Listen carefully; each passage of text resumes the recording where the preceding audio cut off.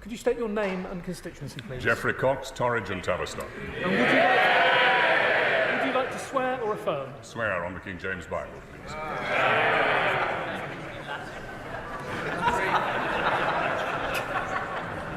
I swear by Almighty God that I will be faithful and bear true allegiance to His Majesty King Charles, his heirs and successors, according to law.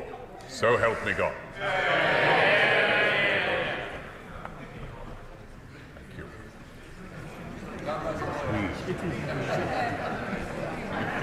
Would you like to step forward? Could you state your name and constituency, please? Andrew Murison, South West Wiltshire. And would you like to swear or affirm? Swear.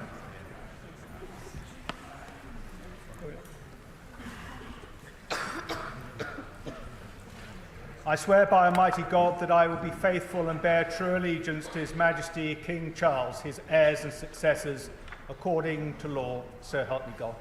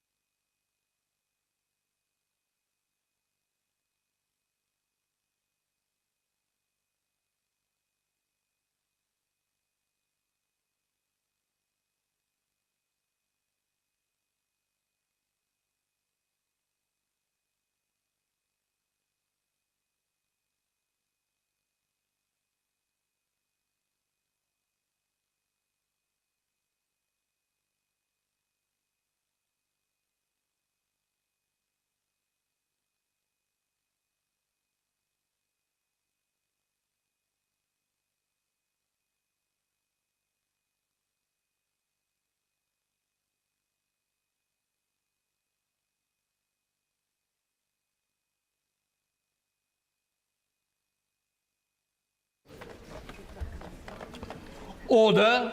The House has directed the Speaker to make a statement at the beginning of each session about the duties and responsibilities of honourable members. The House has directed the Speaker to make a statement at the beginning of each session, as I say, about the duties and responsibilities of honourable members. It will be starting with the Code of Conduct for members and the Behaviour Code. I begin by reminding honourable members of their duty to observe the Code of Conduct, the Behaviour Code, agreed by the House, and to behave with civility and fairness in all their dealings. Unacceptable behaviour will be dealt with seriously, independently, and with effective sanctions. Freedom of speech. The House asserts its privilege of freedom of speech. That privilege is enjoyed by members of Parliament only in their work in this House as private individuals. We are equal under the law with those whom we represent. It is there to ensure that our constituents can be represented by us without fear or favour. It is an obligation upon all of us to exercise that privilege and responsibility. Accuracy of members' contributions. It is incumbent of members to be accurate in what they say in this House and to correct any mistakes as soon as possible. All members can now submit written correspondences directly to Hansard to amend errors of fact of their contributions, as well as being able to correct the record by a point of order. The Speaker does not have, and I reflect this to the media as well, the Speaker does not have the power to police the accuracy of members' contributions, if only I could. I now come to courtesy and temperate language. I draw the House's attention to the guidance of rules of behaviour and courtesies in this House of Commons. Members must be mindful of the impact of what we say, not only to other members, but on others who follow our proceedings. And members should be heard courteously, whatever their views. In particular, members should address the Chair rather than each other directly. And I say to honourable gentlemen, please, wear a tie, you just might not catch my eye. And members should remain in the chamber for at least 2 speeches. Or if it's questions at question time, it will be 2 substantive questions after their own. Show the respect to other members. Of course, I understand that new members may need a bit of time to familiarise themselves with the conventions and courtesies of the House, and I will take that into account when I'm in the chair. But I would urge every member to study the guidance carefully. And please, I do say to members, mobile phones are a privilege to be used in this House. Please try and think about when you need them, when you use them. Members should be able to ask a question without reading it. Please, let's show the ability of this House. Let's show what we can do by working together. As I say, members need a bit of time, and I will work with all new members. We must ensure, and I take into account when I'm in the chair, but I would urge every member to study, as I say, the guides. Please read it. Any advice that's needed, come and check with me or the clerks. Criticism of other members. In this place, we are honourable members, and the language we use about each other should reflect that. If a member falls short of the standards expected of us all, there are ways of dealing with that, but not by accusations made as sideswipes during questions or debates. If we fail to treat each other with respect in debate, this diminishes our work. Also risks raising the temperature of discussions outside this place, particularly on social media, which already too often descend into online abuse against honourable members. My job is to look after all members, so please, if we show respect to each other here, I believe the public should also show respect to members. So please, let us get it right and let's work together. I don't want people to agree with each other. This could be the most boring chamber I've ever seen. That wouldn't be good for me either. But it's about tolerance and it's about respect. So please, let's make that our main aim. Confidentiality of speakers' correspondence with members. It's important that honourable members are able to raise matters with me freely, and for that reason, I keep such correspondence confidential. This includes applications for urgent questions. I remind honourable members it is equally important that my response, particularly on matters of privilege, are treated with the same respect.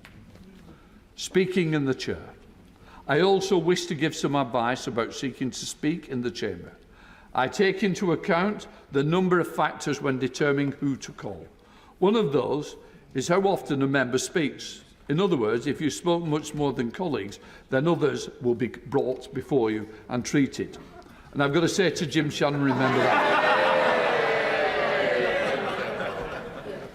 I think that falls on deaf ears. But I would say that colleagues, it's more likely to be called in the next debate for which you apply if you missed out on the last one.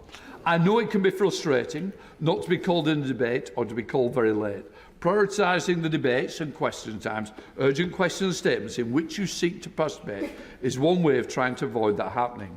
Staff in my office are always offer further advice. And what I would say is, and I say now, it'll be very frustrating for the government side as there's so many. So just remember that. Don't take it out on my office. Please blame me at any time. When we now come to security and safety, finally, I want all members and everyone in the parliamentary community to be able to go about their work safely, both online and here in Westminster. The security of this building and those who work here depends on us all. We have a duty to be vigilant to assist those whose job it is to maintain this place as a safe place of work. But I also know it is about being a constituency MP, it is about meeting constituents, and it's about being able to represent those constituents within our constituencies that I take seriously. 2 members lost their lives. It wasn't in this House, but in their constituency. So whatever I can do to support you, I will. Make sure you follow all the security measures. I never, ever want to receive another phone call like I've done previously. So please, look after yourselves, follow the advice. Your families matter, your staff matter, and this House matters. Security is the top of my agenda. Before moving to the first business of the new session, I would like to express my best wishes to all honourable members and to all those who work in the House. And I've got to say, well, I can. Thank you to all the staff who's made this transition. So I really do appreciate it. Please, let's enjoy the next session. Now then, we start with the clerk. Outlawries Bill. Before I call Leader of the House, I can now formally announce that the arrangements for the election of the Deputy Speakers. The ballot will be held on Tuesday, the 23rd of July, between 10 a.m. and 1:30 p.m. in the Committee Room 8. Nominations must be submitted to the table office between 10 a.m. and 5 p.m. on Monday, the 22nd of July. Nomination forms and an updated briefing note with information about the election are available in the vote office. Leader of the House to move the motion on temporary deputy speakers.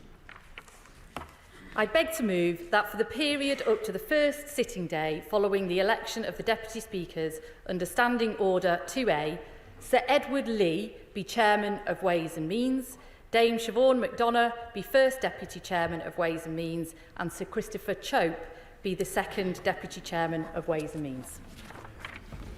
The question is that for the period up to the first sitting day following the election of the Deputy Speakers under Standing Order number 2A, Sir Edward Lee be Chairman of Ways and Means, Dame Siobhan McDonough to be the First Deputy Chairman of Ways and Means, and Sir Christopher Chope to be Second Deputy Chairman of Ways and Means. As many of that opinion say aye. Aye. Of the contrary, no. I think the ayes have it. The ayes have it.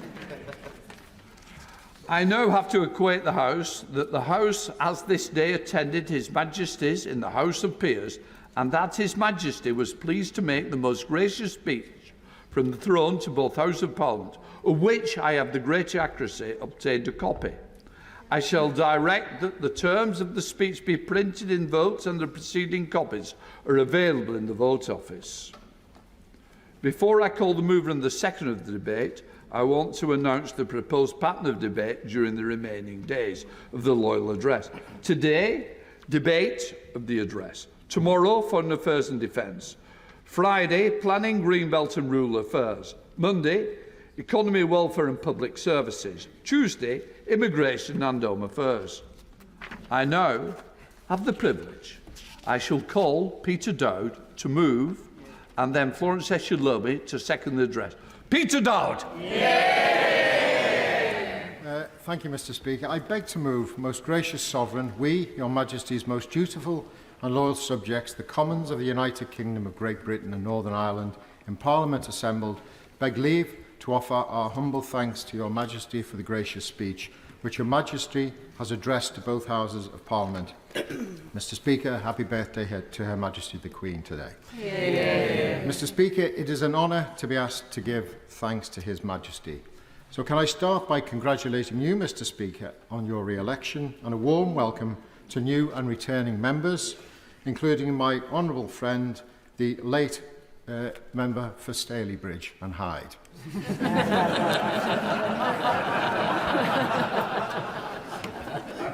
And congratulations to the Prime Minister and members of his new government.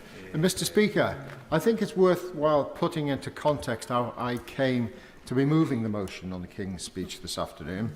Last Thursday morning, I was standing outside the library, minding my own business, watching somewhat bewildered honourable members wandering up and down corridors, tentatively popping their heads into the odd room that may or may not have been a broom cupboard.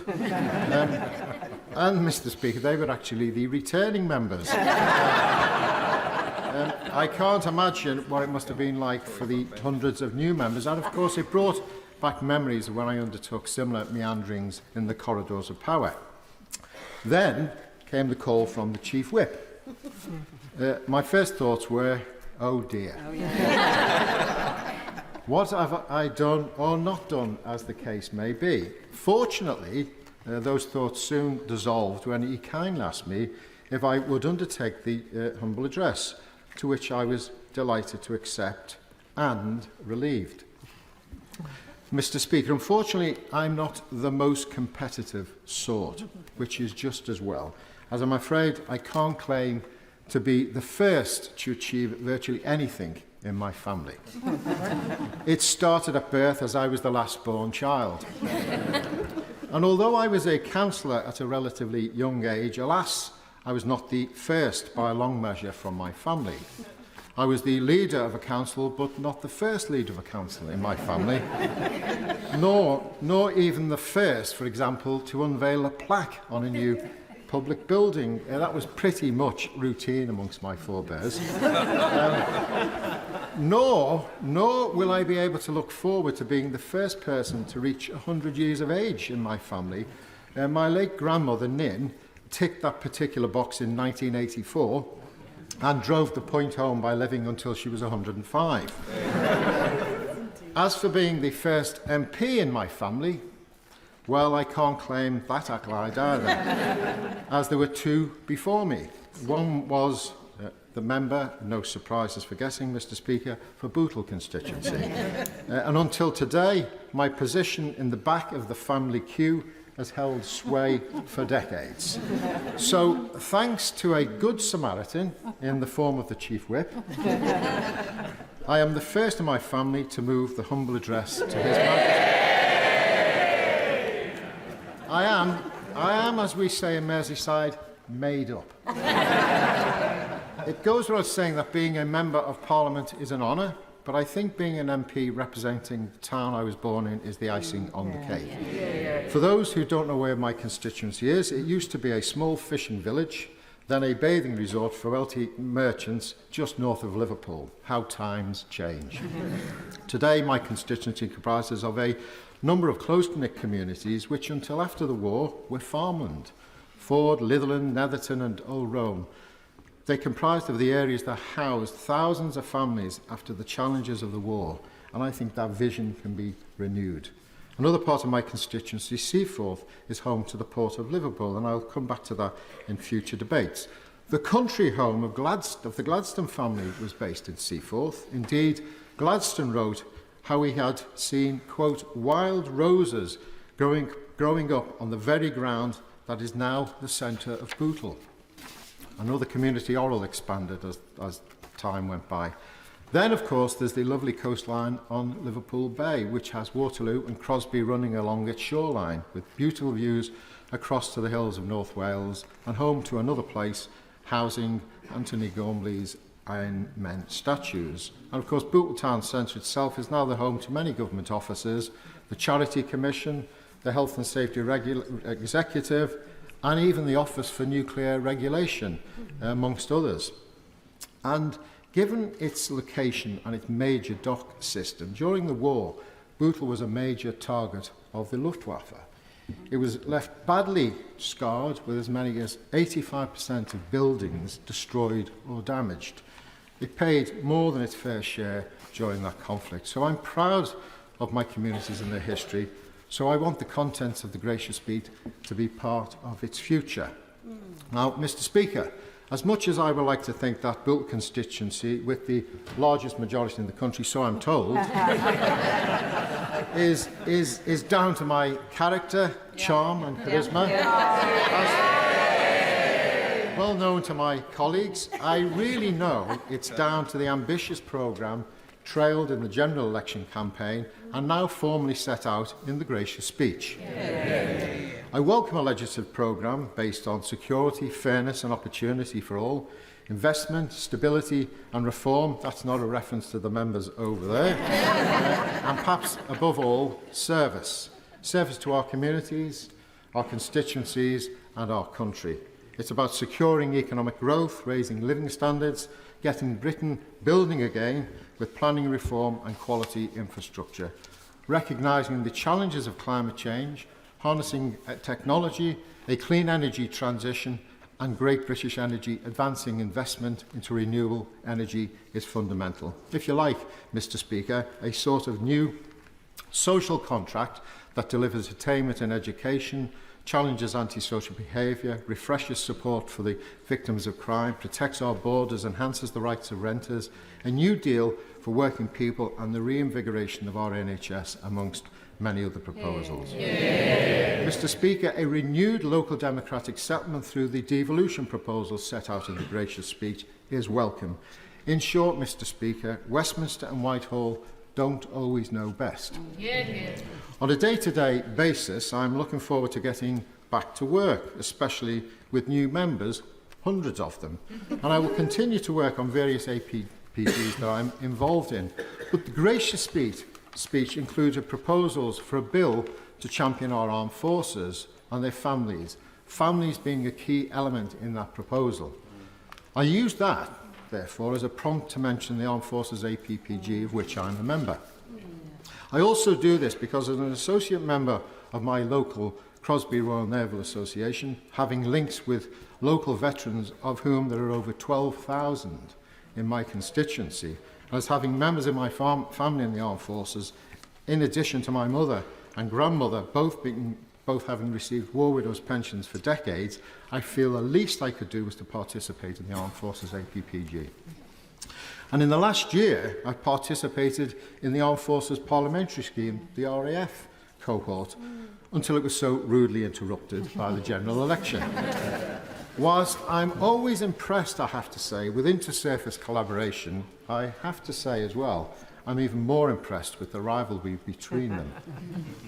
But before I bring the veil down on this part of my contribution, Mr. Speaker, I want to relate the House an anecdote, just one of the many I could relate since participating in the scheme, about the nonchalant and insouciant rivalry between the services. When a member joins the scheme, and it's well worth joining, they will be asked to go to the Wellington Barracks nearby to be measured up for a uniform. When I arrived, I was led through the barracks to the stores. The conversation went as follows with a member of personnel who, it must be noted, was from the army. "Good morning, sir. How can I help you?" he greeted me. "Good morning. I'm here to be measured up for a uniform," I replied. "And which service will you be serving with, sir?" "The Royal Air Force," I answered. "In that case, sir," he said, "you'll be needing a set of silk pyjamas and a smoking jacket."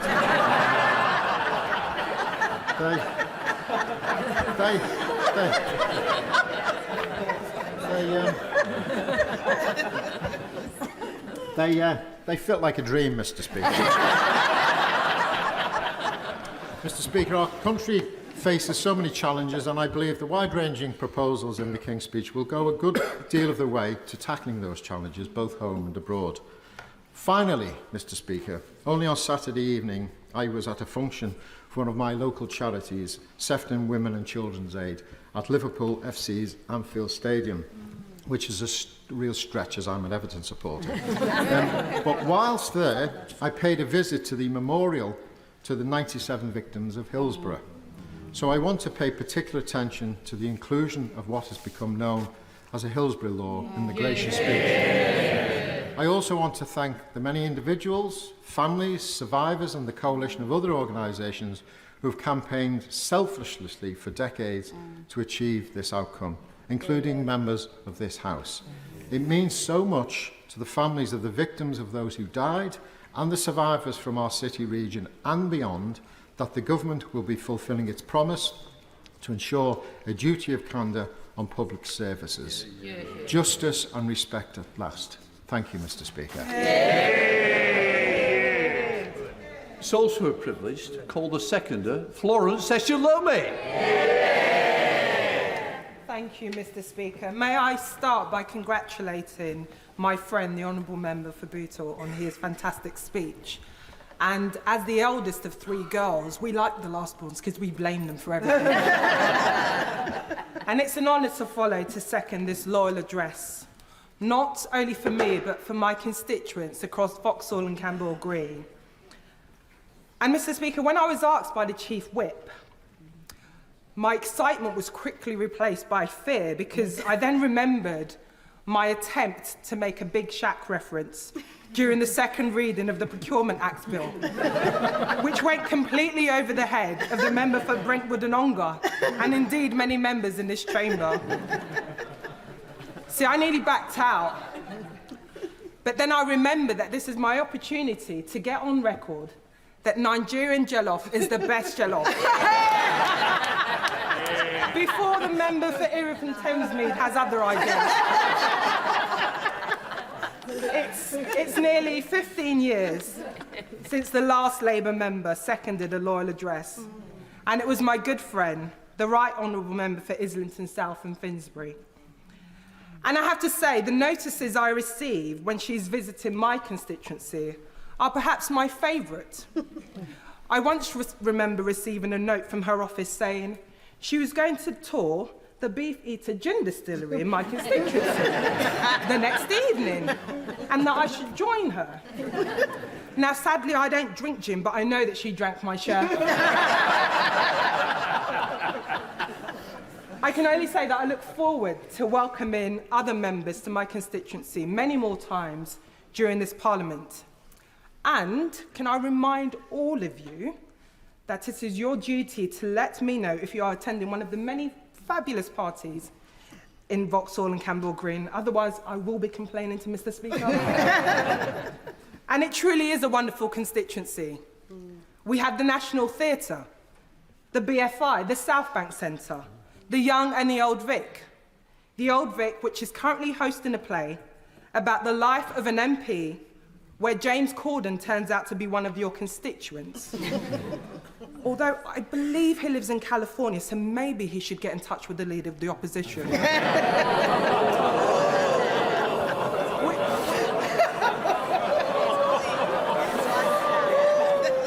We also have the London Eye, which I'm sure the whole House will be delighted to know received permanent planning status earlier this year in May. That keeps it safe even from the clutches and planning reforms of the Chancellor and the Deputy Prime Minister. We have communities from all over the world, and even amongst the Sea of England shirts on Sunday, there were a few brave Spanish fans proudly wearing their colours, although, Mr. Speaker, they may have been just the SNP MPs. And we're also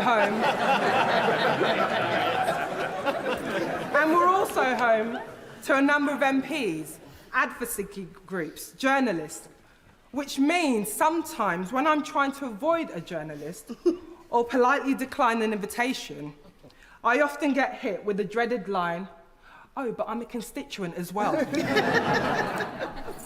I do warn journalists and members that I'll continue with my policy of giving no special treatment when you come up to me with any casework. Like many continuing MPs, the area I represent has changed significantly in this election following the boundary review. This means that I sadly no longer represent one of the Brixton estates I grew up on, as well as my church and my old primary school. The church is central to my life, and it's a microcosm of Lambeth. After Mass, I can see the impatience on my family's face, as I often discuss varied casework from the congregation. And I just want to reassure my honourable friend, the member for Clapham and Brixton Hill, you are going to receive multiple blessings with all those varied caseworks. And I know the wards that I'll lose will be represented by her. But then again, Mr. Speaker, based on past experience, not all the journey lobbies will notice that anything's actually changed. If the House will indulge me, I wish to briefly speak to a couple of policy issues close to my heart, and those of my constituents, which I'm most looking forward to working with the new Labour government on. Now, as an MP, one of the hardest conversations any of us will have are with the victims of violent crime. I've sat in many front rooms, holding grieving mothers and fathers, and they tell me about their loved ones who've been taken too soon. And with every hug and tear wiped away, I can feel their pain and the impact that this has on the wider siblings and other family members.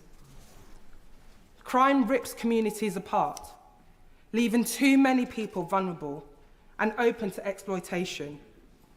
And one of the areas I'm proud of working on is on preventing abuse of gang-associated girls, whose mistreatment is sadly just one example of why our streets need to be safer. The Home Secretary's commitment to halving rates of violence against women and improving support for victims should be welcomed across the House. Over the last couple of years, I've seen firsthand the impact of the cost of living crisis, and this has had on my constituents in Vauxhall and Campbell Green, and communities right across the country. We all know that tackling climate change is one of the most urgent issues facing our world, and we cannot delay any meaningful action on this any longer. I'm therefore very pleased that the government is committed to addressing both these issues with an investment in clean energy transition that will lower energy bills for households, as well as restoring the UK's reputation as a climate leader. But, Mr. Speaker, for millions of working people, real change will not come without action on housing. That's why I welcome the Deputy Prime Minister's plans to build 1.5 million new homes across the country, including a new wave of council houses, like the one that gave me and my family that security. You see, Mr. Speaker, I still remember that daily commute from a B&B in King's Cross and the excitement on my mum's face when we received the keys to permanent housing. We no longer had to lug our belongings in a black bag. But sadly, this is the case for so many people still in 2024. Vauxhall and Campbell Green is home to a high number of people, many of whom are private renters. The power that Section 21 gives immoral landlords to evict tenants for no reason is an outrage.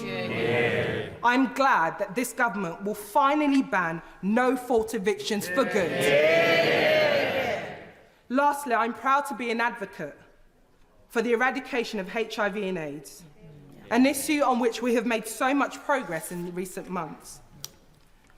As my fellow co-chairs of the All-Party Parliamentary Group on HIV and AIDS, in November last year we had the honour of hosting a reception in Mr. Speaker's house to thank Sir Elton John for his work in this field over the last 40 years.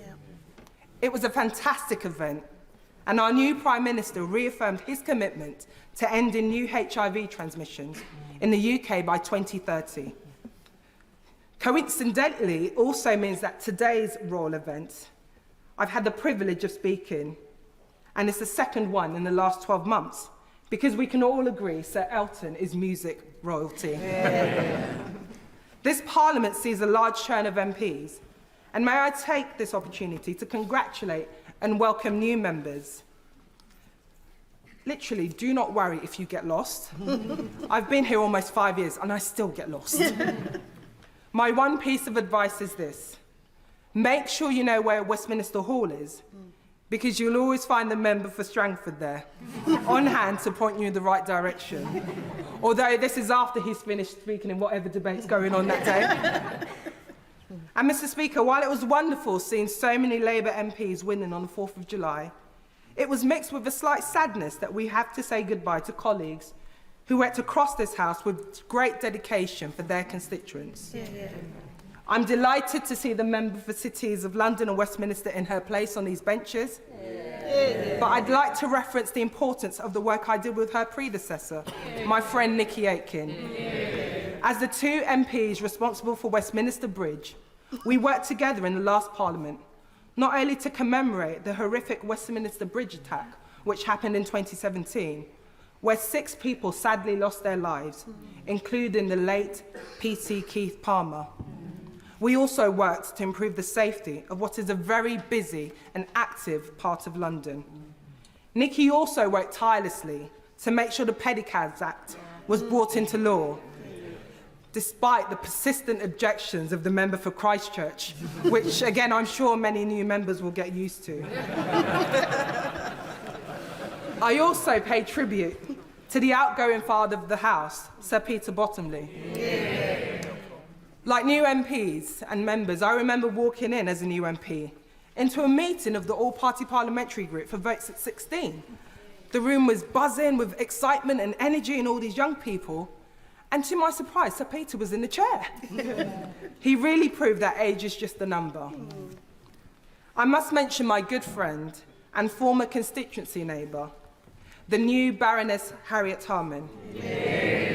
Her 42 years in office blazed the trail for the rights of women in politics and wider society. When Harriet was elected, just 3% of MPs were women, and now this figure stands at 40%. So while there's some way to go, that rise is a testament to her undaring work and drive from Harriet to never take no for an answer. And while I'm daunted to have the responsibility of representing parts of her former constituency in Camberwell Green, I could not have had a better example to learn from. My pledge to her and to the new constituents is that I will do my best to carry on her legacy and being a strong voice in Parliament for those communities. Lastly, I cannot think of a more fitting replacement as the mother of the house than my good friend, our auntie, the Right Honourable Member for Hackney South, North and Stoke Newington. She was elected when I was just 6 years old, and seeing her in the media making a voice of black women heard in Parliament gave me the confidence that I could stand here and make sure that people in my community could have a voice in the decisions that impact them. We stand on your shoulders and we respect and salute you. Thank you.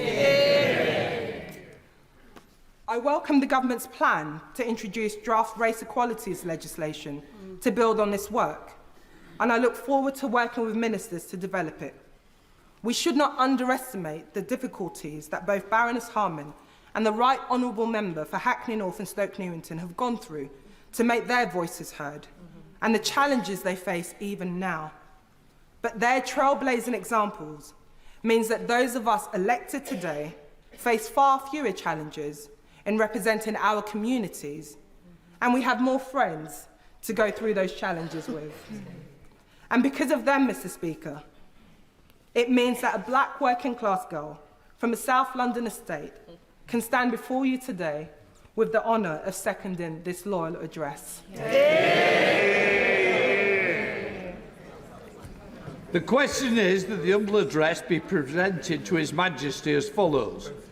Most gracious Sovereign, we, Your Majesty's most dutiful and loyal subjects, the Commons of the United Kingdom of Great Britain and Northern Ireland, in Parliament assembled, beg leave to offer our humble thanks to Your Majesty for the gracious speech which Your Majesty has addressed to both Houses of Parliament.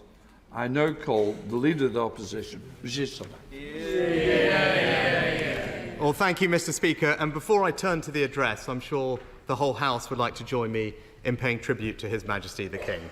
It is typical of his dedication to duty that despite the medical challenges he has recently faced, he was here today to open Parliament and will travel to the Commonwealth Hubs of Government meeting in Samoa and to Australia this autumn.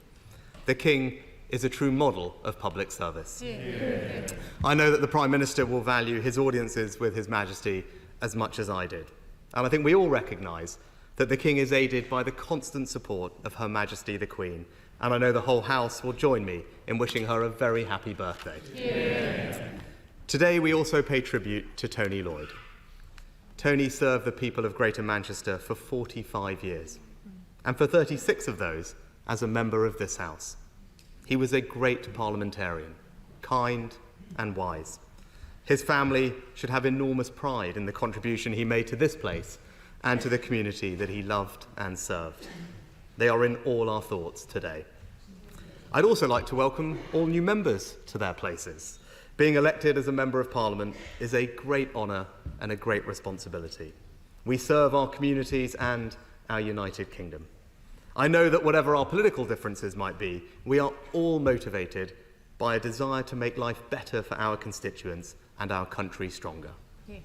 And I know that the whole House will join me in deploring the assassination attempt on President Trump. Our thoughts are with the victims. Violence and intimidation have no place in the democratic process. Now, Mr. Speaker, I commend the proposer on his excellent speech. I know that the whole House will agree with me that the Honourable Member for Bootle has set a very high bar for speeches in this new Parliament. Now, my little sister always reminds me that being the youngest means you have to learn how to make yourself heard well. Well, the Honourable Member is the youngest of 8, and it really shows. And I had the good fortune of getting to know the Honourable Member when he was Shadow Chief Secretary to the Treasury, and he was always courteous and pleasant as an opposite number to me. And as he outlined, the Honourable Member for Bootle comes from a family committed to public service.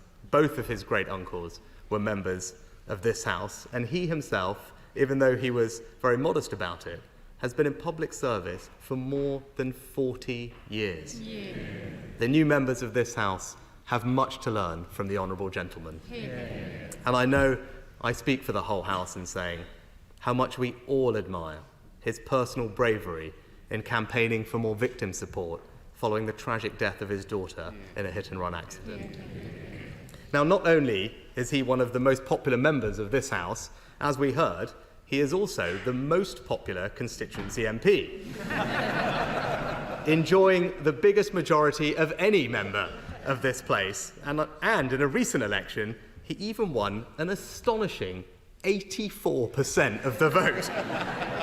He might be the only person who can persuade King Jong-un of the benefits of democracy.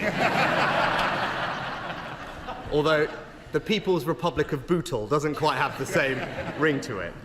Now, I wonder whether he was chosen to speak today, actually, to head off him reintroducing his 10-minute rule bill. I speak, of course, of the honourable member's bill for a 4-day week. Now, I'm not sure if he's consulted with his whips on how compatible that would be with their desire to make Fridays a new norm sitting day. I'll say this to the honourable gentleman. If they won't let him have his 10-minute rule bill, he should work to rule. Although I suspect the Labour member for Merseyside needs no tips from this former banker on trade union organising. Now, the honourable member for Vauxhall and Camberwell Green spoke with typical verve. She is someone inspired by a desire to serve and her strong faith. But she never lets any of this go to her head. Today she was chosen because of the high regard she is held in, but she is also one of the kindest members of this House. Regularly baking Victoria sponges for her staff and others, although post the election result, perhaps red velvet might be now on the menu. And the Honourable Lady has campaigned bravely against gang violence, both in the London Assembly and in this House. And she is so right that we must not become desensitised to knife crime. She represents the place where she grew up and does so with passion and determination. And now that I have a lot more time on my hands, I intend to be a regular visitor to her constituency, especially in the summer months. One of my favourite places to watch cricket is, of course, the Oval. And as Prime Minister, I had the privilege of playing there with the wonderful Emily Rainsford-Brent and the young black cricketers on the ACE programme. I applaud the Honourable Lady for her work with that scheme. I can reassure her, though, that I won't go as far as the last Conservative Prime Minister to speak from this dispatch box, who proposed removing that part of her constituency to a desert island along with his 8 favourite records. The Honourable Lady's story is truly an inspirational one. To go from caring for your mother as a teenager to this House shows what is possible in our country. But the online abuse that the Honourable Member has received, an experience that is far too often common in this House, shows one of the challenges facing our democracy. The intimidation that some candidates received in this election, both physical and digital, was completely unacceptable and is a threat to our electoral process. There can be no excuse, Mr. Speaker, for threats of physical violence or intimidatory protests outside politicians' homes. Now, the Honourable Lady will have been picked to second the Loyal Address because the Whip's office have got her down as one who will go far. If I may offer some words of advice to members opposite. On the government benches, life comes at you fast. Soon you might be fortunate enough to be tapped on the shoulder and offered a junior ministerial role. Then you'll find yourself attending Cabinet, then in the Cabinet, and then when the Prime Minister's position becomes untenable, you might end up being called to the highest office. And before you know it, you have a bright future behind you, and you are left wondering whether you can credibly be an elder statesman at the age of 44. Now, it is right to begin by congratulating the Prime Minister on his decisive victory in the election. He deserves the goodwill of all of us in this House as he takes on the most demanding of jobs in the increasingly uncertain world in which we now live. Now, the party opposite has successfully tapped into the public's desire for change. But they now must deliver change, and we on this side of the House will hold them accountable for delivering on the commitments that they made to the British people. In the national interest, We will not oppose for the sake of it, but when we disagree with the government, it is our responsibility as the opposition to say so. And what will guide us will be our principles: sound public finances, a belief that people know how to spend their own money better than governments do, that private enterprise, not state intervention, is the key to delivering growth and prosperity, public services that work for those who need them, an education system that gives everyone the best start in life, secure borders, and a strong national defence. Now, I welcome the government's decision to bring forward Martin's Law. I'm sure that the Prime Minister will find, as I did, that one of the most humbling parts of the job is seeing people whose lives have been touched by tragedy and seeing how they don't turn to anger or bitterness, but campaign to ensure that other families do not have to endure the same pain that they did. And I particularly commend Figen Murray for her work to get this law onto the statute book. I can assure her that this measure will command consensus in this House, and we will work with the government to make sure that it becomes law as soon as possible. I'm also glad that the government will continue with plans for a smoke-free generation. I know there are deeply held views on both sides of this issue, and I have deep respect for those, especially on my own benches, who disagree with me on this question. Measures that end access to products are never easy, but I do believe that ensuring that our children can be the first generation that doesn't have to suffer the false choice to quit smoking or not because they will have never started is a truly worthy aim. It will make us a healthier, fairer country where people live longer and better lives. Now, the first duty of government is the defence of the realm. And we're fortunate in our country to be protected by armed forces who are unrivalled in the world for their professionalism, bravery and skill. And I know the whole House will agree with me that they are truly the best of us. Every month in my previous job, I became more concerned about the threats to our country's security. We live in an increasingly uncertain world.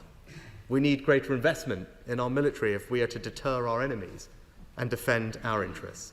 And as I warned earlier this year, there is an axis of authoritarian states who are a threat to our values, freedom, democracy, and the rule of law, and we must collectively stand up to them. The world is more dangerous now than it has been at any time since the end of the Cold War. So I would urge the Prime Minister to commit to boosting defence spending to 2.5% of GDP by 2030. And if we lead the way on this, we can make 2.5% the new NATO benchmark for defence investment. This is the single best way to strengthen the alliance. It will show the Americans that we do not expect them to bear every burden. And it would show President Putin that NATO is serious about bolstering its defences and will also be the most effective way to deter further acts of Russian aggression.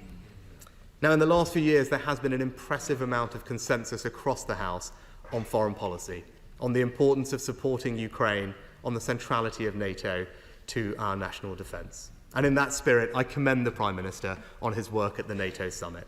And I'm glad that he and the Secretary of State for Defence have taken such rapid steps to demonstrate that while the government has changed, this country's commitment to Ukraine's security remains constant. And I also welcome the Right Honourable Member for Tottenham's visit to the Middle East. It is of fundamental importance to this country that as we make real progress towards a two-state solution, our friend and ally Israel has a right to defend itself and to live in peace. And let me turn next to another crucial issue facing not just our country, but the broader Western world: illegal migration. Now, the fundamental question is what to do with people who arrive here illegally but cannot be returned to their own home country. Now, our approach was to send them to a safe third country. The Prime Minister was clear that he would scrap those plans, and I acknowledge that. And our fear remains that without such a deterrent, the country will end up having to accept that a large number of those who cross the channel illegally will end up remaining here. And how to prevent that is something that the government, I know, will soon look to address. And when it comes to legal migration, I urge the Home Secretary to retain the measures that we implemented, which are forecast to halve net migration in the next 12 months. Now, if I may turn next to the economy, I understand well that the Chancellor is keen to paint as bleak a picture as possible, but I would just gently point out that this is not exactly what the facts say. Inflation at 2%, unemployment 4%, and the fastest growing economy in the G7 so far this year. The party opposite has inherited an economy that is already on an upward trajectory. Now, the government have set out plans. The government has set out plans to strengthen the role of the Office for Budget Responsibility, and we will examine those proposals carefully. But the work of the OBR already means that the party opposite did have the full details of the public finances when they set out their manifesto. Now, the OBR has rightly taken away from governments the ability to make forecasts say what they want them to. But they have also taken away from oppositions coming into government the ability to say that they did not know the true state of the public finances. As Paul Johnson of the Institute for Fiscal Studies has said, the books are wide open, fully transparent. In his words, trying to pretend that things are worse than expected really won't wash. Now, the party opposite promised no tax rises on working people and no plans for tax rises beyond what's in their manifesto, in full knowledge of the public finances. It would be difficult for them to claim that things are worse than they thought and then renege on those pledges, and we will hold the government to its own promises come the budget. I note plans for new employment legislation. Now, in this country, our employment rate is far lower than the European average, and that is thanks in part to our flexible labour market. I would urge the party opposite not to impose new burdens on businesses that business leaders themselves have warned of the unintended consequences of those plans, that they could lead to firms being less likely to invest, less likely to hire, and so increasing unemployment in the long term. And I further note the government's desire to impose new, potentially rigid legislation on technologies like artificial intelligence. Now, we are third only to the US and China in the size of our fast-growing technology sector and lead the world when it comes to AI safety. And we should all in this House be careful not to endanger this country's leading position in this field, which will drive growth and prosperity for decades to come. And while today's speech did contain a slew of bills, what was missing was a concrete plan to tackle the unsustainable post-COVID rise in the welfare bill. Without action, the cost of providing benefits to the working-age population with a disability or health condition will rise to £90 billion, more than we spend on our national defence, schools, or policing. Now, that's not only unsustainable, but also unfair to taxpayers. And that's why in government we had laid out a plan to significantly reduce the welfare bill, but crucially, to support all those that could back into work. Now, I hope the government looks at those proposals when it has the time to study them in detail. On this side of the House, we will continue to advocate for a welfare system that is both compassionate and fair to those who need it, but also fair to those who pay for it. Now, the government has set out plans to change the planning system. We will, of course, study these thoroughly as well, as we all wish to see more homes built and the planning process speeded up. But I would say that a system that does not allow local people to have a say will damage public consent for more housing in the long term. And I regret there was no mention of rural communities and farming in the King's speech, much like my own, but I hope in time the government will bring forward proposals. Now, turning to net zero, this country has decarbonised quicker than any other major country. And we have managed to do that while growing the economy. As a country and across this whole House, I know we will all be proud of that achievement.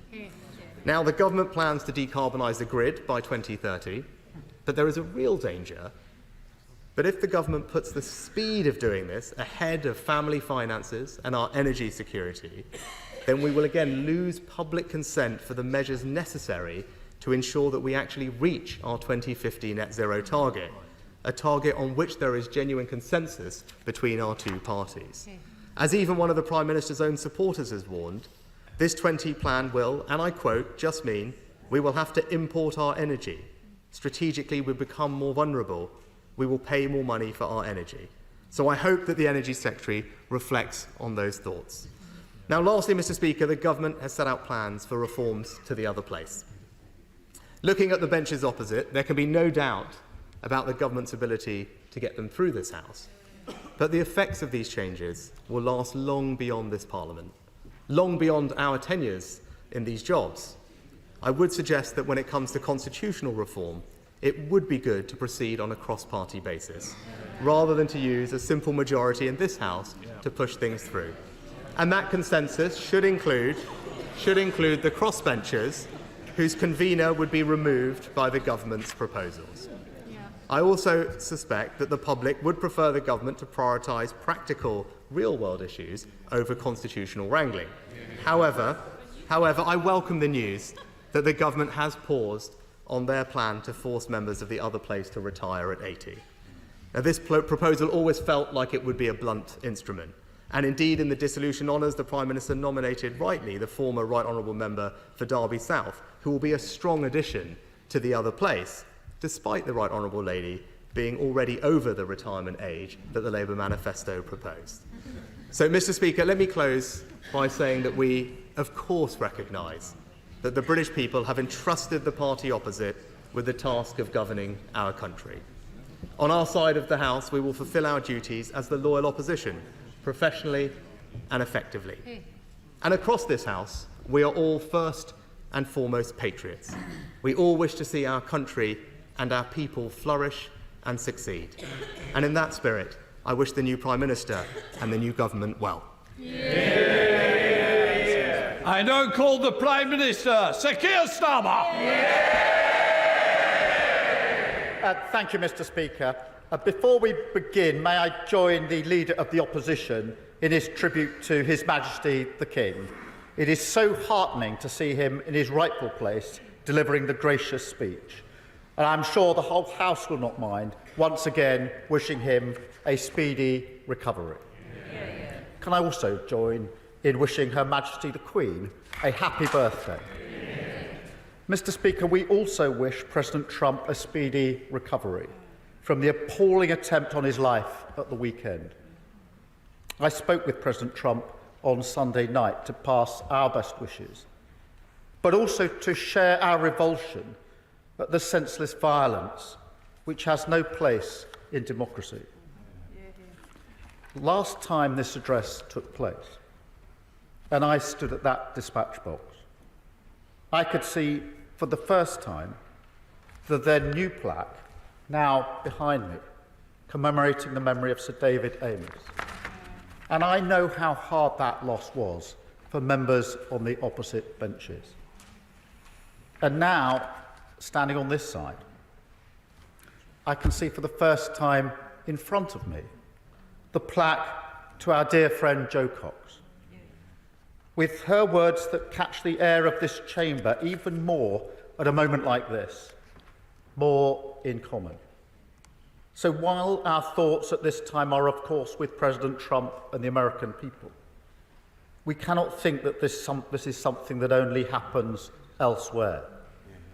We must heed the words of President Biden to lower the temperature of our democracy, work across our disagreements, and find each other's common decency.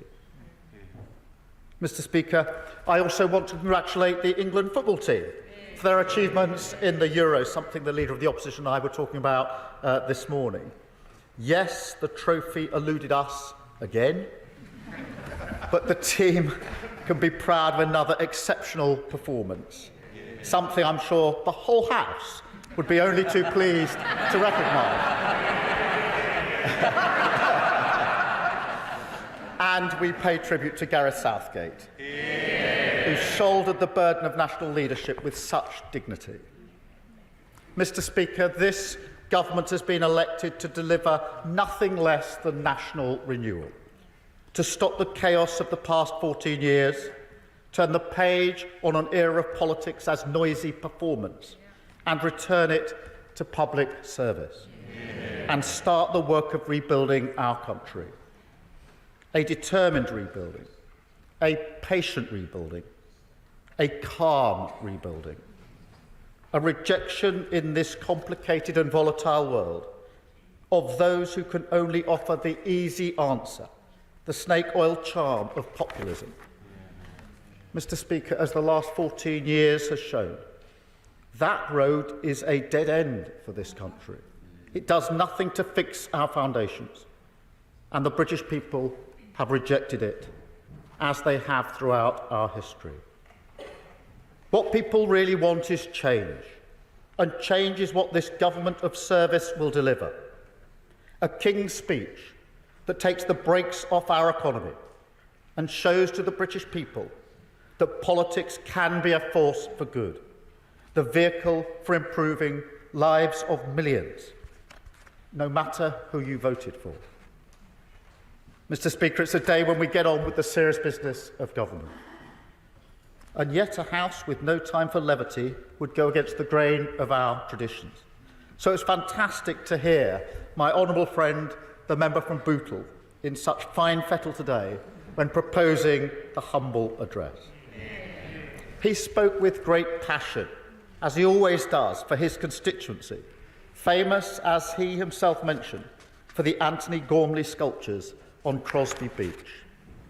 It's a work of art that's entitled Another Place, a collection of gently rusting figures for whom the tide is perpetually coming in. A solid grounding should he ever consider a career in the other place.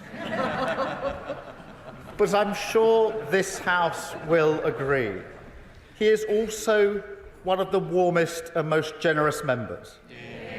A generosity that, ahead of a previous election, extended to an offer to hand-deliver Conservative leaflets, a commitment to the democratic process that should be applauded, not least because it resulted in a stonking increase in his majority for Labour. But, Mr. Speaker, as anyone who knows my honourable friend will confirm, while he does like to relax with a glass of wine and listen to Engelbert Humperdinck, for him, family always comes first. And the Leader of the Opposition referred to his daughter. And growing up, he was cared for by his 4 sisters. And now he is never happier than when he's with his grandchildren, who are convinced that he knows Mary Poppins personally, a belief I note he has never discouraged. He has been a tremendous servant to our family, the Labour family, and we thank him for his outstanding speech today. Mr. Speaker, the address was seconded by the honourable friend, the member for Vauxhall and Camberwell Green. A fitting tribute for a royal occasion, as I'm told she is known as Queen Flo on Instagram.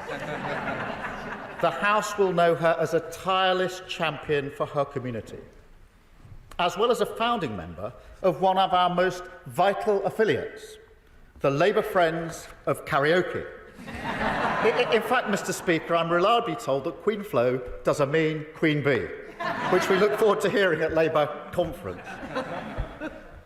But, Mr. Speaker, truly it was a fantastic speech. Another demonstration that my honourable friend is a shining example of our movement. A young carer when growing up, a fighter for their causes on AIDS and HIV, on the health inequalities which still deliver poorer outcomes for black women, and on sickle cell, which her late mum suffered from. I know what it's like to watch your mum move in and out of hospital as a child, and so I respect and admire the way she now champions young people from poorer households and fights for the opportunities that they deserve. Perhaps most powerfully of all, she's spoken about her own experience arriving at the scene of a stabbing and has rightly demanded that we never allow ourselves to become desensitised to the tragedy of knife crime. As a fellow in a London MP, I know how much this is hurting our city, as it is towns and cities across the country. I know how much potential is lost and how many families fear that their child could be next. So be under no doubt, turning the tide on this violence is absolutely central, a key mission that this government of service will take on. Mr. Speaker, both speeches were in the finest traditions of this House. Let me also follow the Leader of the Opposition and mark the passing of our colleagues in the traditional way. Because since the last gracious address, the Labour Party has lost a stalwart of our movement with the passing of Tony Lloyd, who served in 36 years of distinction the communities of Rochdale, Manchester Central and Stretford. I had the chance to speak to Tony just days before he left us. That was when he was leaving hospital to go home, and he knew it was for the last time and that he wouldn't see a day like this. And without being partisan, I can tell you he would have loved to see the House set up as it is today. He would have told us, using his experience, to use every precious moment that we have to serve those communities that he held so dear, because that is what he stood for, the best of our movement, a champion of politics as a force for good. And, Mr. Speaker, that is the great test of our times. The fight for trust is the battle that defines our political era. And it's a task not just for this government, but for the whole Parliament. We are all responsible for the tone and standards that we set. And I want to thank the Right Honourable Gentleman in every exchange that we've had since the election, and in his words today, he has gone well beyond the usual standards of generosity, and I thank him for that. And in that spirit, this King's Speech picks up some of the important business not concluded in the last session. And so, on football governance and the reduction of smoking, we hope to proceed in a manner that recognises the previous consensus. We will also carry forward the Holocaust Memorial Bill, so we build that memorial next to this Parliament and make sure every generation reaffirms our commitment to never again. And we will also honour the promises that I made and the Leader of the Opposition made to the family of Martin Hett and all the families affected by the horrific events in Manchester that day. Figan Murray, Martin's mum, walked 200 miles to tell us that Britain needs that law quickly. I told her then that she would get that from a Labour government, and we honour that promise today, and I'm very grateful for the indication of the cross-party support we will have on that very important provision. Because the security of the British people is the most fundamental priority of any government. And whether our fight is against terrorists, the vile criminal smuggling gangs that weaken our borders, or foreign powers which threaten the security of this nation, we will leave no stone unturned when it comes to keeping the British people safe. And we will recognise the bravery of those on the front line of keeping us safe, with a new Armed Forces Commissioner. That's not just a name or a role, but a strong and independent champion for those who have committed to the ultimate service, as a way we can show our respect. We will also move quickly on the lessons from the infected blood scandal that the House debated in almost the final act of the last session, a day when we undertook, all of us, a solemn responsibility, not just to deliver justice to those people, but also to take on the work of prevention, to make sure that those lessons shape the future of public service in our country. Because scandals like infected blood, Windrush, Horizon, Hillsborough are united not just by the scale of the injustice, but also by the indignity that the victims and their families have been put through, merely for standing up for truth and justice. So it is high time to bring in a duty of candour, the Hillsborough Law, because a government of service must also be a government of accountability and justice. That is what service means. Yes, I will. I thank the Prime Minister for giving way during his excellent speech, outlining the hope and renewal within this King's Speech, much needed in constituencies like mine, in Luton North, where over 45% of children are growing up in relative poverty. What reassurances can the Prime Minister give me and my constituents that he personally takes this issue very seriously and that his government will address it? Prime Minister. Well, I'm grateful for that intervention, and I give my assurance to her and to the whole House that I do take child poverty extremely seriously. I'm proud of the record of the last Labour government in reducing child poverty. It clearly had a strategy, and we will have a strategy, and I'm very pleased to have announced today the task force that will lead our strategy to reduce child poverty. No child should be growing up in poverty. And we will work across the House on that issue, and I will take an intervention. Very grateful.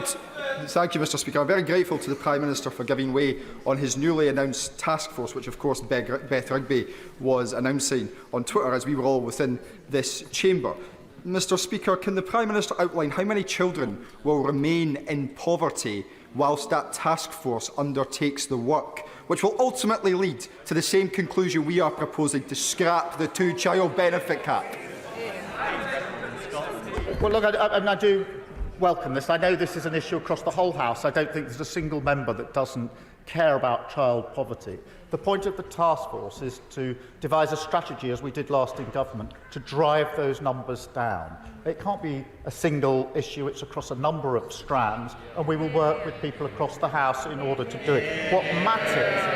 What matters is the commitment to do it and to drive those numbers down. That is what we did last in government, and we will do it again. But, Mr. Speaker, I'll just make some progress and then I will. Mr. Speaker, whilst I respect the tone of the Leader of the Opposition's contribution, I can't stop my mind wandering back to 9 months ago when he was at this dispatch box. His great political hero, Nigel Lawson, once said, "To govern is to choose." And every day serving the people of this country is a chance to make a difference for them. Yet, Mr. Speaker, the last King's speech was the day when the veil of his choices slipped.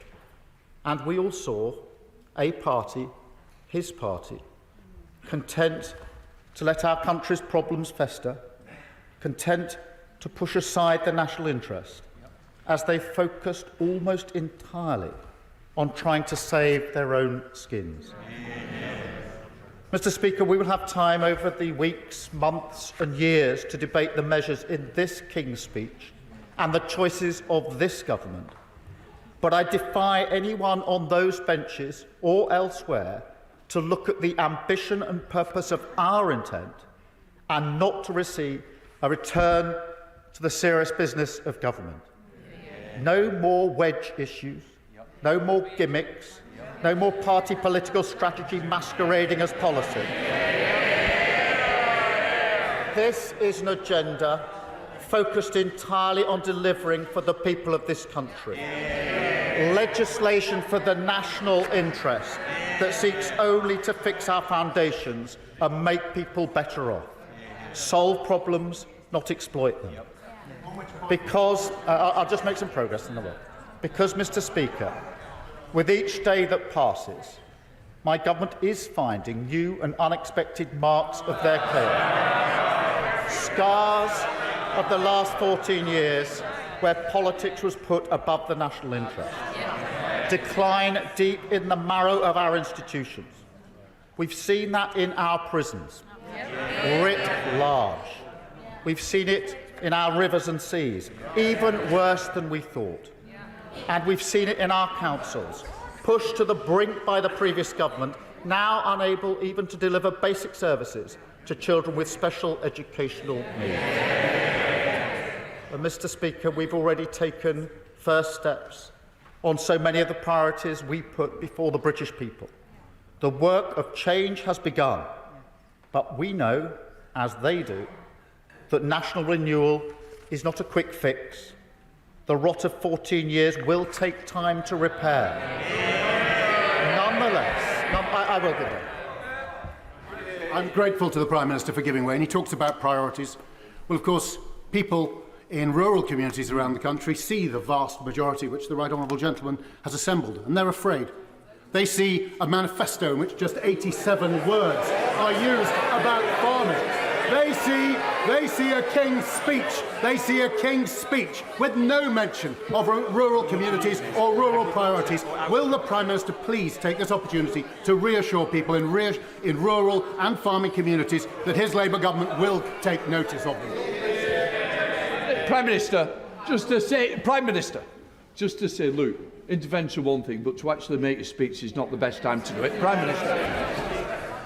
Well, let me take this opportunity to reassure those in rural communities. I grew up in a rural community myself, and I think that if you look at the places that are now represented on these benches, you'll see the reassurance that has been given that will also be given again. The King's speech we've brought to this House today is a marker of our intent, not only a certain destination for the future of this country, but a new way of governing, a government of service, guided by clear missions, with a long-term plan to fix the foundations, a plan which starts, as it must, with our economy. Under his watch, the last Parliament was the first in modern history to leave living standards in a worse place than they found them. The consequence not just of Tory irresponsibility, but of a more pervasive inability to face the future. A ducking of the hard choices. Eyes fixed always on the horse trading of Westminster politics. I will in a moment. Rather than the long-term national interest. Mr. Speaker, we don't just turn the page on that today, we close the door on it forever. A budget responsibility bill that will protect the living standards of working people from the chaos they endured under the last government. A commitment, no matter how fierce the storms, to economic stability as the foundation we build on. That is a changed Labour Party at work. And then on that foundation, we take the brakes off Britain, go further and faster on measures to generate higher economic growth. Workers and business united in the cause of wealth creation. We will reform the planning rules, a choice ignored for 14 years, to build the homes and infrastructure that Britain needs. We will level up rights at work, a choice ignored for 14 years, to deliver security and dignity at work. We will create a new industrial strategy, invest in cleaner, cheaper British energy, harness the power of artificial intelligence, improve our public transport, confront our historic challenges on technical education, transform our skills agenda in partnership with business, and push forward devolution to the cities, regions and councils of England. A plan for wealth creation that will finally lead us out of the pay more, get less doom loop. That is their legacy. And let me be clear, we will work with anyone invested in the future of our country. I've said, I'll just complete this. I said that we would serve everyone, whether they voted for us or not. And I meant it. So let me say directly to the benches opposite, if you're invested in the success of your community, we will work with you. This is a new era. We are turning the page. We're turning politics to service. Because that is what the people of this country want to see from their politicians. And service is a stronger bond than political self-interest. That is what country first means. The only way we can restore trust, and the reason this government of service was elected. Mr. Speaker, we were also elected to repair our public services with investment and reform, to make them once again beacons of justice for the communities that they serve.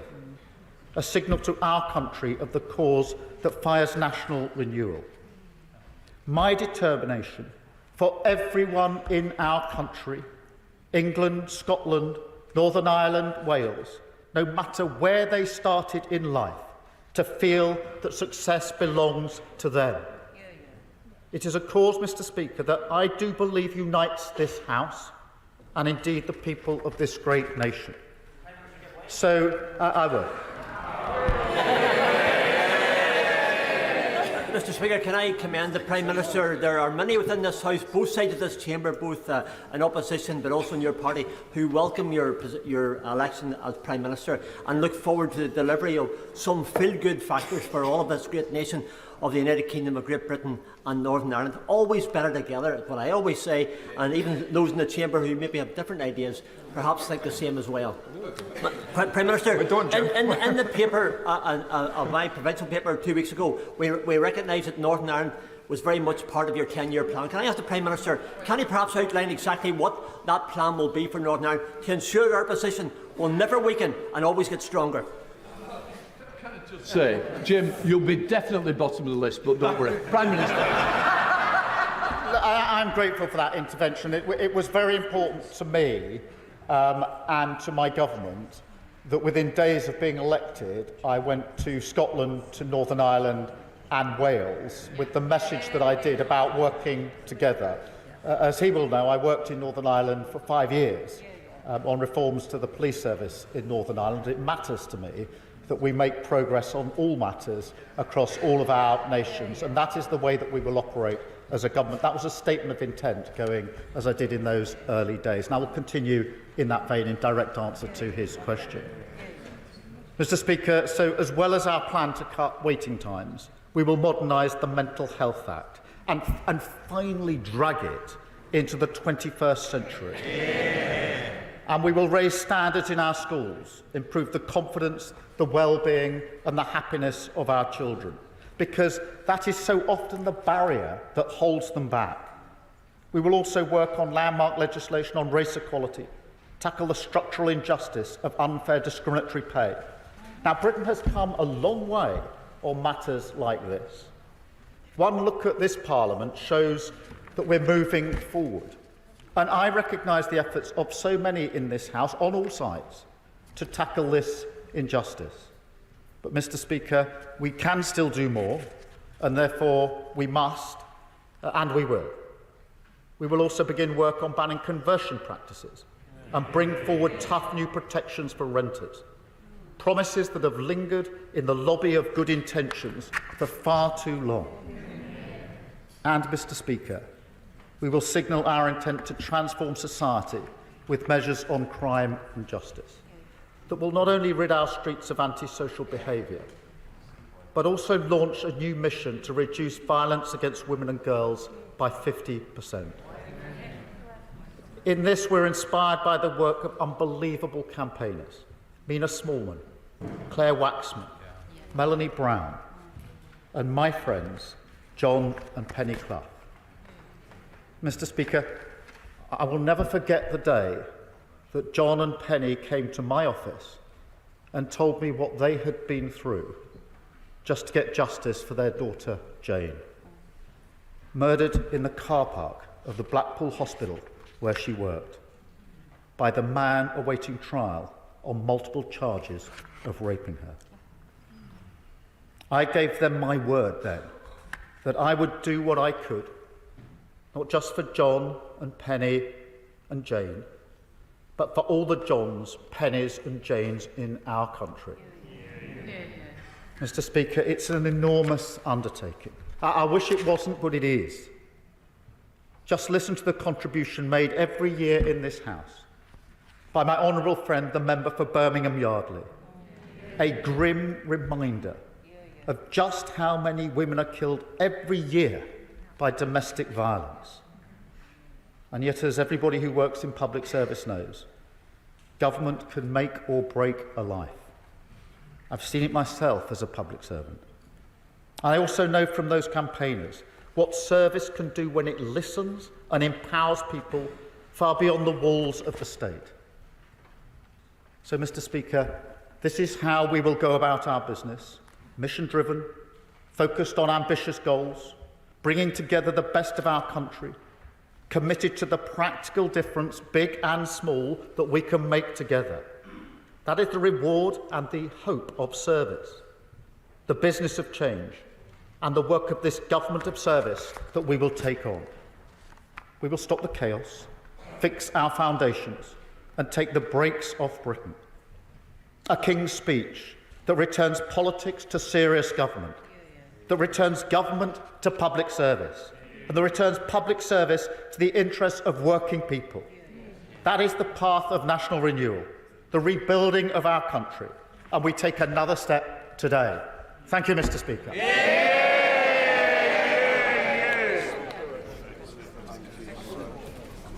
Order. I now call the leader of the... Order!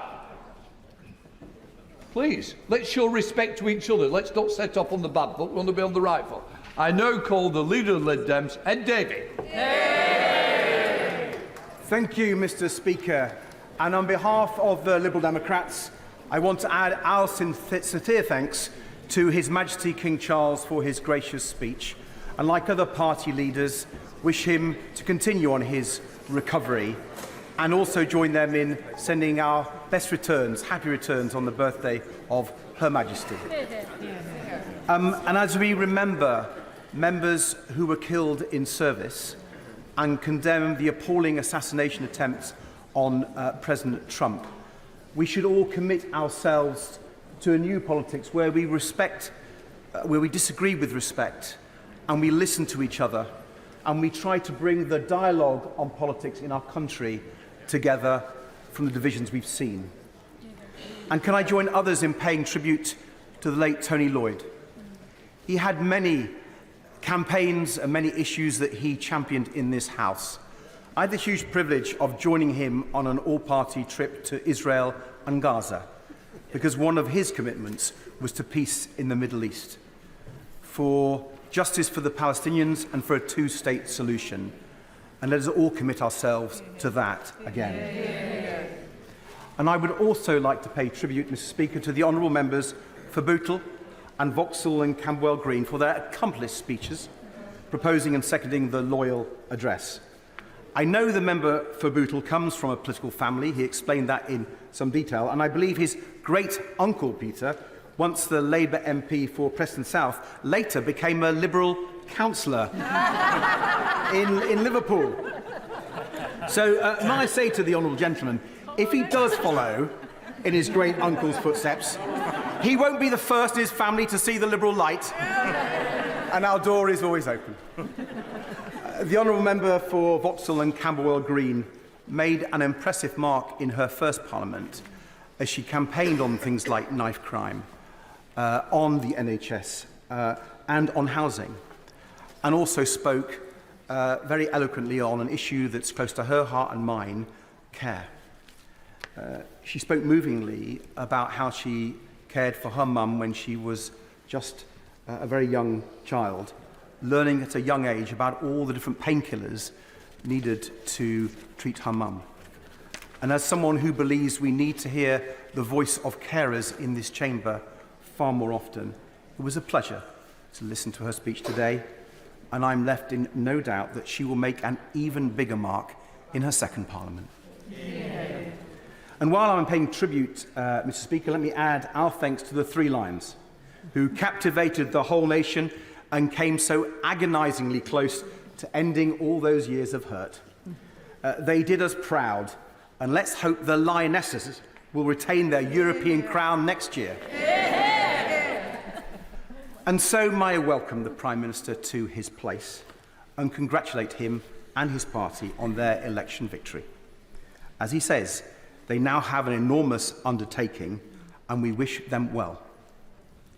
I read somewhere that the Prime Minister apparently surfed to power on a wave of Conservative failure. But can I say to him gently, with a pang of envy, water sports are my thing. But Mr. Speaker, the challenge awaiting this new government are certainly great, and set against that challenging backdrop, there is much to welcome in the programme set out today. Not least the government's focus on getting our economy growing strongly again. And the Prime Minister is right to say that building more homes is an essential part of that, as you can see from the work of many brilliant Liberal Democrat councils, from Cumbria to Eastleigh, and in my own area, the Royal Borough of Kingston. The best way to build the many extra homes we need, especially those extra social and affordable homes, is to properly engage local people and communities and bring them along with you. And that is the community-led approach that we on these benches will continue to champion. Very happy to give way. I'm delighted to see that the leader of the Liberal Democrats seems to be openly advocating the work of Eastleigh Borough Council. Could I just remind him that that council is only building double the number of houses required because his party leadership has got them into £800 million worth of debt to pay off the debts that they accrued? Well, I'm delighted to say that today we welcome the new honourable member for Eastleigh to the Liberal Democrat benches, and I'm sure she will have all the answers the honourable gentleman needs. But growth and house building are not the only challenges, crucial though they are. I'm sure of us, all of us across the House, as we knocked on doors during the election campaign, heard the same from so many people, a common refrain from people of all backgrounds and all walks of life, that nothing seems to be working as it should. From the health and care crisis to the sewage scandal to the cost of living, the British people have overwhelmingly rejected the past out-of-touch Conservative government that has gone. But after so many years of being taken for granted, many people have simply lost faith in our political system to solve their problems. So we on these benches do recognise the scale of the challenge now facing the new government. They have a big job to do, and so do we. We will work hard on behalf of our constituents. We will scrutinise the government's plans carefully and strive to improve them. And, Mr. Speaker, we will oppose them when we think they've got it wrong. But where they act in the national interest to solve these problems and improve people's lives, we will support them. One issue came up more than any other on door after door, and I'm sure it's the same for members in all parties: the issue of health and care. Patients waiting weeks to see a GP or an NHS dentist, if they could find one. More than 6 million people waiting on NHS waiting lists. Tens and thousands of cancer patients waiting months to start urgent treatment. Patients stuck in hospital, ready to leave, wanting and waiting to leave, sometimes for weeks, but unable to, because the care home place wasn't there. The care worker, the support for their family carer wasn't in place. And, Mr. Speaker, fixing this crisis in our NHS is essential, not only for people's health and well-being, but also for our economy, for growth. Only if we get people off these waiting lists and into work can we get our economy growing strongly again. I have to give way. He mentions the delays and the waiting times in NHS social care. So how much does he regret his role in the 5 years he spent in coalition with the Conservatives creating that situation? Well, I do disappointed in the honourable gentleman's intervention, because we could all go back to things that other parties did in government and say that they were wrong. And I would just say to the honourable gentleman, I come to this task now in a spirit of constructive opposition to work through for the best for our country, and I hope he and other members will too. And it's why I welcome in the King's speech a number of measures for the NHS, for reducing waiting times, and particularly on mental health. We want to work with the government to improve those. They are long overdue. But I would also urge the government, of course, to look at the proposals in our manifesto on the NHS, boosting GP numbers so that everyone can get an appointment within 7 days or 24 hours if it's urgent, improving access to dentists and, crucially, to local pharmacists too. Because if more people can get the care they need early and locally, fewer people go into hospital, giving cancer patients the care they deserve with a cast-iron guarantee that they will start treatment within 2 months after diagnosis. This is the scale of the ambition we need, Mr. Speaker, for our NHS right now, and I hope the government will show it. But there is another part of this crisis that needs to be fixed, and it needs urgent attention, and that's care. I spoke about my own caring journey during the election, first for my mum when I was a teenager, then for my dear Nana, and now as Emily and I care for our severely disabled son, John. And Mr. Speaker, I've been incredibly touched by the response from colleagues from across the House who've reached out to tell me how important it is that we speak out on care. For people who need care and for their carers, both professional social care workers and for family carers, people looking after their loved ones. I've had the chance to hear from carers all over the country, of all ages, as they shared their personal stories with me.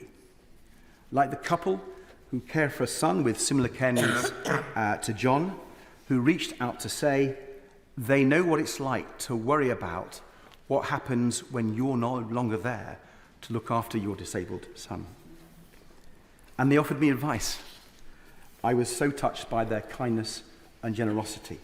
Mr. Speaker, each care story is so different, and yet in many ways they have much in common. We all share in the special, wonderful bond we have with the ones we care for, and we all share in that feeling like no one else understands us. Caring has been in the shadows for far too long. Let this be the Parliament when carers' voices are heard, when we become the caring nation. Yeah.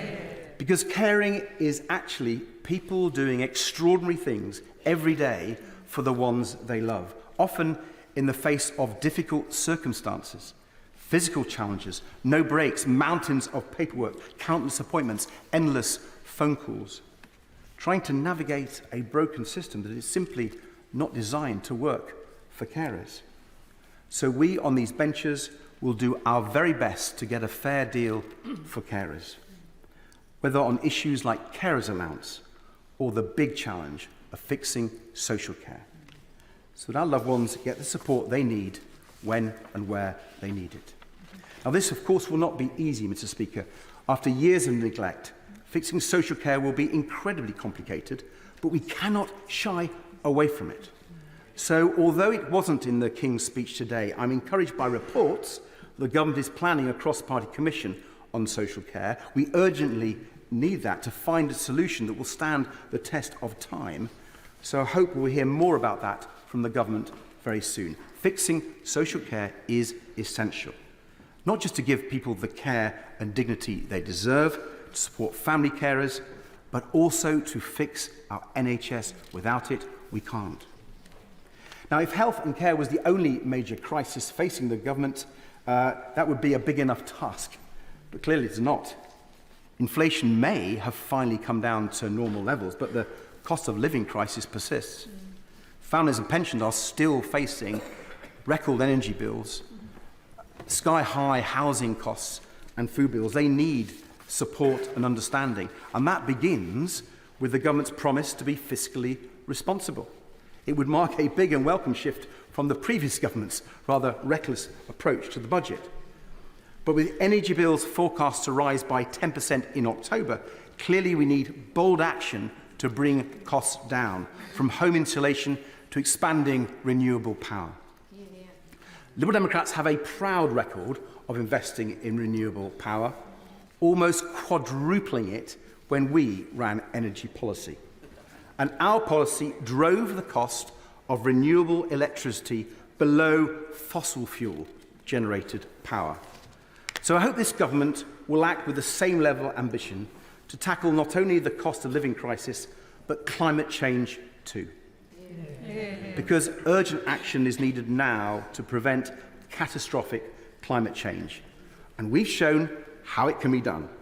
And that, if you do it well, it benefits consumers, the economy and the environment too. So we welcome the focus the government has placed on this challenge, and we will push them to meet it.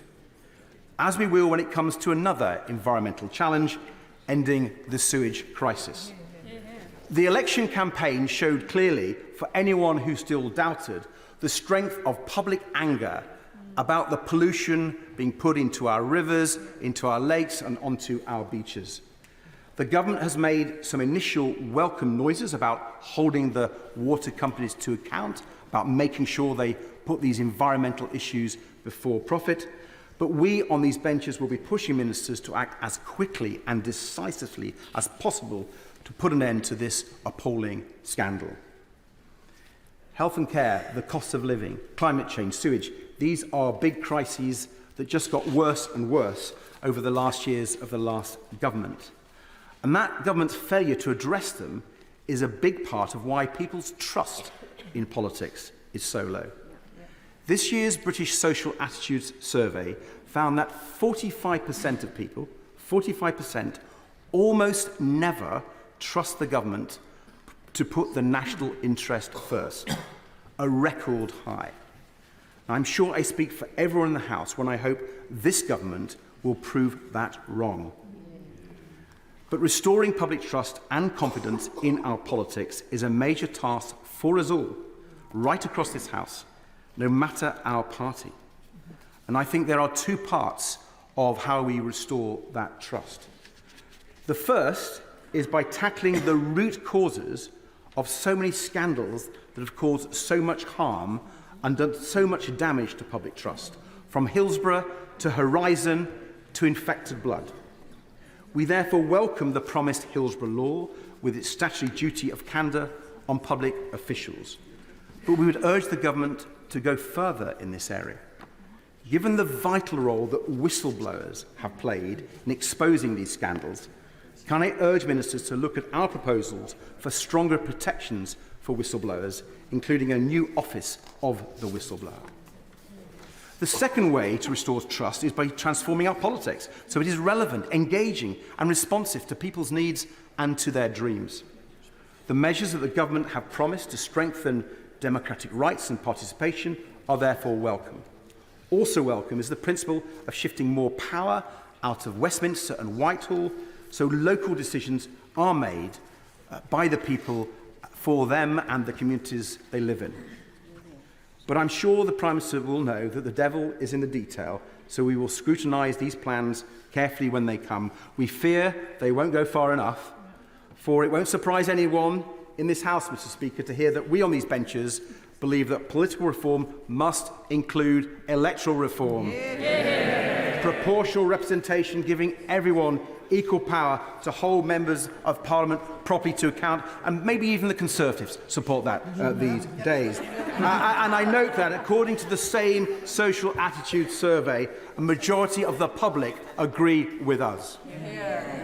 Mr. Speaker, I've focused on many big domestic challenges facing us, but I want to conclude by touching on the enormous, challenging international picture too.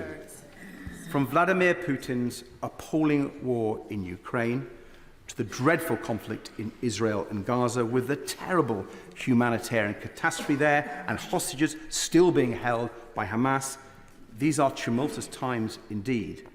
They demand that we work together with our allies through international institutions. And yes, that means working constructively with our European neighbours. To rebuild the ties of trust, trade and friendship with our European friends, so badly damaged by the Conservatives.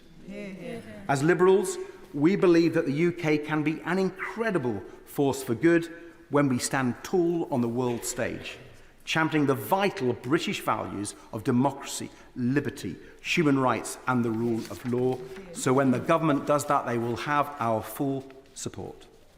Mr. Speaker, I would like to close by paying tribute to those on the front lines of that effort, our armed forces deployed around the world, whether securing NATO's flanks in Eastern Europe, combating Daesh terrorists in the Middle East, or supporting peacekeeping missions in Africa.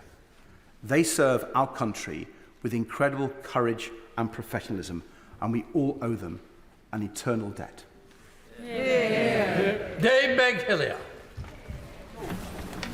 Thank you, Mr. Speaker. And Mr. Speaker, it's a pleasure to follow the honourable gentleman, the member for Kingston and Surbiton, but I have to confess... Just round up.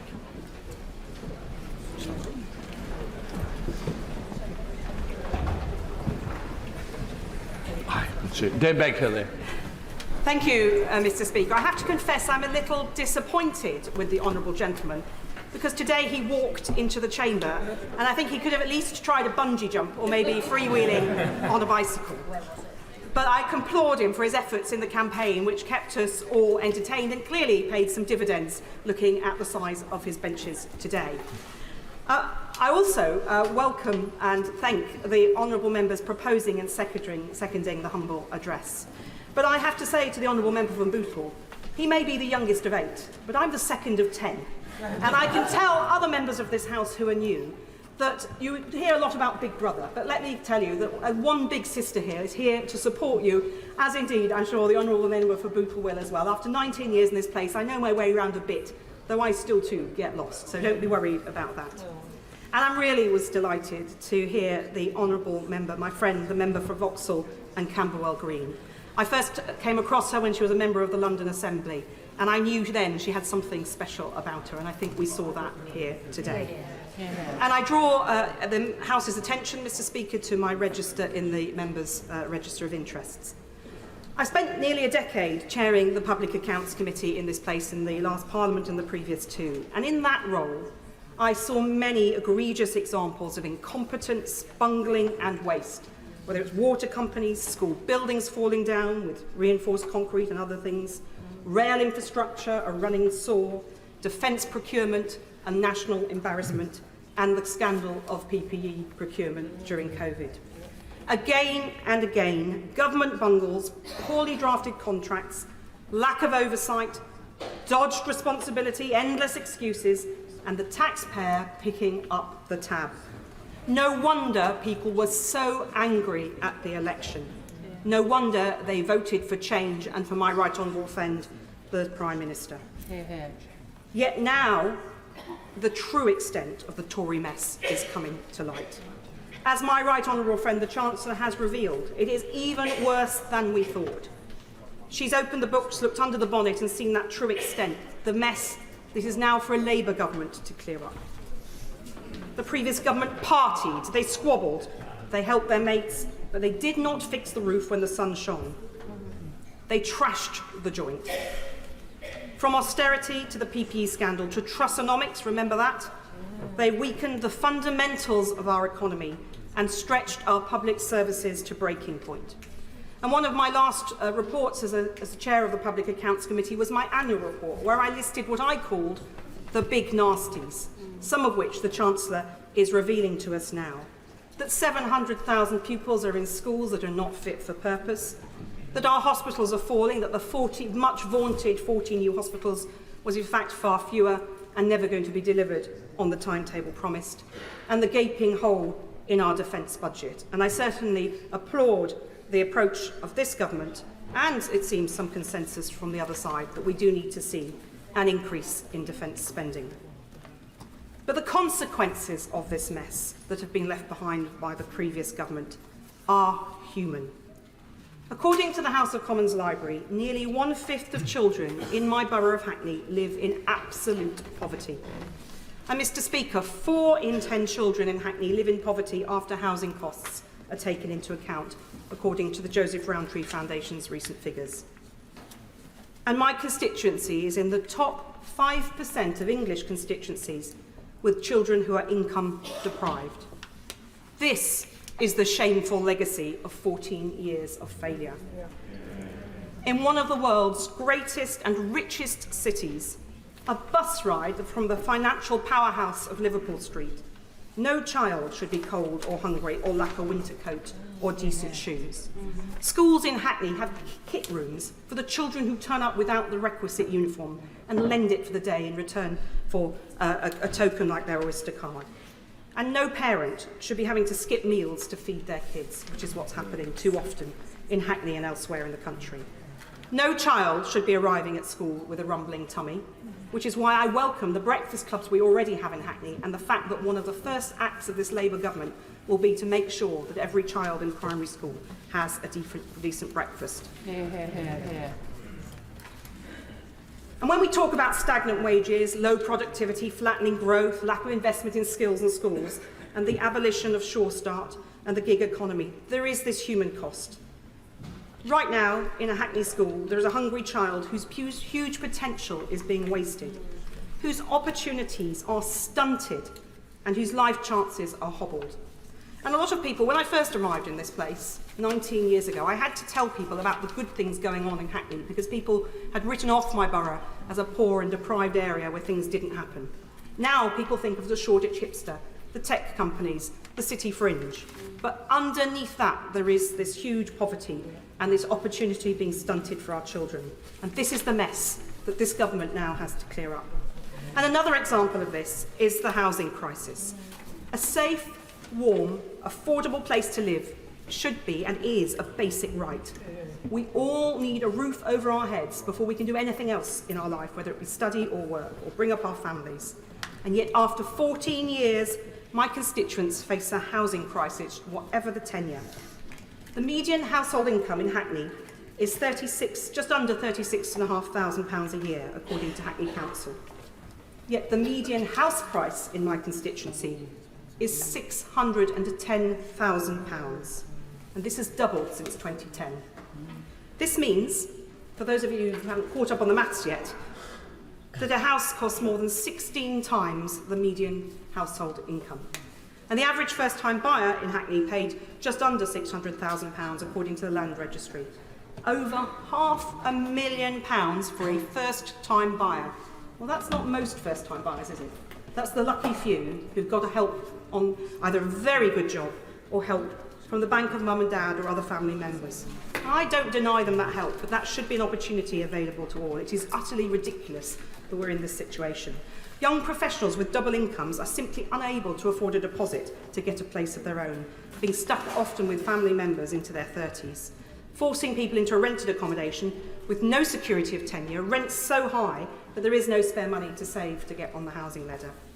And according to the Public Accounts Committee's work, around 13% of privately rented properties pose a serious threat to health.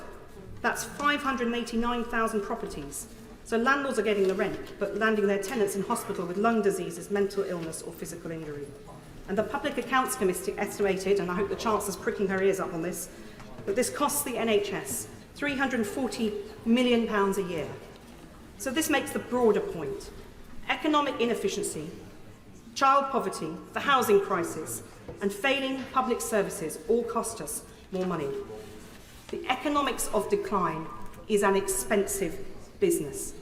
But, and we see a hope now with this Labour government, investment in jobs, homes, schools, skills, roads, the NHS, tackling crime, save the public money down the line. Hear, hear, hear. And as I was very often saying as chair of the Public Accounts Committee when I had the honour of holding that role, a penny of waste is theft from working people's pockets. Hear, hear, hear. And a fair economy is also an efficient economy. So, Mr. Speaker, I really warmly welcome the measures contained in this Labour King's speech. How nice it is to say those words after 14 years.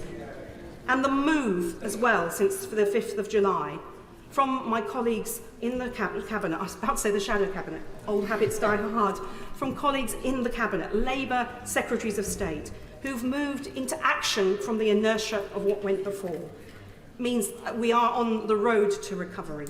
It's going to be a long haul.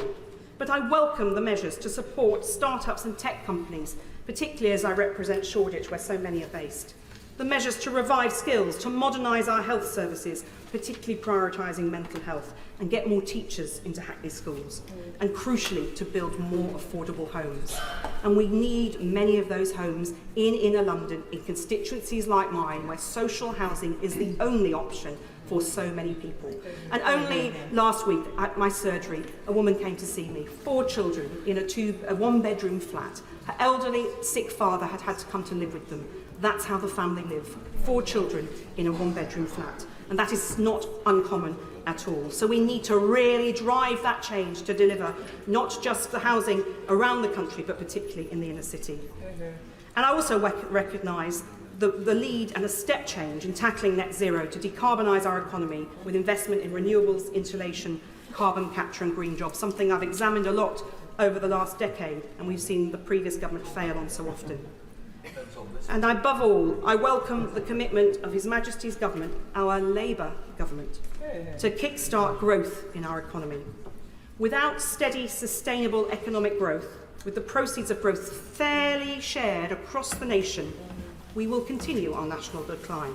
But instead, in this King's speech, we are offered a hopeful prospectus for change, the prospect of progress, a new sense of national renewal and hope after 14 years.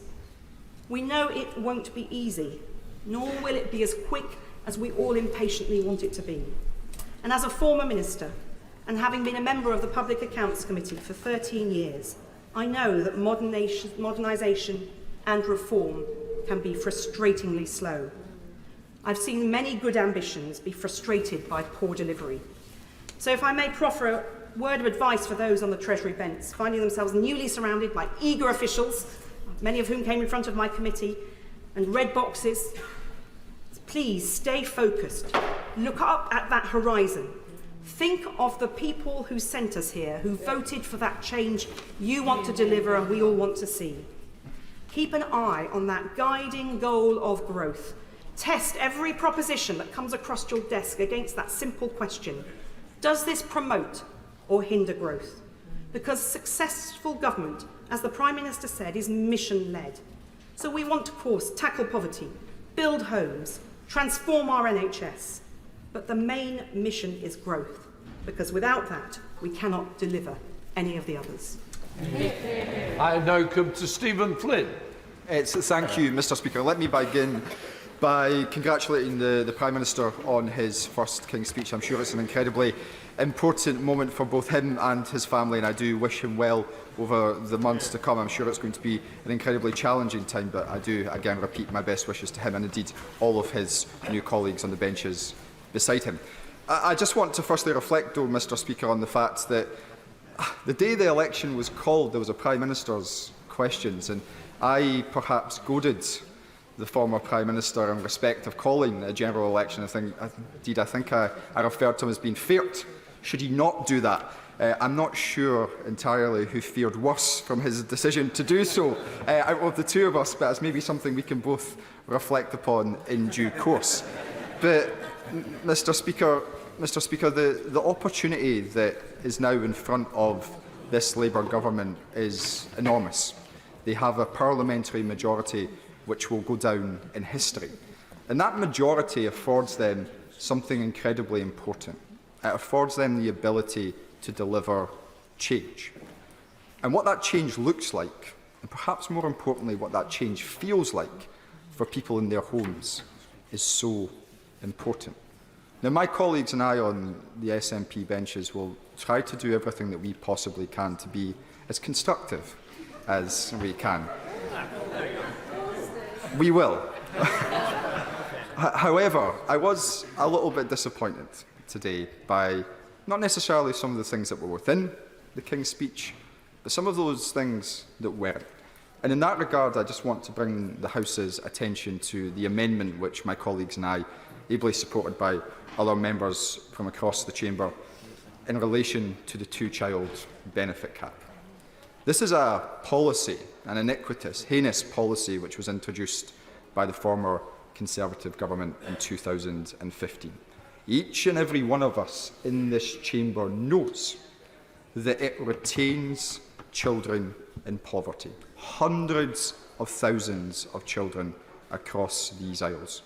In Scotland alone, it impacts 27,000 households. It's estimated that 14,000 children would immediately be taken out of poverty were it to be scrapped. But it was not mentioned in the government's programme for government today. Instead, all we have heard is that a task force is going to be created. No time frame for that task force, no indication of when that task force will conclude, and all the while, those children will remain in poverty. Surely, it should be the bare minimum expectation of a Labour government to seek to do everything it possibly can immediately to lift children out of poverty. I'm particularly interested in the views of Scottish members of Parliament from the Labour Party in this regard. I would be delighted to give way. Could he explain to the House why the SNP government in Scotland, who have the power to do so, have not? Yeah. I would be more than happy to enlighten the honourable gentleman in that regard, because as he knows, in the UK we have reserved policies and we have devolved policies. Some 70% of welfare policies are reserved to this Parliament. Now, what the Scottish Government has sought to do over recent years is to mitigate the worst excesses of the Conservatives. Some £800 million worth of money that we could spend on other things, we choose to mitigate Tory policies, including, of course, the likes of the bedroom tax. And I'm sure the honourable gentleman opposite me would be very keen to see his own front bench mitigate and end that particular policy. But we do that within the confines of the financial remit set, in large part, by this place. And if the honourable gentleman is suggesting, as indeed I'm sure some of his Scottish colleagues would agree with, that the Scottish Government should mitigate this place, then he should outline, as they should, where that money should come from. Should it come from Scotland's NHS? Should it come from our schools? Should it come from our police? Should it come from our young people's budget? The reality is that the constraints placed upon Scotland by this place do not afford us the opportunity to mitigate. And quite frankly, I find it absurd and deeply disingenuous to suggest that the remit of Scotland's Parliament should be to mitigate Westminster. Our horizons should be so much greater than that. So I would return to the point that I was making, that Labour members in Scotland supposedly agree with the Scottish National Party that the two-child cap should and must be scrapped. So how will they vote? Will they follow the lead of their Prime Minister in London, or will they follow the lead of the leader in Scotland and indeed respect the views of the people that they were sent here to represent? But of course, whilst my disappointment is very much great in that regard, there is one area where I hope the Prime Minister can put a smile on my face, and that's in relation to GB Energy. Because I'm moderately surprised that we haven't had an announcement yet that is due to be headquartered in Aberdeen. Perhaps, of course, in the Aberdeen South constituency that I represent. Indeed, Aberdeen and Grampian Chamber of Commerce hired a van today which has been patrolling the streets outside Parliament, calling for it to come home. And that is the only time I will ever use those words, and it should come home, Mr. Speaker, straight to the energy capital of Europe. But whilst I would welcome its placement in Aberdeen, I also want to see much more detail about what GB Energy is going to deliver. Because if I've read correctly, £8.3 billion cumulatively over the course of the next 5 years will go towards GB Energy, some £1.6 billion each and every year. Well, one hydro pump storage project in Scotland would almost blow that entire budget apart. We know that GB Energy isn't going to sell energy. We know that it's not going to distribute energy. We appear to know it's not going to generate energy. It's suggested that it will be an investment vehicle for projects to go forward. But if it's going to be capped at £1.6 billion per year, I have to question the ambition of members opposite. How does that deliver the change that is required? The change which they previously agreed to would actually require some £28 billion each and every year. What a contrast! What a contrast to the ambitions that they once had. And of course, net zero is going to be absolutely crucial to our economic future, the growth and prosperity that we all want to see. But ultimately, that growth can only also come about through productivity. And I would like to hear more from an incoming Labour government, a government which now has a significant majority, as to what they are going to do to reverse some of the policies of the Conservative Party in relation to migration. Migration which is dramatically and drastically impacting Scotland's higher education institutions, which will be impacting higher education institutions in each and every one of the members opposite's constituencies. And we know that universities are a key driver of productivity. But on that point of migration, I wish to seek consensus in this House, which might be moderately difficult given some of the people who now sit behind me.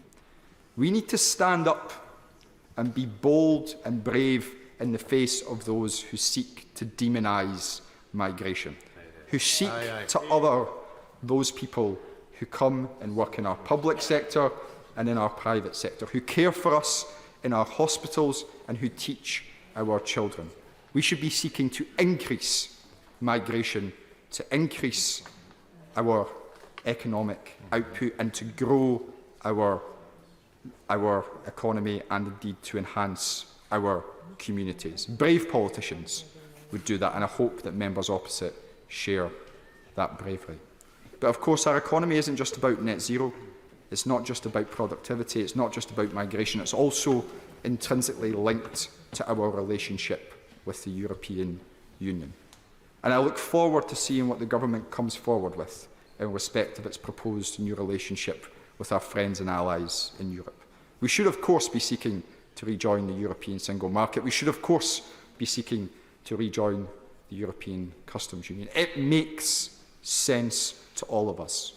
But politicians in this House, they're afraid of doing so. Well, they're going to come to realise that the only way to achieve the aims that they want to achieve is to do just that. So on all those issues and so many more, we will seek to be a voice of reason in this House and to work constructively with members opposite. And I look forward over the coming hours and coming days to hearing their contributions and what they intend to bring to our national discourse as we all try to better improve the lives of the people that we are so fortunate to represent. Thank you, Mr. Speaker. Can I just gently say to members that we've got a lot to get in today, so if we can look to try and keep it below or up to 8 minutes, I'd be very grateful. John MacDonald. Thank you, Mr. Speaker. Can I add my commendations to those of others with regard to the speeches that introduced this debate? I have only one anecdote with regard to the Honourable Member for Bootle, who was in my Treasury team. He's a fan of Shostakovich, and one occasion we went to the Royal Albert Hall to listen to a Shostakovich symphony. It was the symphony that Dmitri Shostakovich upset Stalin by, and it almost cost him his life. But we thought the performance was superb, but there were two grumpy old men in front of us, and at the end of this symphony, one turned to the other and said, "Stalin may have had a point." We enjoyed it. I thought the speeches today were superb. I want to get to the business of the next few days, really, of examining the King's speech. We all come to it. We all come to this House with a mandate from our own constituents, and therefore it's important that we bring to the House the experience of our constituents. And I just say that when the exit poll landed that night, in my community, there was almost like a collective breath of relief, a sigh of relief that we are ending 14 years of a Conservative government. Because mine, like many others, and the Honourable Member for Hackney South has said that my community couldn't take any more, to be frank. And like her, I've got 1 in 3 of the children in my constituency are living in poverty. Some of them are living in destitution, according to statistics. I've got a housing crisis. I've got a housing crisis, even though there's 4,000 properties being built in the centre of my constituency, but most of my constituents can't afford them. And those ones that have scraped together and have got a leaseholder access to those properties now being hit by massive increases in service charges, some of them wanting to hand the keys back. I've got rents spiralling out of all control, and I've got slum housing reappearing. The back-to-back has been reinvented in my constituency, where one family will rent the front, another will rent another floor or the back of a normal house. And in terms of employment for my constituency, wages have virtually been frozen for the last 14 years. I've got Heathrow in my constituency. People would fight to get a job at Heathrow because the wages were so good. Not anymore. We're running low-pay campaigns. And insecure work is endemic in my constituency. It was Heathrow that started fire and rehire. It was Heathrow Limited. And the same can be said, we'll all say this, in public services, the NHS in my area is on its knees. I just do not know how the staff have coped. And in terms of teachers, the stress is such that we cannot retain teachers. No matter how committed they are, they don't survive under this sort of pressure. And social care, for many of our areas, well, it's almost non-existent. And you meet family members who are caring for other family members, non-paid carers. It's inevitable, if you're looking after someone in your family, that person with a disability or whatever, it's almost inevitable you're now living in poverty as a result of the lack of support. So I think, yes, people voted for change. But I think we have to be also realistic on this side as well and be I think, have some humility about the assessment in which we relate to that election. Only 1 in 5 of the population actually voted for it. And what worried me in my constituency, our turnout has gone from 70% when I was elected in the 1990s to 51% in this election. We need to be wary of that.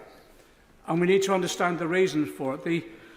The More in Common poll that was published this week confirms the sort of scale of disillusionment that there is with politics overall. And that's been reflected in some of the debate today.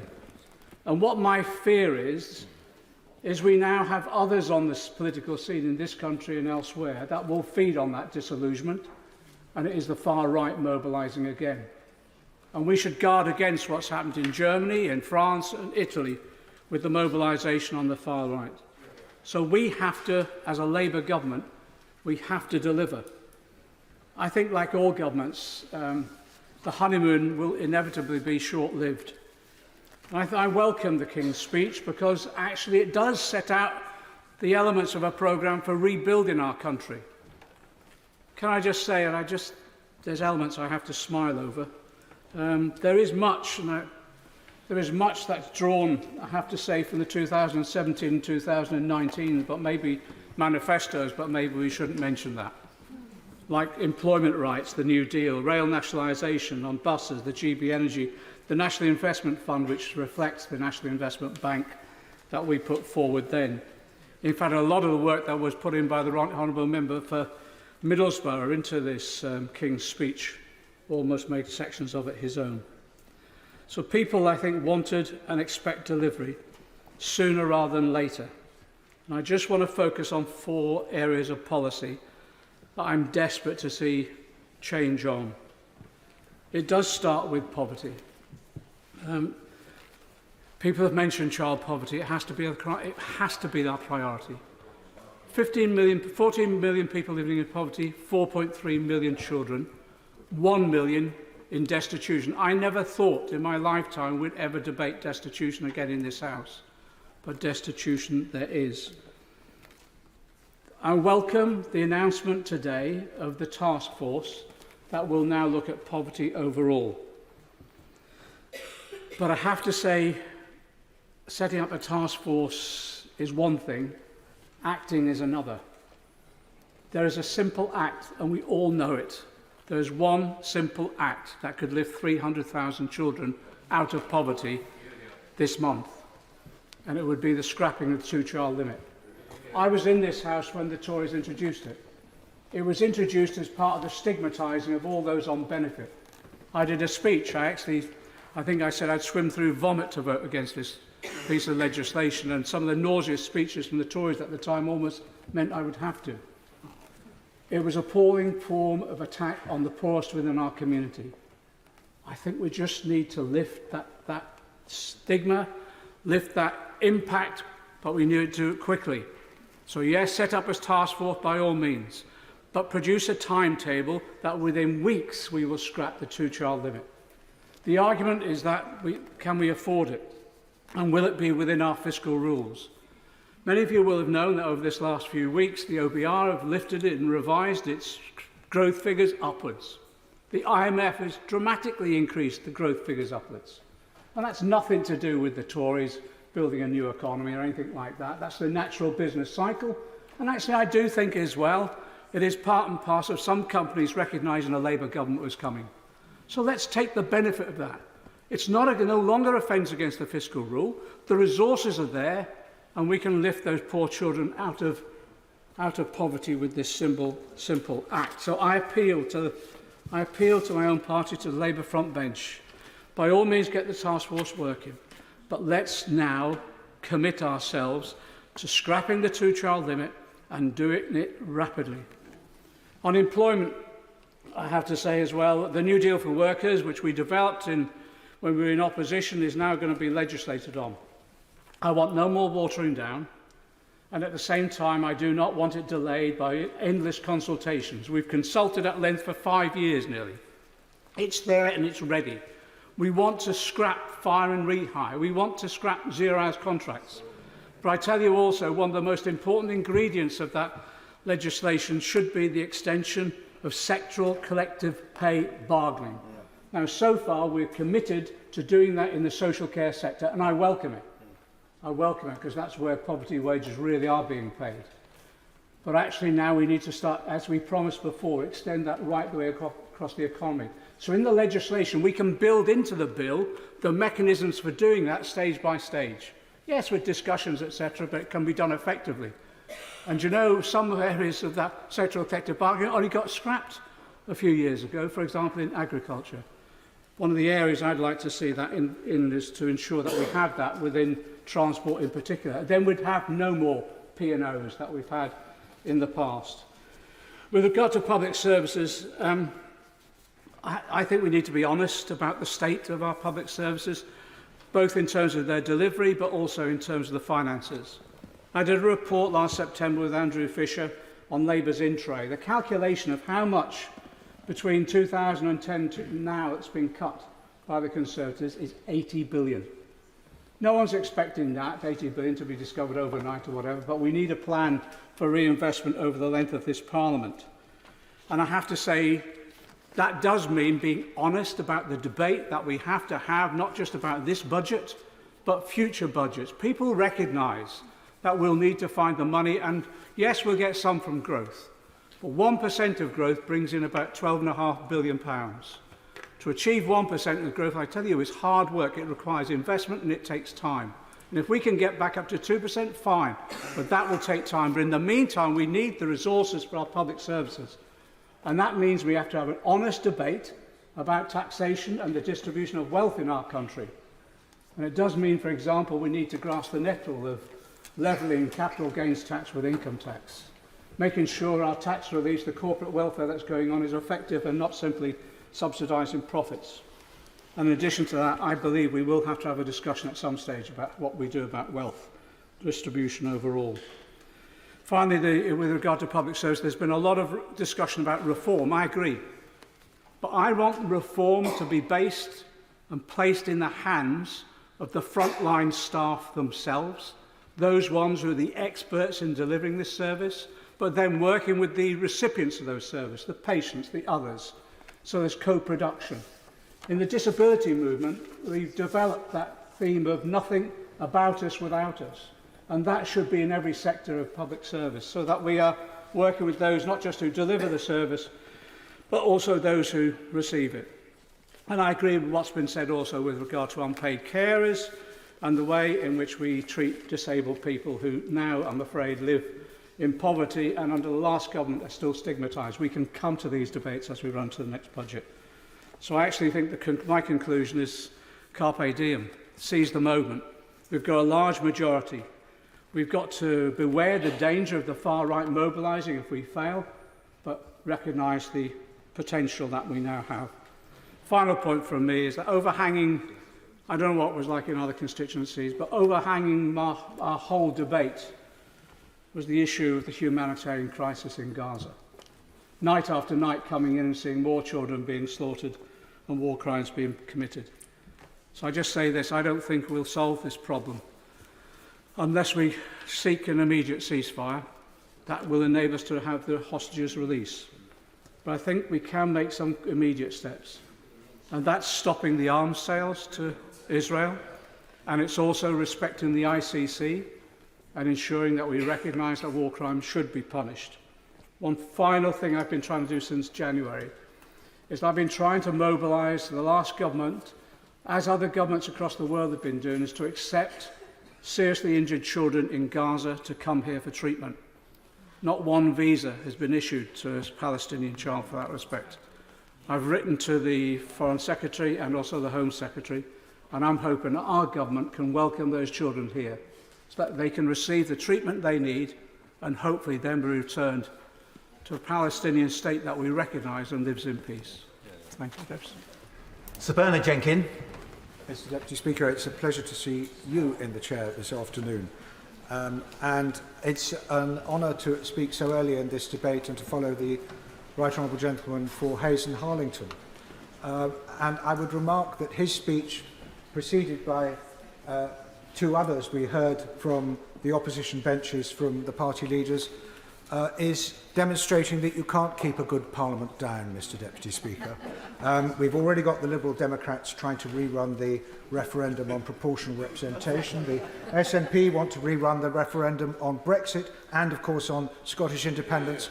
And I would encourage the Right Honourable Gentleman to continue a healthy debate about matters such as the two-child policy, because the idea that the bigger majority, the more control you have over your party, has just been demonstrated by the Honourable Gentleman's speech.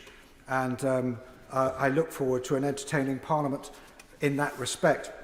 But I wish to concentrate my remarks. This is my first opportunity, Mr. Deputy Speaker, to draw the House's attention to a report produced by the Liaison Committee in its dying moments in the last Parliament, which was this was actually published after Parliament had risen before final dissolution, and it's about strategic thinking in government.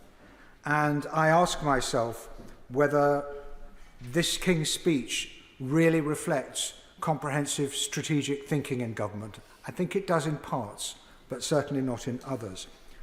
And it's a significant moment when a newly elected government's King's speech is delivered, because that is when the rhetoric of the campaigning hits the reality of government.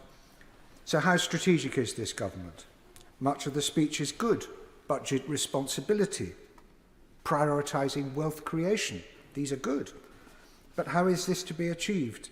With enhanced employment rights, which we know is a threat to the flexibility of the labour market, which business is already warning will destroy jobs. And what about all these new super quangos, which are rather an echo of Labour governments past? A new Great British Railways, like the failed Strategic Rail Authority under John Prescott, or a new Great British Energy. I don't suppose that's going to be quite like the old Central Electricity Generating Board, but I thought the limits on its authority and spending power make it rather less significant, as the leader of the SNP pointed out. Or the new Industrial Strategy Council, rather like the unlamented National Enterprise Board set up by Tony Benn in 1975. The Prime Minister claimed that this is nothing less than national renewal, but I would suggest that these are little more than the recycling of old failed ideas.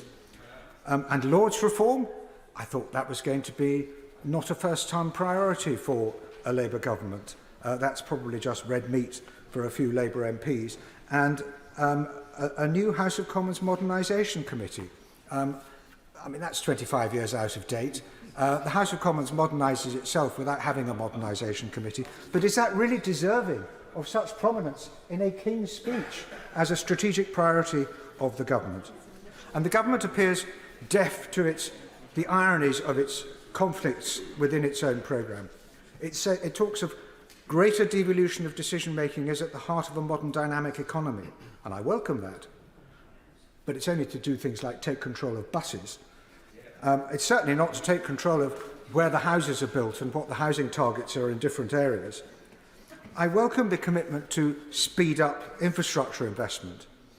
And to that extent, I hope the government will welcome the inheritance of the free ports from the previous government, and particularly the one in Harwich and Felixstowe in my constituency, an initiative which the government should be pleased to advance. It has the support of all the political parties in Harwich who are committed to its success.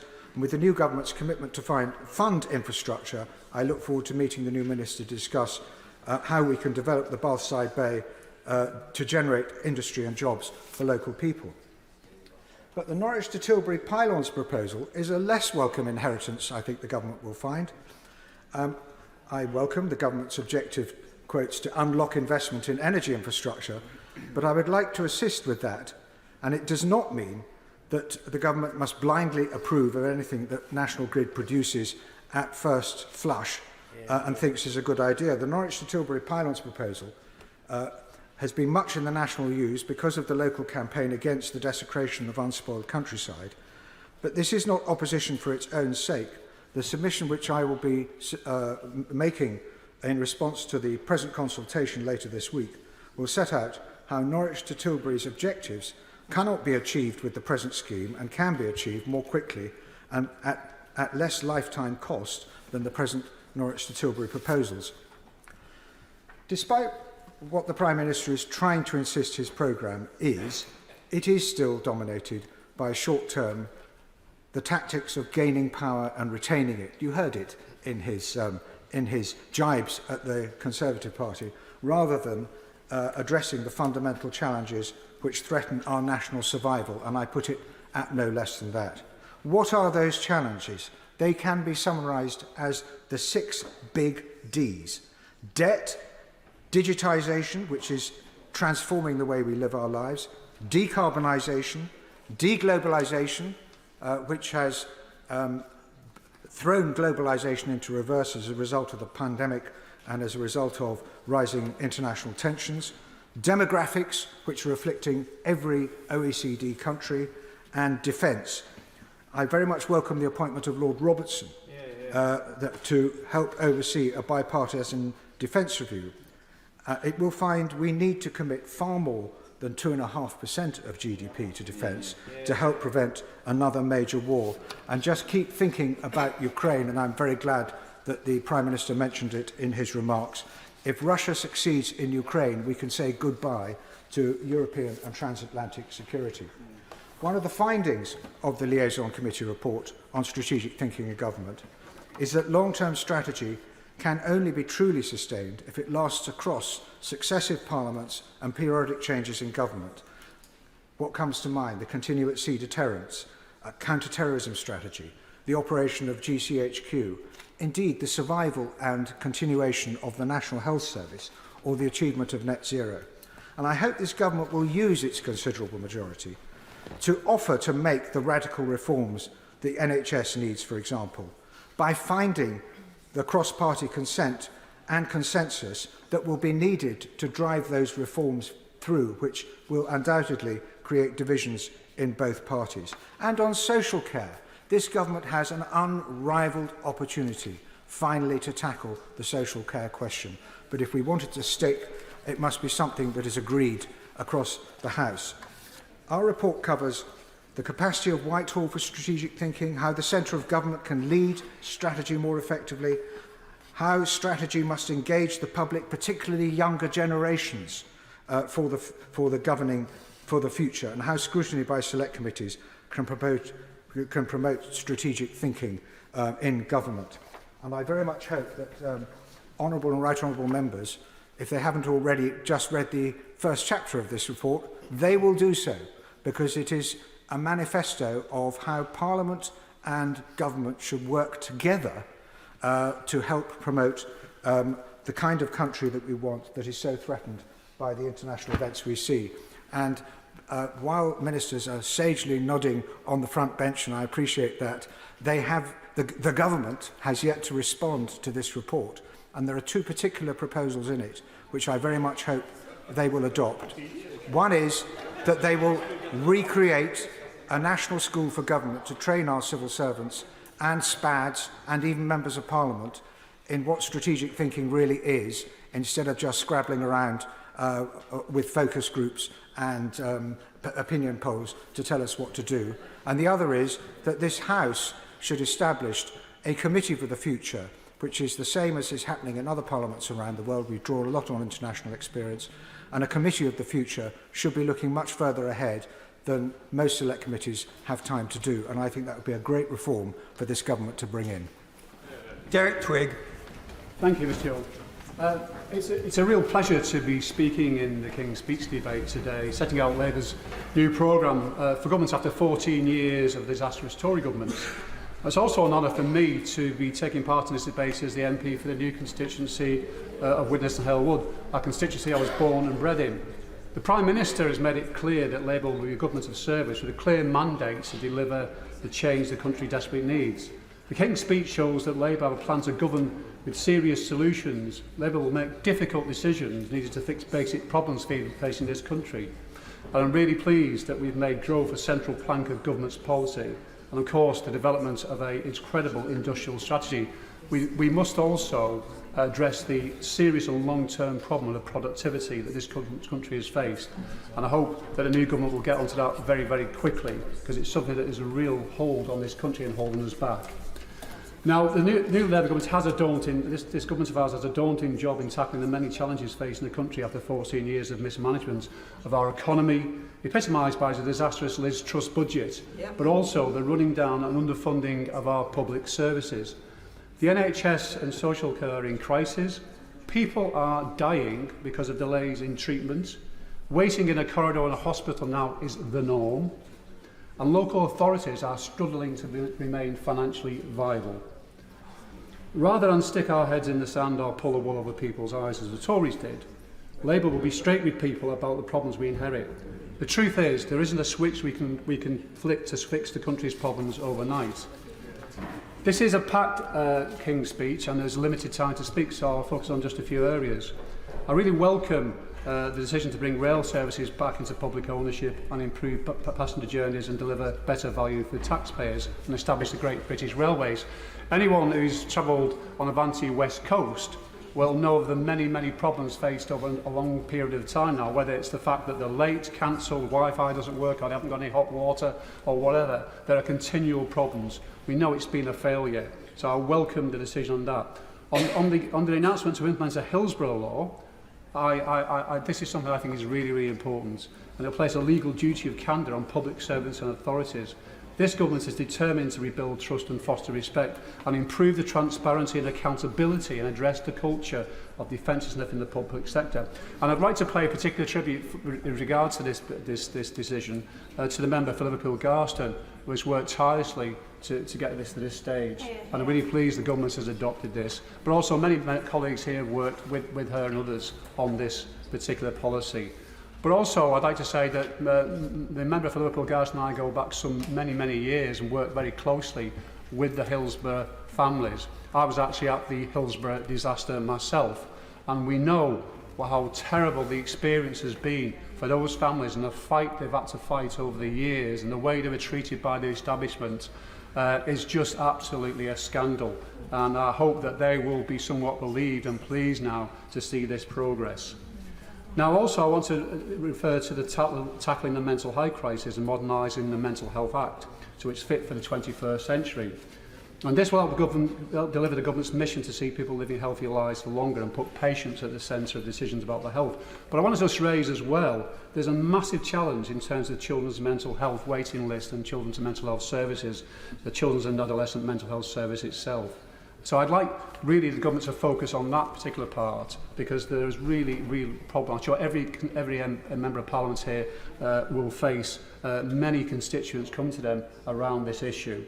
But also the issue about suicides and having a proper policy and a plan to try and do all we can to reduce that, particularly amongst young men. So I welcome any changes and involvement the government is going to take place there.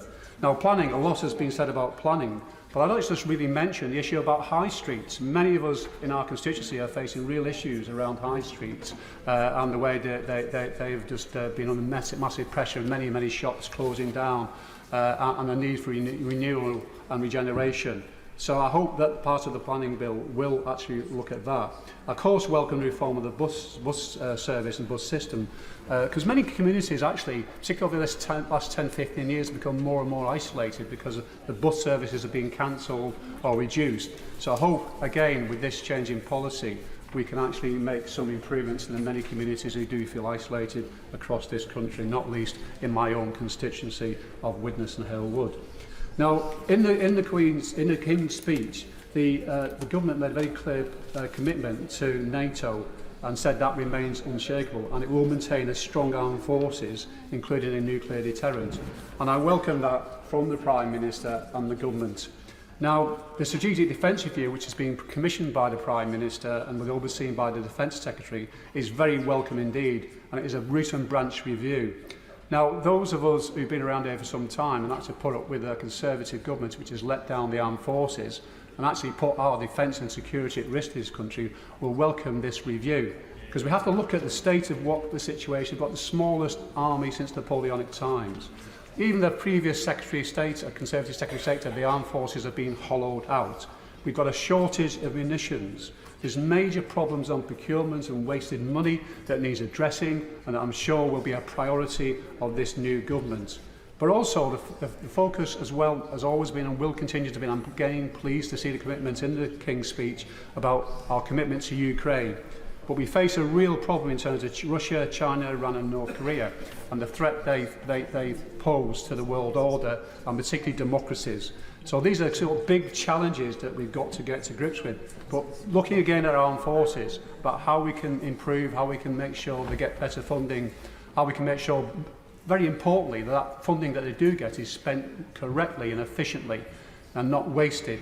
And I think it's very, very important for the future. Now, I'll certainly give way to the honourable member. Can I commend the honourable gentleman for what he's saying about the Defence Forces? Very obviously for us in Northern Ireland, there's always been a large recruitment of those who serve in the regular forces, but those who also are part of the territorial aspect of it. Does the honourable gentleman agree with me that when it comes to recruitment, in particular for Northern Ireland, there should be extra monies made available to ensure that those who want to join can join and the resources are made available for that particular purpose? I understand the honourable member's pitch for extra resources for Northern Ireland, but I think he will also recognise that there is a major recruitment crisis in the armed forces, which has been ongoing now for many, many years. It's not just an issue of recruitment, it's actually retaining good, experienced people. And that's really what we've got to really focus on. I'm sure that the Defence Review will look at that as well. But also, it's about looking after our service personnel, making sure they get better housing and better facilities, make sure that the pay is right, but also the veterans as well, and making sure we have the proper services and support for them. So I agree with the honourable member in terms of recruitment is a challenge, and we've got to really, really sort that out because it's weakening our armed forces currently. Now, Mr Chilpitz, I know time is going on. I just want to say a couple of things in conclusion. We still have a cost of living crisis in this country. Living standards are lower at the end of the last Parliament than at the beginning of the last Parliament. The tax burden is the greatest for 80 years. Our first King's speech will be a down payment, just the start of legislative plans Labour will set out over the next 5 years. Transforming our country will need to be patient and have focused work over a long period of time. As the Prime Minister has made clear, this will be a government of service and will do things differently and properly. Rather than gimmicks and bills that don't work, Labour will be focused on real change for working people. Priti Patel. Thank you, Mr Chope. And I'd like just to start by saying how good it is actually to be part of the debate today for this loyal address, and in particular how good it was to see His Majesty attend the House today, and wish him well in his recovery, and of course pay tribute to him on what is a record of service to our nation.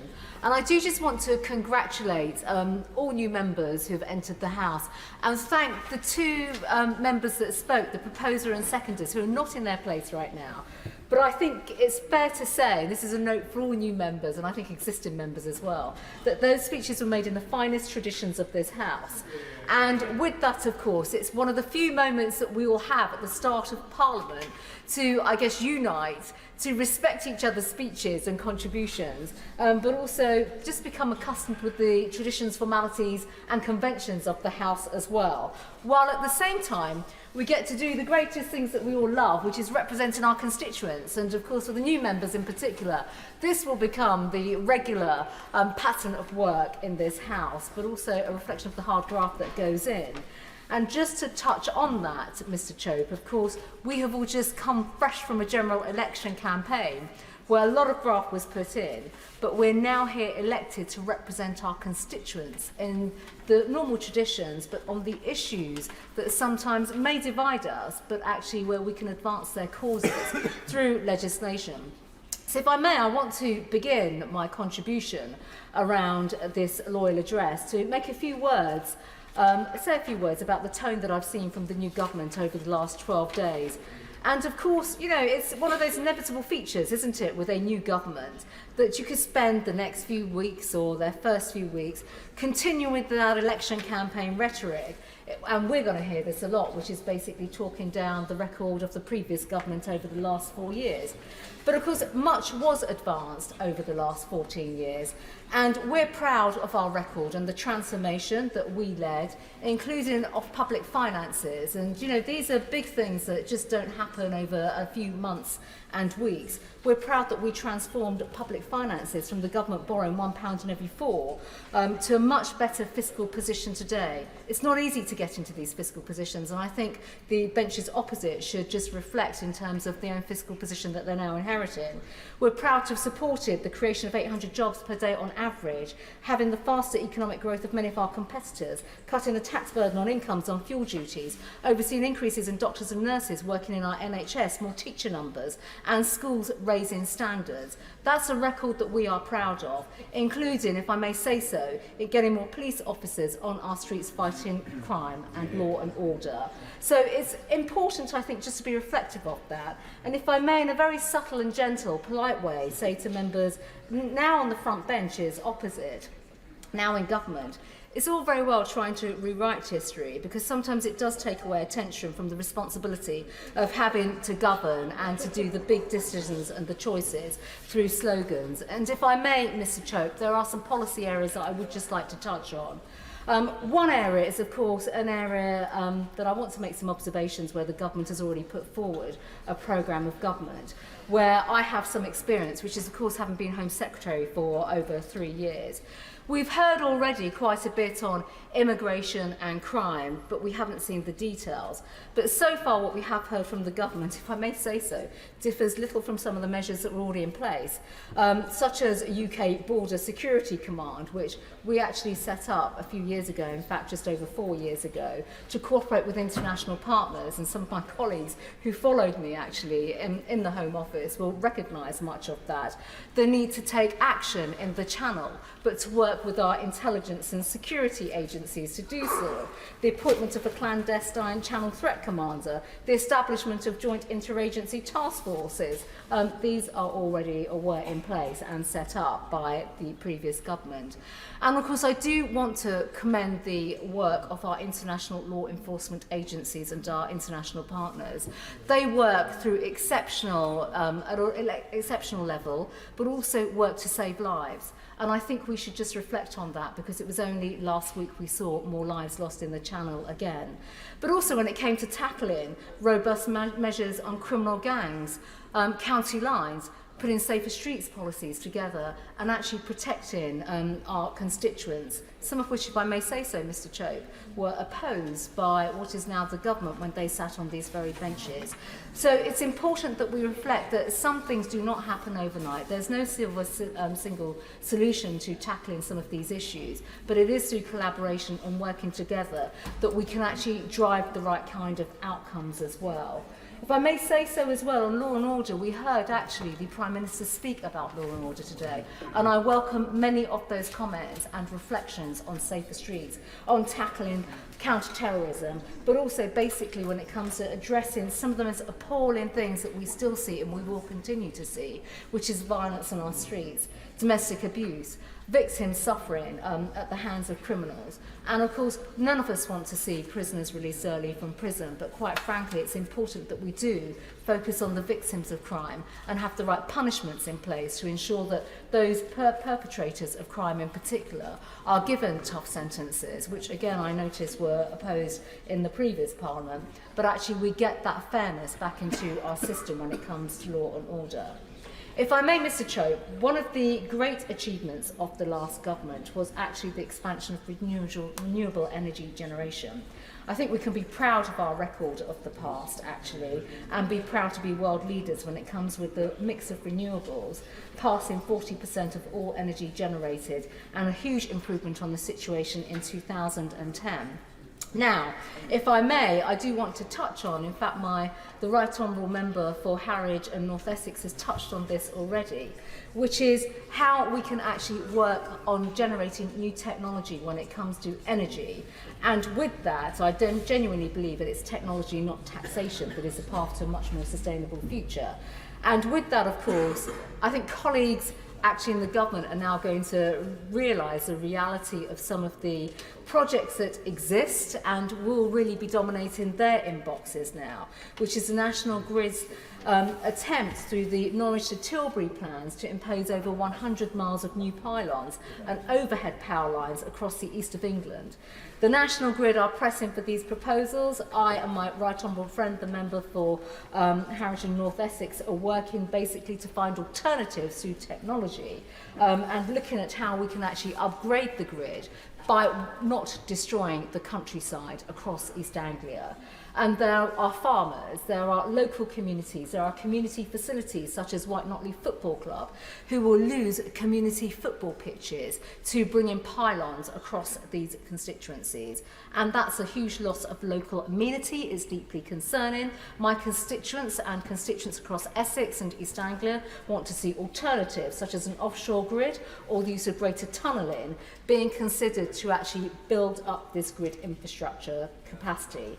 And of course the proposals for the infrastructure and planning bill will be considered with a lot of detail, and I think, if I may say so, the right level of scrutiny does need to come to that legislation, along with the legislation that is being proposed around planning and new housing, and ensuring that local views and the views of our constituents are simply not disregarded. And if I may say so to the front bench of the government, I am aware that they're already proposing a consultation in this area.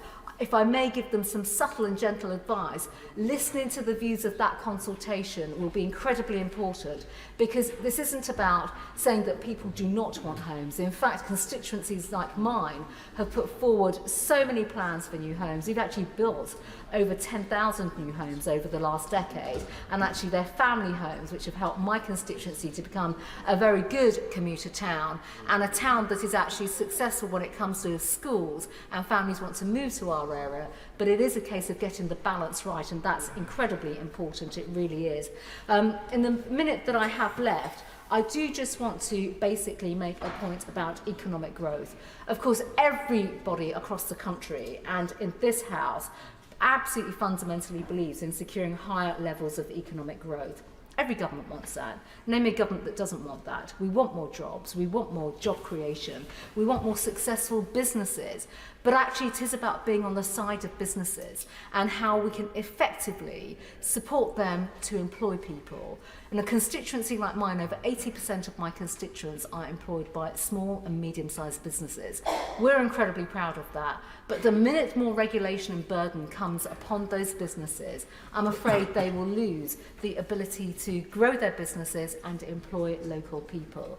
And of course, that is the backbone of our economy, small businesses. And if I may say so, Mr. Chope, you know, on a day like today when we see new bills coming forward, through the Loyal Address, through the King's Speech, it is right that as we go forward through this session of Parliament, that we literally give the scrutiny that is appropriate, the time that is appropriate to scrutinise these bills, but fundamentally make sure that we as members of Parliament and on this side of the chamber as His Majesty's loyal opposition provide the scrutiny but also the redress to ensure that constituencies' voice are heard, whether it's on planning, development, economic growth, but fundamentally making sure that Britain advances in the right way forward. Thank you. I call Kirth Entwistle to make her maiden speech.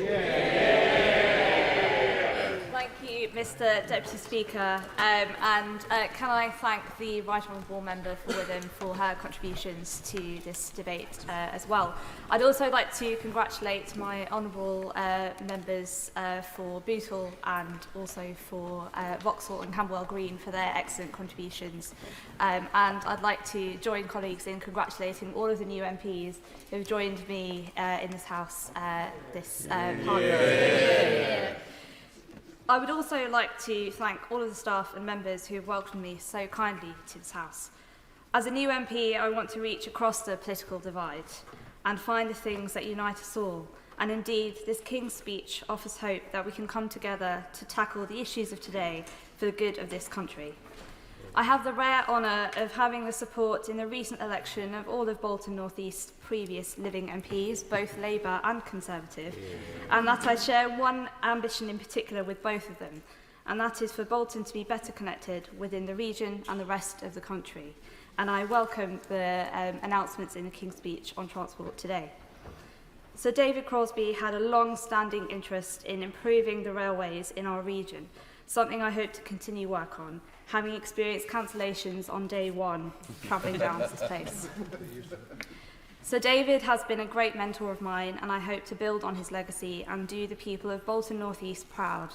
I wish him, his wife Enid, and their family well, and cannot thank them enough for their ongoing support.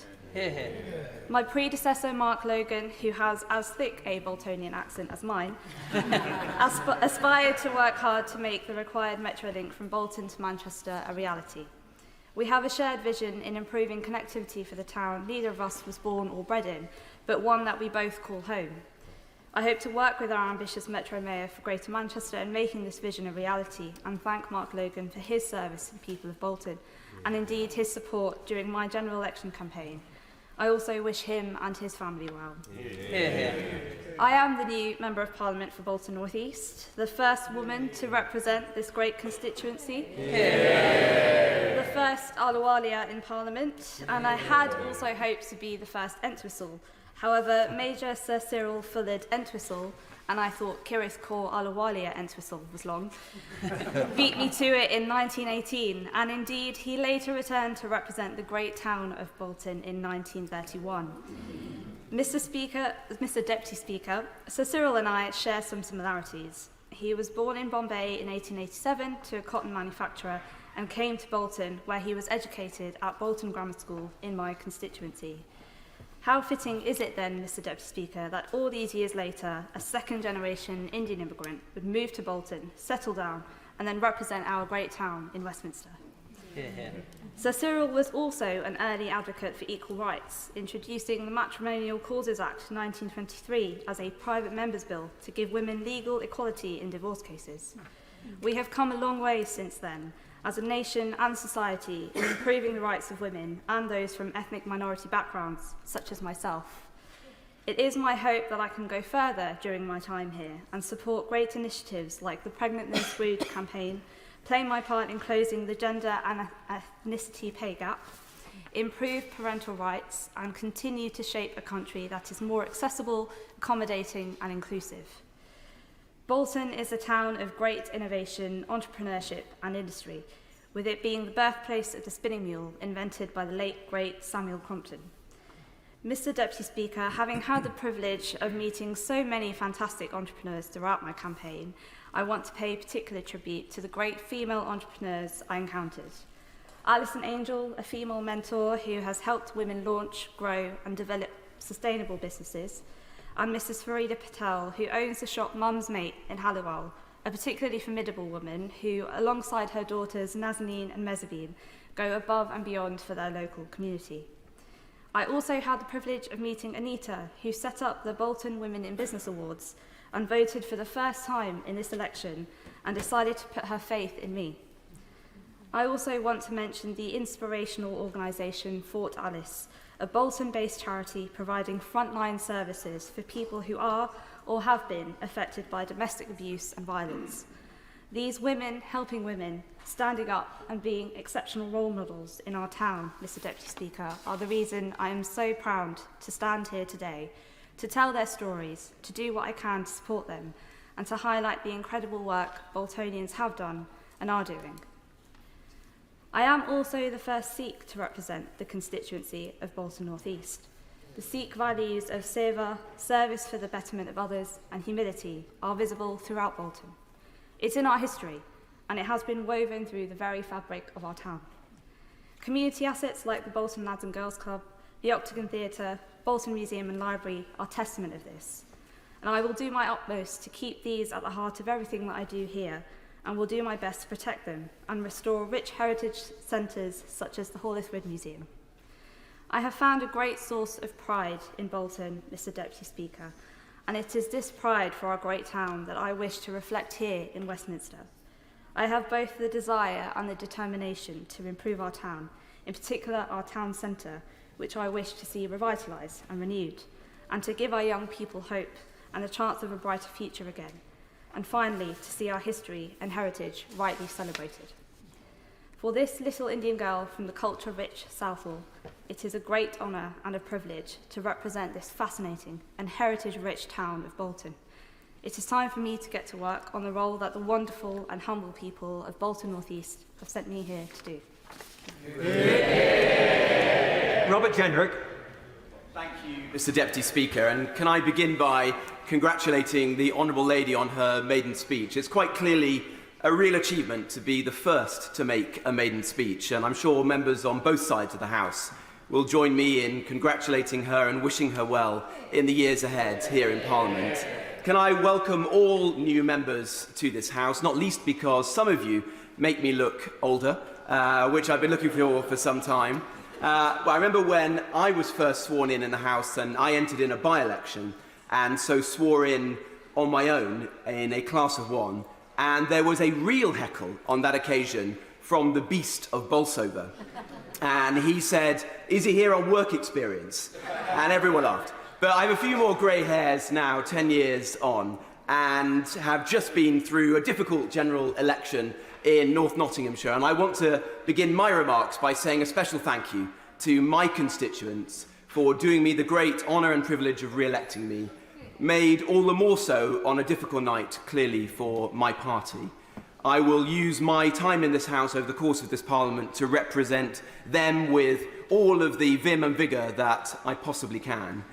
Having served as a minister in each of the governments of the last 5 Prime Ministers, I know what a special privilege it is to serve as a minister. And so can I wish our successors in office all best wishes and all good luck in the years ahead. As a patriot, we all know that this government's success is our success, and we want them to tackle the great challenges facing our country and to enjoy their time in office as much as I did in my years in ministerial office. The course of the general election made a number of things clear to me. There were many things that I was deeply proud of that our government achieved and which I will fiercely defend in the months and the years ahead, taking a bankrupt country and righting our public services and public finances, ensuring a decade of good employment when we inherited high unemployment, particularly amongst young people, ensuring that we led Europe in the defence of Ukraine. I'll give way in a second to the honourable member, but let me finish my point. Ensuring that we reformed our education system, and so that we now outstrip countries all over the world for the literacy and the numeracy of our children. Ensuring that we were one of the greatest countries in the world for tackling environmental challenges, decarbonising faster than any other G8 country. For all those and other reasons, I will always defend the record of the last Conservative government. But I'll come on in a moment to some of the lessons that I learnt of its failings. But I'll give way to the honourable member first. I thank the honourable member for giving way. Is he suggesting that voters on July the 4th were ungrateful? Well, I didn't quite hear the honourable, but if he was asking whether or not the electorate was wrong, no. No politician should ever doubt the electorate. But it's right that we defend the things that we did well in government, and that there is a proper diagnosis of what we got right and what we got wrong. I think we did get some things wrong. When we stood in 2019, we promised to get Brexit done, and we did that. We got Brexit done, and we restored our sovereignty as a nation, a great and lasting achievement. But we also promised that we would secure our borders, that we would ensure a strong economy and lower taxes, and a strong NHS and public services, which the public rightly expect. And on those counts, we did not deliver the services, the lower taxes, the level of economic growth, and the migration system that we promised and which the public rightly expect. The baton for those things now passes to this Labour government. And where it succeeds, I will welcome and support it. Where it falls short, I will challenge it. Because we want to ensure that those great issues facing our country are properly addressed. We live in one of the greatest times to be alive, but it is a time of immense change, when there is a shift in power from west to east, when new technology like AI is upending old industries, where there is an age of mass migration, which is challenging the pace of change in our country, creating huge pressures on housing and public services, on integration, making it harder to build the united country that we all want to see. And I worry that what we saw today in this King's speech does fall short of some of those great challenges. There are undoubtedly bills which I welcome. For example, the bill on the Holocaust Memorial, a project that I have been involved in for many years, and I'm delighted this new government will take forwards. Some are radical, like the changes in our energy policy, and I worry that they are radical for all the wrong reasons.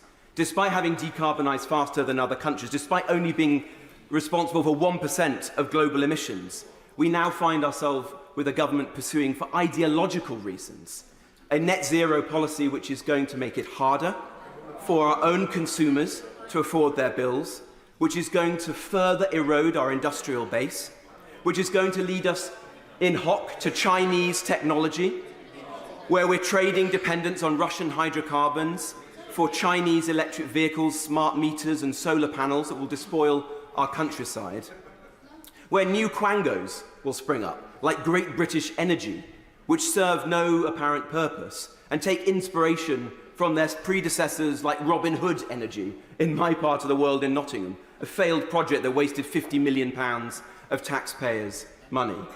And already in the first few days of this government, I worry that 200,000 jobs in the oil and gas sector have been put in danger, just at the time when rightly the government is saying that we want to fuel our economy, to create jobs, and to change the dynamics that we've seen as a country since the financial crash in 2008. 20 or 30 years of low productivity growth and unsatisfactory economic growth. We should all be working to find ways to do that and to make that possible. I worry about the message on the economy that we're hearing. We want economic growth, but economic growth is founded on harnessing the entrepreneurship of our people. It is about creating a start-up country. It is about helping small business people to found businesses around their kitchen tables, like my parents did. It is not a statist vision of this country. It is not about using new quangos or a national wealth fund, which is an oxymoron because it's going to borrow the money it seeks to invest. It's not about changing our employment laws, which make us less competitive and will drive the kind of higher structural levels of unemployment that we see in Europe and which we mercifully have avoided over the last 10 years. And I worry about immigration because we do live in an age of mass migration. And I have been honest, painfully honest, about the failings of the last government on this topic. But I worry that the same or worse mistakes are about to be made again. What we're seeing in the Channel is a national security emergency.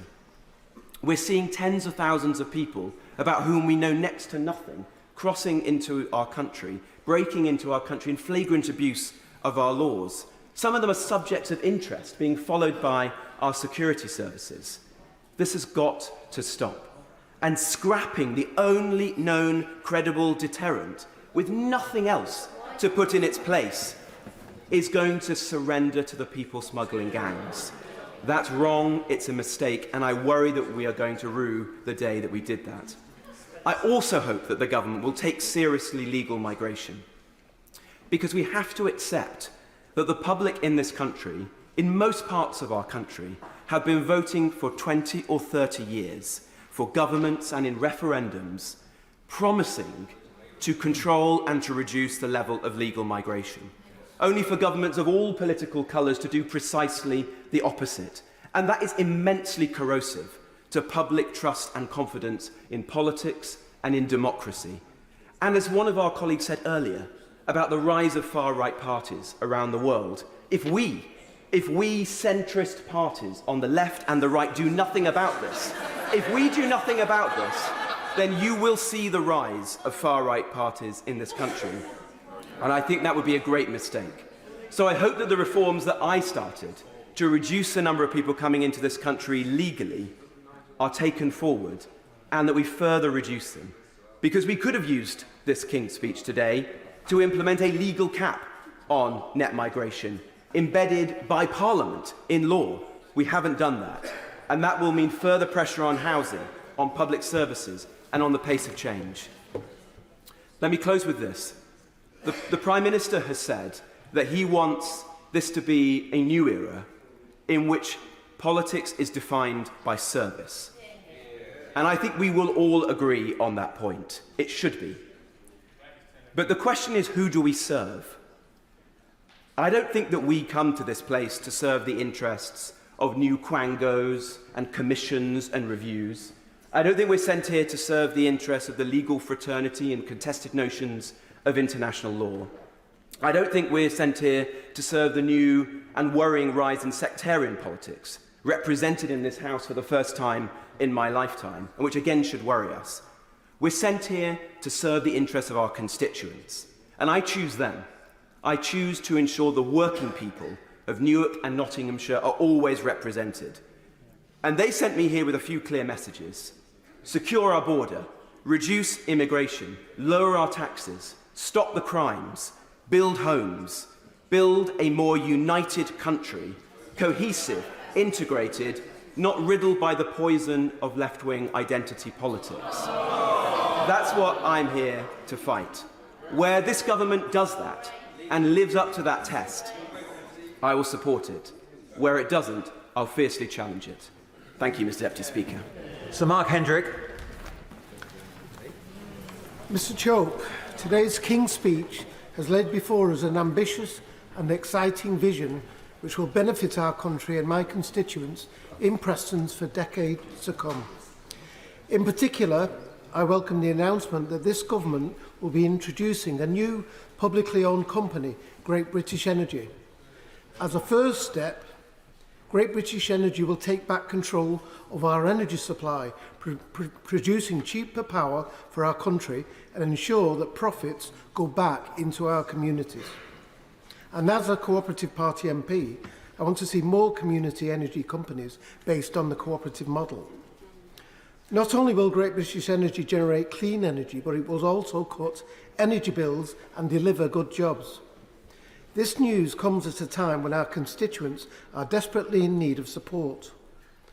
For too long, they have been exposed to the energy insecurity created under the previous government, which has seen a cost of living crisis and bills skyrocketing to eye-watering prices.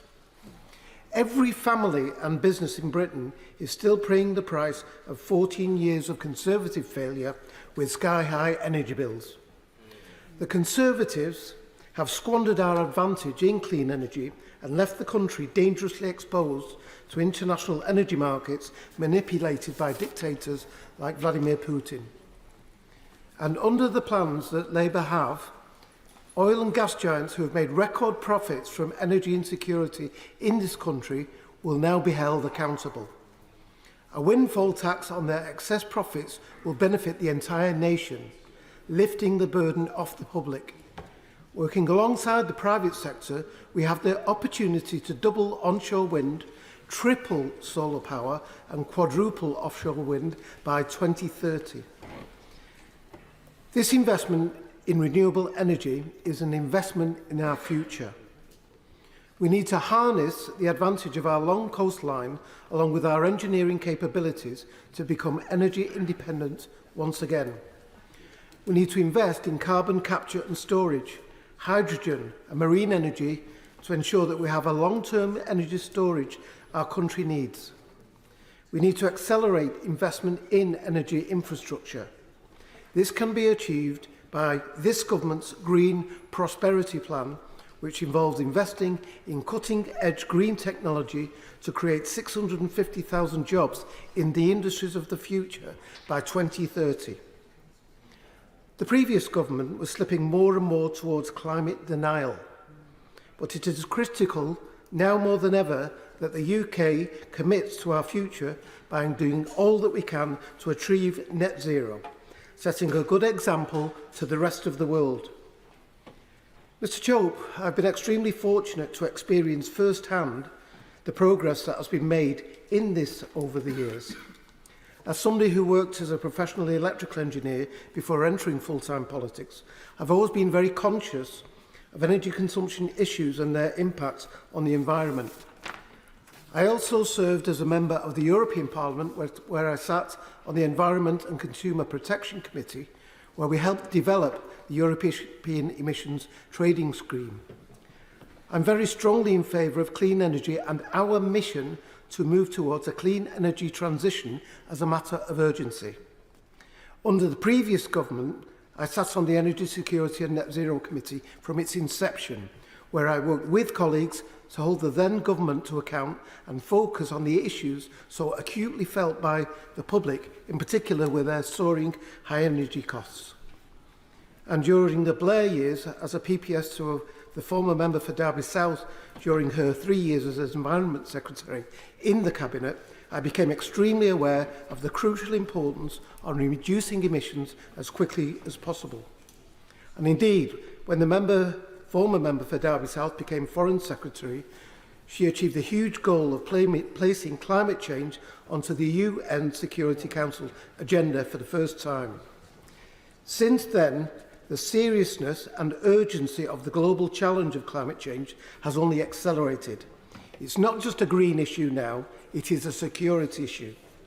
I'm proud and energised by the fact that this government is committed to tackling climate change and doing so in a way that brings the public with us and encourages international collaboration. By creating jobs and opportunities that stimulate the economy and slash energy bills, we are ensuring that together we can become a clean energy superpower, become energy independent, reach our net zero goals and secure our future for generations to come. Thank you, Mr. Chair. Robertson. Thank you very much, Mr. Deputy Speaker. And can I say what a privilege it is not only to follow the Honourable Member for Preston, but to stand here not only as returned representative elected to continue my representation of my home constituency, but to stand as the leader of unionism in Northern Ireland, to have the opportunity to speak for the people of Northern Ireland in our national parliament with the endorsement not only of my constituents but colleagues right across the province. It is a real privilege, and I am pleased to do it during this humble address and response to His Majesty's gracious speech. The election, of course, Mr. Deputy Speaker, you know, brought with it some challenges, and we don't have two of our colleagues that I would have liked to have been here with us today. And I thank Ian and Paul both for their contribution and service to national politics and to politics more broadly in Northern Ireland. But we're not without hope, and I think it is very clear that the additions to the parliamentary team, even though not of our party, will make a significant contribution to life in their constituencies in Northern Ireland and to this place as well. Mr. Deputy Speaker, in considering how to respond to this loyal and gracious speech, I think the first thing to say is that we hold His Majesty not responsible for one bit of it, but it is, of course, the agenda of this government. And if you were to ask someone in rural Ireland for directions, you might find them responding to say, I wouldn't start from here. Now, when I read through the King's speech, I want to welcome the commitment to repeal the provisions of the Legacy Act. And I say that as somebody who, over the last 9 years, and alongside colleagues for longer than I, have been consistent in our approach to dealing with issues of legacy in Northern Ireland. And that's not something that everyone in this chamber can say. Over the last number of years, we appreciated the opposition that the Labour benches offered in the face of the Conservative government's pursuit of this Legacy Act. We appreciated the response that we got from colleagues opposite when they recognised that the removal of the pursuit of justice was obnoxious to victims, people who lost the opportunity to pursue answers and outcomes on behalf of their loved ones. But the corruption of justice in Northern Ireland commenced decades ago. The early release of prisoners was a corruption of justice. The on-the-runs legislation, ill-fated though it was a corruption of justice. And the letters of comfort indicating to terrorists that they would not face prosecution was a corruption of justice. And so I'm well aware this evening that the Prime Minister is due to meet with the Taoiseach of Ireland, Simon Harris. And I am well aware that as part of this King's speech, he's indicated very clearly that he is keen to reset relations. And I think that is important. We should have good relations with our near neighbours. But I want to take this opportunity to say very clearly that the corruption of justice, which has now been highlighted by, and we have a commitment from government that they're going to act upon it, should mean that we should have an engagement that's based on honesty with the government of the Irish Republic. And there should be gentle and encouraging challenge to say they have failed in their responsibilities on legacy. When the courts have determined that the Irish government should bring forward inquiries as to what role was played by their state actors, by An Garda Síochána, and by others involved within their territory, there has been silence. In fact, all we've had over recent years from the Irish government was a case against the UK government on this legislation. So let's balance it up. If the engagement this evening is to be fruitful, if there's to be a positive outcome on what is a good commitment and a commitment that we welcome, then I think it is to ask our near neighbours to play their part in ensuring truth on that point and justice. Can I commend my honourable colleague and friend from East Belfast for what he said? When it comes to responsibility for the Republic of Ireland, what they should do, they should be held accountable for the fact that they give sanctuary to IRA terrorists who murdered my cousin in December 1971, and also Lexi Cummins, also my cousin, and escaped across the border. There's something wrong with the government and the Republic of Ireland in particular if they can give sanctuary to IRA murderers and killers and they think they can get away with it. I'm very grateful, Mr Deputy Speaker, to my colleague for that comment. I'd like to move on to public services. Over the last number of years, we've been campaigning about the fact that public services in Northern Ireland are constrained because the Barnett formula has not served us well, and we've been getting less than what the Northern Ireland Fiscal Commission and Council have accepted we need. That means year on year public services are being reduced in Northern Ireland. That means year on year we are not getting the sort of uplift required to make sure our constituents benefit from devolution. And new members to this House won't have probably experienced the protracted agony around devolution in Northern Ireland and the importance of getting it restored 5 months ago. But one part of that was ensuring that there was sufficient public finances available. And I think there is a key opportunity, though not mentioned in this King's speech, but hopefully something that a new incoming government will focus on, to draw upon the lessons of the Holtham Commission from Wales, to draw upon the positive uplift that is there, not to provide us with need, but what we need and what we need to reform, what we need to transform public services. Because at the moment, the challenges aren't about how we grow, how we develop the provisions for our people, irrespective of their community background in Northern Ireland. It's about what special schools we close. It's about what hospitals we close. It's about what services we stop providing. And I ask, as somebody who speaks for our corner of the United Kingdom in this place, that there would be earnest engagement on public services and public funding in Northern Ireland. Devolution was restored on the basis of an agreement that we reached with the then government, but it was supported by Labour in February of this year. Safeguarding the Union document allowed devolution to be restored and has contained within its key and significant commitments that we look forward to the Labour government honouring. Their members supported it at the time in February. They know the importance of it. And whilst I see reference in the King's speech to resetting relationships with the European Union, and as I said earlier, we should have good relationships and we should build upon those good relationships with near neighbours, we need to carefully nurture the arrangements that were agreed in February and need to be delivered. It's about removing barriers within our own country. We can focus on relationships with others outside, and we should, but that should not be to the detriment of that which makes this country work. There are opportunities about regional connectivity, opportunities to build on the Union Connectivity Review. The creation of a Council for the Regions and Borders looks quite like the East-West Council that was agreed back in February as part of the Safeguarding the union document. We'll have to study the detail.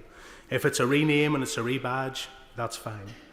But we need to talk about how do we move people and products from one part of our country to another. Where's the connectivity review work on the A75 when you move from Northern Ireland into Scotland and down toward Carlisle? How do we think about this as a national endeavour? There will be Scottish members of Parliament now newly elected on the Labour benches who will take a keen interest in making sure that the union works across the United Kingdom, and we want to play our part in that.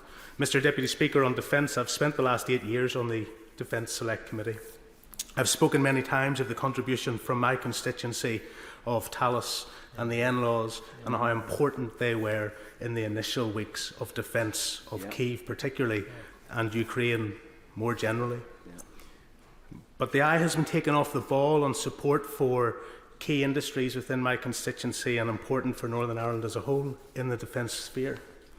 You will have seen negative briefing in the last 24 hours around Harlan Wolff. I want to see a very clear commitment from this government that they believe in the contracts that have been awarded to Belfast. They believe in the renaissance of shipbuilding in Belfast.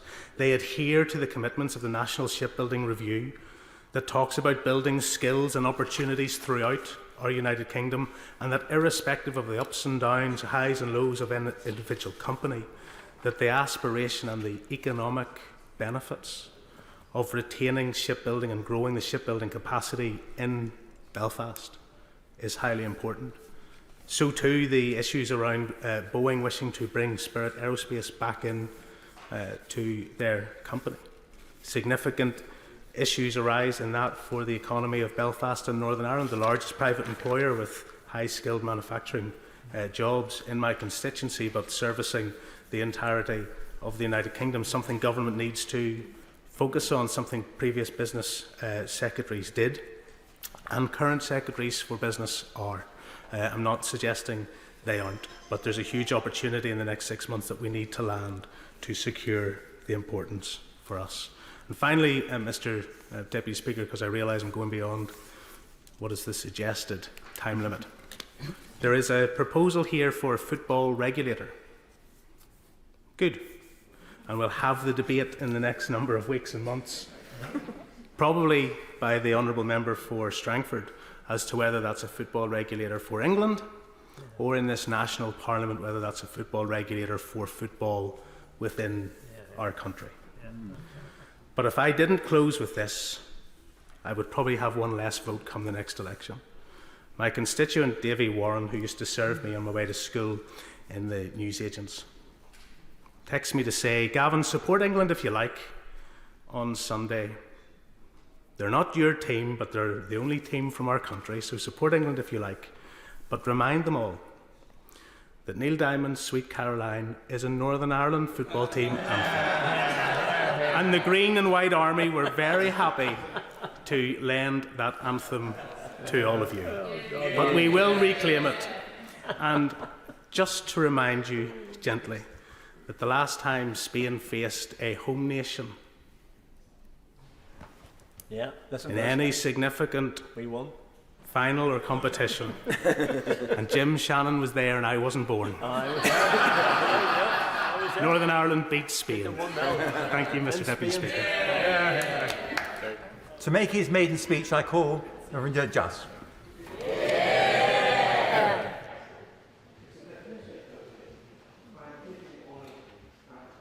To represent the new constituency of Wolverhampton West.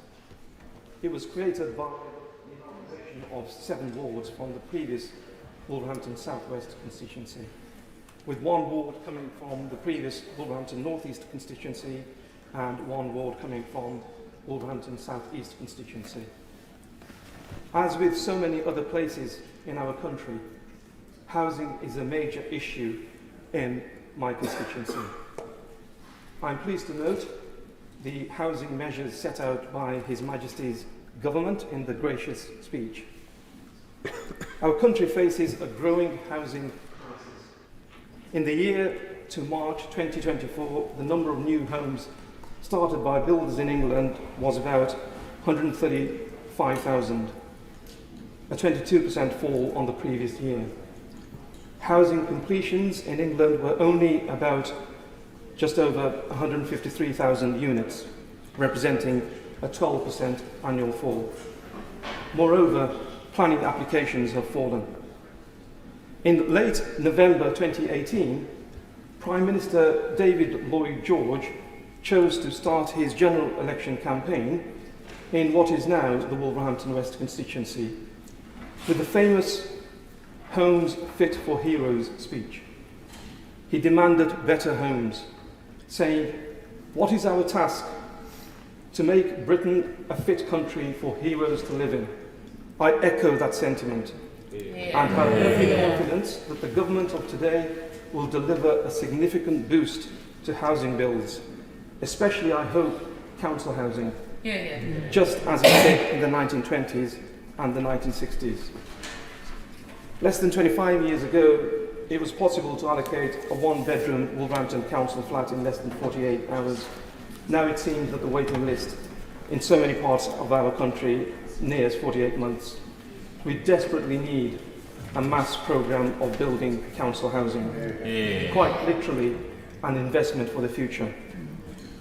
I'm a proud son of Wolverhampton, a Wolfronian, so called because our city was founded over 1,000 years ago by Lady Wolfram, and it is perhaps the only city in our country founded by a woman. I have lived in the city that I love since arriving from East Africa at the age of 4.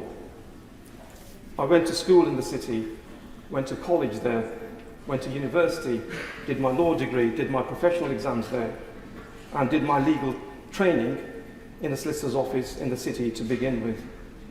I've spent my working life as a social justice lawyer in the great firm of Thompson Solicitors, focusing on work for trade union members and on clinical negligence cases. Wolverhampton has a long and proud tradition of manufacturing, formerly being home to the renowned companies such as Sunbeam Cars, which held the land speed record, and Dye Motors, and incidentally my father worked on a lathe machine at Dye Motors. The constituency also contains the headquarters of Marston's, a big pub chain whose brewery in this month is being sold to Carlsberg, and I wish to work with others to encourage them to continue our city's 149-year tradition as a major brewing location. Our city has a fine tradition of assisting the disadvantaged. For example, headquartered in the constituency is the Haven, which is the second oldest charity in the country, providing refuge accommodation for women and children escaping domestic abuse. We are also the head office of the excellent Refugee and Migrant Centre, a national centre of expertise. I'm a long-standing and active trade unionist and on the Executive Council of the GMB. And I'm always conscious that the first national union agreement with an employer for an 8-hour day was actually signed in Wolverhampton in the 1930s. Those who are unfortunate enough not to know Wolverhampton are often surprised as to how much our city has to offer. We have a Premier League football team, Wolverhampton Wanderers, the Wolves, and I'm a proud wearer of the Wolves badge as well. I'm fortunate enough to have a season ticket at the club with my son. And in this week of English football, and our England players did us proud, we have achieved so much as an England football team. Bearing that in mind, I recall that for many years, Tan Pullis, who lived in the city whilst he was the England manager. And I also recall the great Wolves player Billy Wright, who captained the England football team on the most occasions. And we have a statue of Billy Wright in the city centre stadium, the Molyneux.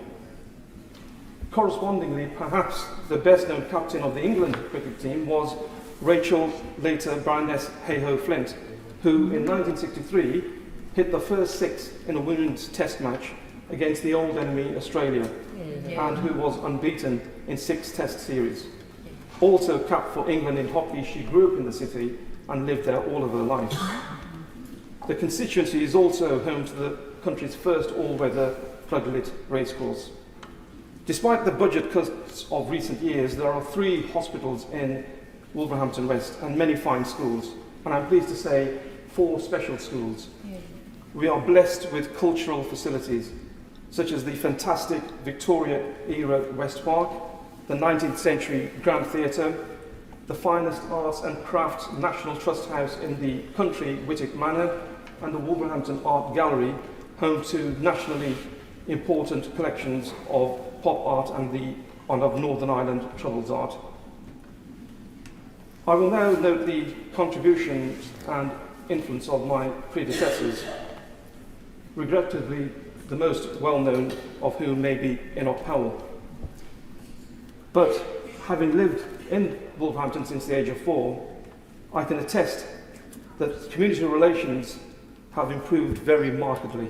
And this has not happened by chance. It has come by because of hard work by very many people, including several of my predecessors, and by groups such as Wolverhampton Interfaith, of which I have been a member for several years.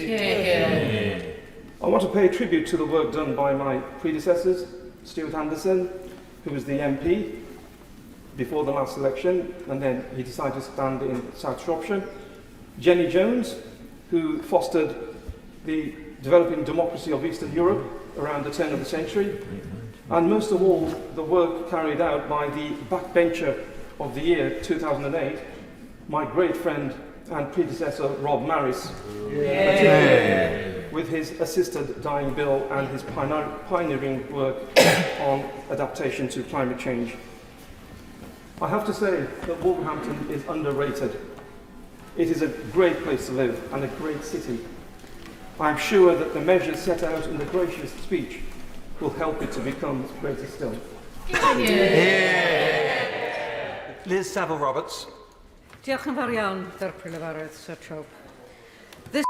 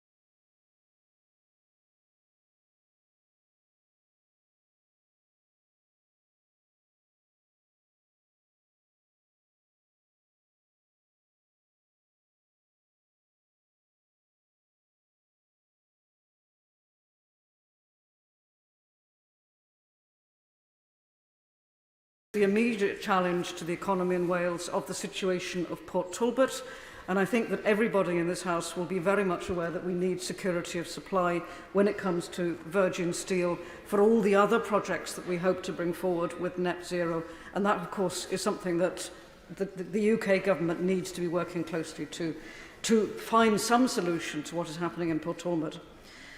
And I think this is an important point. When we're talking about fairness, it isn't a matter of begging for money from Westminster. This is, on the one hand, demanding the money rightly owed to Wales. And if people are arguing for the strength of the union, and that's not something that my party does, but if you are, I would be looking that the strength of the union does give the nation of Wales fair funding from the other side of the House, quite possibly.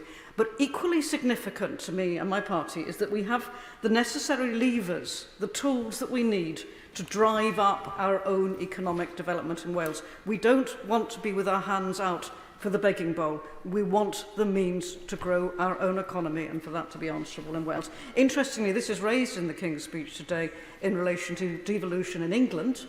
I think, having had a quarter of a century of devolution in Wales, under the model devised by Labour and under a Labour government, it would be very interesting to strengthen the economy in Wales as well. And Plaid Cymru's amendment, of course, sets out this vision in plain terms. It calls for measures to reform Wales's fiscal framework to provide consistency, transparency and fairness. And it calls for replacing the Barnett formula with a needs-based formula, also to introducing multi-year funding settlements, to restoring the Welsh budget to 2021 spending review levels. This is how Labour could bring about real change in Wales. And indeed, of course, what's missing in this King's speech is just as important as what is in it. The decision not to scrap the two-child benefit cap shows Labour choice not to prioritise the immediate needs in the here and now of nearly a third of children in Wales who live in poverty. Labour officials have repeatedly refused to make this so-called unfunded commitment. But the point is, and this matters, the decision not to fund it is a political decision. Now, Plaid Cymru, of course, have championed what would be real change, alternative means of taxation which would enable the funding of progressive policies, equalising capital gains tax with income tax, which would raise £15 billion a year. Now, £2.5 billion a year is what is needed to fund the abolishment of the two-child benefit cap. And that would require less than a fifth of all that potential income. Just imagine how much we could do with the remaining contribution to the public purse.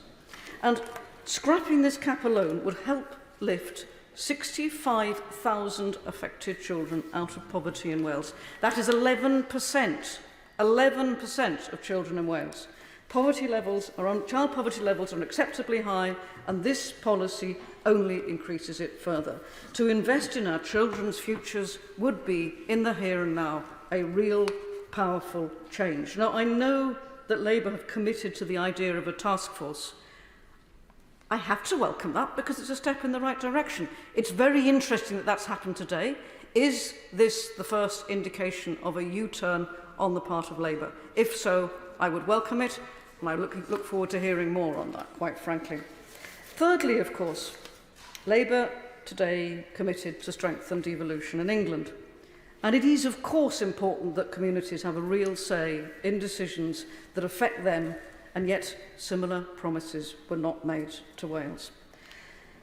Labour's manifesto committed to strengthening the Sewell Convention and to consider, that weasel word, the devolution of justice and policing to Wales, which has already been considered, of course, because it's the policy of Labour's own party in Wales, but actually brought forward. And when we consider the state of our prisons as left to us, as bequeathed to us by the previous government, with their policy of 14 years of austerity, we need radical ideas if we are to tackle the blight of how we rehabilitate, how we deal with justice. And in Wales, of course, the key measures involved with rehabilitation in making our communities safer, those are in the hands already of the Senedd, namely health and housing. We need all this in place.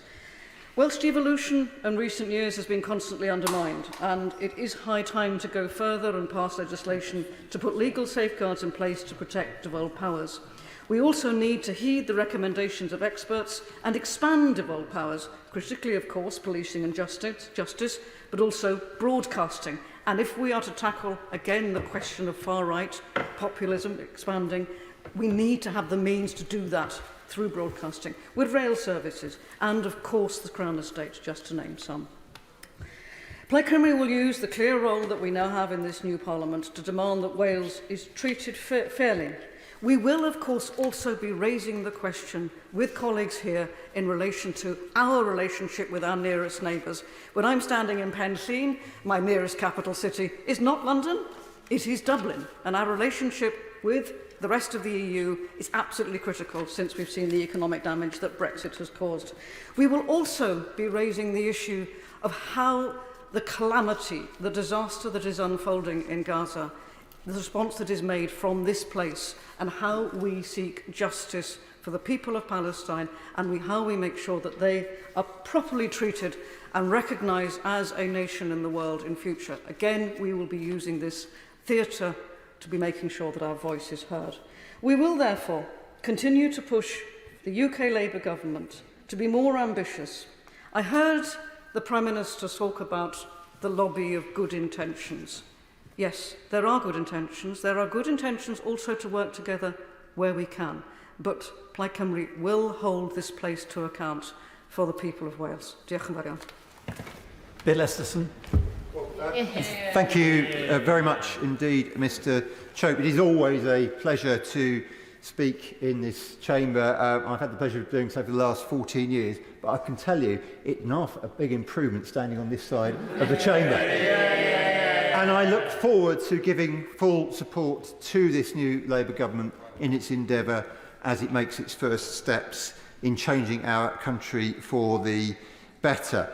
Can I congratulate my honourable friends from Bolton North East and from Wolverhampton West who gave outstanding maiden speeches. They've set the bar rather high for the rest of you, I think you would all agree, and I wish you all well in your endeavours. I can indeed congratulate all new and returning members. Mr. Chope, we have an inheritance after 14 years, and I'll just say to some of those honourable members opposite who have defended the previous government's record, or at least attempted to do so as they made their various leadership pitches, that the 14 years of economic performance tell a rather different story to that which we have just heard.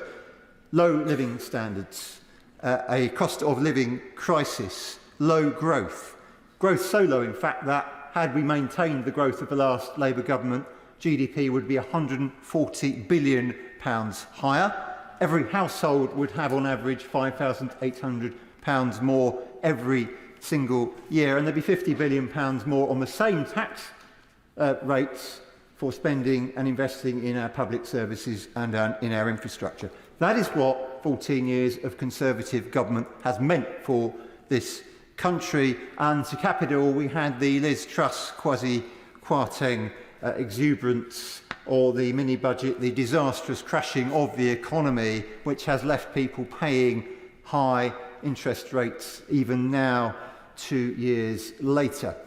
So that is the record we inherit. It is what we have to fix, and we have made a very, very good start. In the gracious speech, the importance of economic stability was underlined with the announcement of a budget responsibility bill to deliver stability, to attract investment by creating confidence throughout the economy. The National Wealth Fund to attract that private investment and to invest in the massive opportunity which is available to us in this country, almost uniquely in Western Europe, through clean energy, through our geographical and our geological opportunities and our marvellous tech in this country, our science base, our universities too.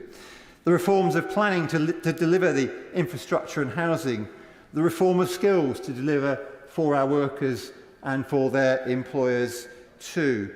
And the investment that we've announced, so important in transport, the improvements in rail, in buses, the commitment to sustainable aviation fuel, show a government which actually understands the importance of integrated transport in delivering societal and economic improvements.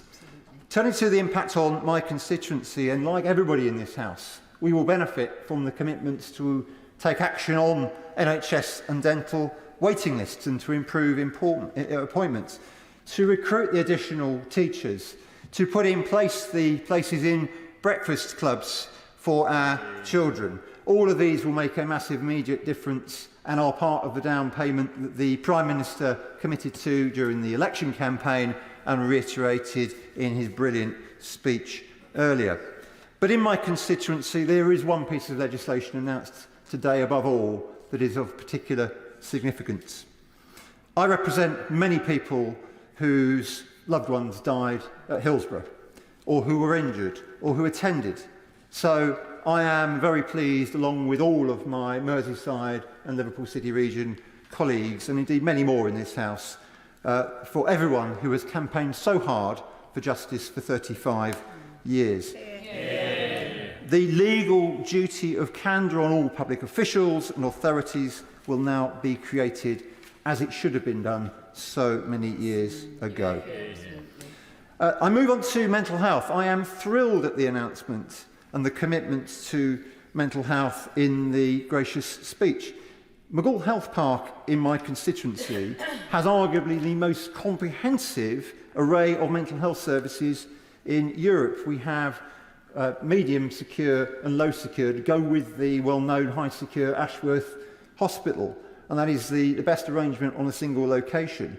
But Merseyside Merseycare NHS Trust, along with the Liverpool Combined Authority and Liverpool City Region Combined Authority and Sefton Council, all want to see, as do I, investment in a world-leading diagnostic and research facility in mental health on that same site. I think what we heard today in the gracious speech, it gives me great confidence that such investment is likely to be available so we can make the most of what we're already very good at in this country and make so much more of it. And it must be right that, as the Sovereign said in the other place, that physical health should have the same attention, mental health should have the same attention as physical. Now, this brings me in more detail onto energy. The Liverpool City Region and the North West of England are supremely well placed to be at the heart of the government's plans for investment in clean energy and in energy security. Contrary to what some Conservative members have been saying, this is about jobs. It is about cheaper transport and lower energy bills. It is an economic investment as much as it is an environmental one. And it's essential that we support workers, of course it is, in the oil and gas industry, so that we avoid the mistakes of deindustrialisation, so that there are jobs, so that there is training for people to make the transition and to take advantage of the lower carbon future that we all know is coming. So in the Liverpool City Region and across the country, it is absolutely right that we make the most of the opportunities in fixed and floating offshore wind. In onshore wind, I'm so pleased that the Secretary of State ended the ban as one of his first acts, and indeed that he announced the 3 new solar farms, but also in the northwest and elsewhere in hydrogen, in carbon capture and storage, in nuclear, and uniquely in the northwest, in the City Region, we have great plans for the Mersey Tidal project. They are all key to growth, to prosperity and to addressing the climate crisis. So I am thrilled that this is front and centre of Labour's plans for government. And there are many other aspects to the low-carbon future. The improvement in insulation in housing, the plans for solar for people at home, something I have invested in and have seen the benefits from with lower bills already, and I would advocate that for everybody, and it is brilliant that we are committed to giving everybody the ability to make the most of the opportunity. But also in the City Region in the northwest, we're part of the HyNet project, which is a commitment to a series of green hydrogen generation units. We're also committed to improvements in green transport through the rollout of EV charge points, something that has to happen more quickly right across the country. And in the City Region, there are already net zero hydrogen buses in service. Elsewhere in the City Region, Glass Futures is leading the way internationally on decarbonising the production of glass, and we are looking also at battery storage. So whether it's the City Region or elsewhere in the country, this really is key, not just to Labour's energy mission, but to the mission of sustaining the highest growth in the G7. And whether it is to do with the investment in energy or the improvements in public services, by having growth at the centre, we really will see improvements in this country. we really will see a change from what we've seen over the last 14 years. 14 years of chaos are over. It's time to turn the page. It's time to work together, as the Prime Minister said, and as he offers to all members in this House and to people beyond this House, to work together to start to rebuild Britain. Today's gracious speech is an important down payment in securing Britain's future. Roger Gale. Thank you, Sir Christopher. I would like to start by adding my congratulations to both my friend, the Honourable Gentleman, the Member for Bootle, and the Honourable Lady, the Member for Vauxhall, for their speeches earlier this afternoon. You and I, Sir Christopher, have heard, I suspect, quite a number of such speeches, and I hope that we can probably agree that they are amongst two of the very best that I have certainly ever heard. And while I'm congratulating, may I also pass my congratulations to the Honourable Gentleman, the Member for Wolverhampton West. He spoke movingly of his football team and his town, and in which he quite clearly has great pride. I don't think I visited Wolverhampton more than 60 years ago. If the Ambassador Bowling Alley is still there, then I recall that Berry Gordy brought the Motortown Review to Wolverhampton, and I actually watched Stevie Wonder playing 10-pin bowls in a Wolverhampton bowling alley. Think about that. Sir Christopher, it's 41 years since I was first elected to this House as the then youngest Member of Parliament for the new seat of North Thanet. And I'm delighted that 41 years later I find myself elected as the youngest Member of Parliament for Herne Bay and Sandwich. Colleagues on both sides of the House, new colleagues who haven't heard these speeches before, will find over, and you and I, Sir Christopher, both know this very well indeed, will find that over the coming weeks and months you will make great friendships right across the House, and that is as it should be. And out there in the real world, people don't understand that. They don't understand that we work so closely together. But we do, and so we should. And Jo Cox was absolutely right when she memorably said, there is much more that unites us than divides us. Yeah. And so it is with this speech today. And I should also place on record my thanks, and I hope the House, thanks to the whole House, to the manner in which both the Leader of the Opposition and the Prime Minister have managed with great dignity the transfer of power. We do state openings rather well. We do democracy in this country even better.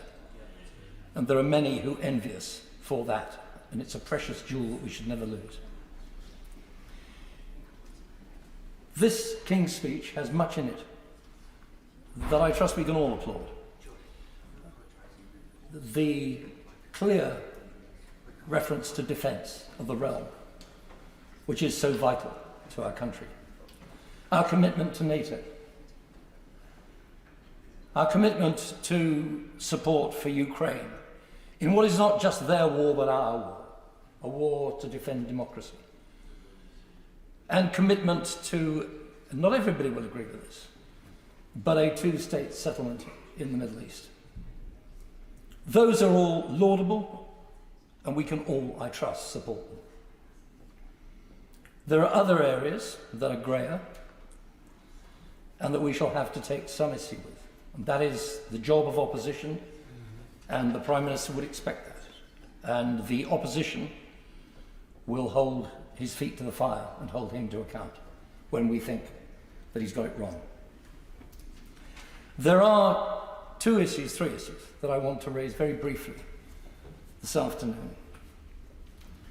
I have grave concerns about the proposed reforms of planning law. I, like many on the government benches now, represent a rural constituency. I fear for the loss of farmland. And in the proposed planning reforms, and I'm not sure, and this is a genuine confusion and concern, whether or not it is now the Chancellor of the Exchequer or the Secretary of State for Housing that is driving this policy. But I have a very real concern that local democracy will be removed and that we shall find ourselves with a slash and burn policy that will destroy yet more, not of the green belt, but of the land that we need to grow the food to feed our country. And I trust that the government will address that issue very clearly and very seriously indeed.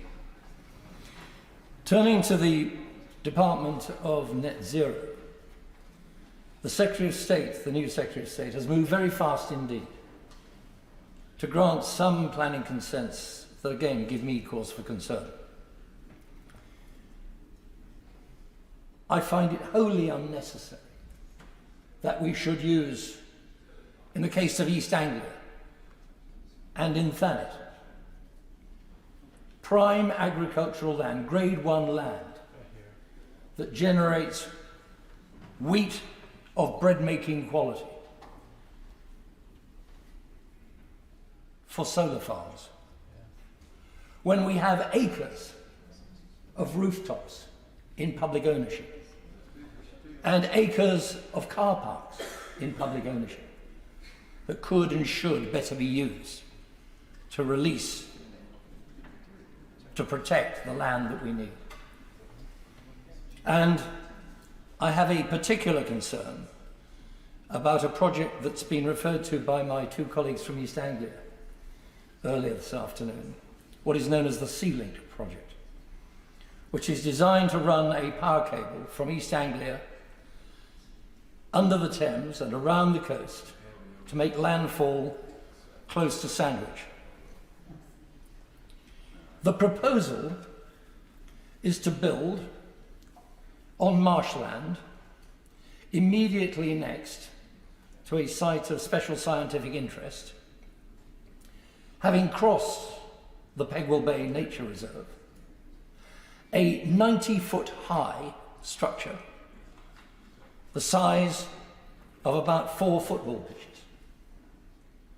And National Grid have got this so horribly wrong that they've now realised that marshland is wet and that therefore they have to pour thousands of tons of concrete into the land and drill down and pile before they can even begin to build their structure. And the point about this is that there are viable alternatives which have been suggested. And I hope that the new Secretary of State will take this concern on board and use his powers, which he has, to instruct National Grid to go back to the drawing board and get it right. We all want clean energy.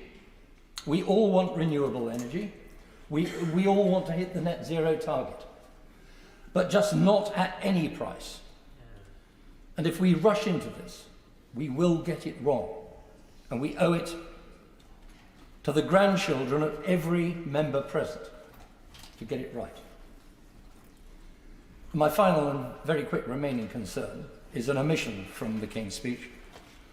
It is a sadness to me that, given the amount of comment and publicity, there is not one mention that I can see of animal welfare anywhere in the speech at all. And I would hope that at the very least, Her Majesty's new government will reintroduce and ram through the trophy hunting bill that 2 members of Parliament, one Labour and one Tory, tried to get through the last Parliament and failed. And with that, I would simply say, in the interests of this United Kingdom, I wish the government and its programme well. We will hold feet to the fire where necessary. But I trust, as the Freudian slip, the Leader of the Opposition this afternoon said, we shall not be obstructed. A government has a right to get its business. Thank you. I call Patrick Hurley to make his maiden speech. Thank you, sir, for calling me to make my first speech as part of this important debate. Firstly, may I thank the Right Honourable Member for Herne Bay and Sandwich for his contribution. May I also pay tribute to all of those who are making their first speeches today. I wish them well today and for the remainder of this Parliament, and I hope that we each manage to repay the trust that our new constituents have placed in us. I'm led to believe that certain conventions apply to members' first speeches. I wish to assure the House that I will abide by those conventions. Accordingly, I wish to pay sincere tribute to my predecessor, Damien Moore, who diligently served Southport for the past 7 years, paving the way for a new government to ensure that the town's best days lie ahead of it. I wish him nothing but the best for the future. I also wish to refer to another of my predecessors as Southport's MP, somebody already mentioned in today's debate.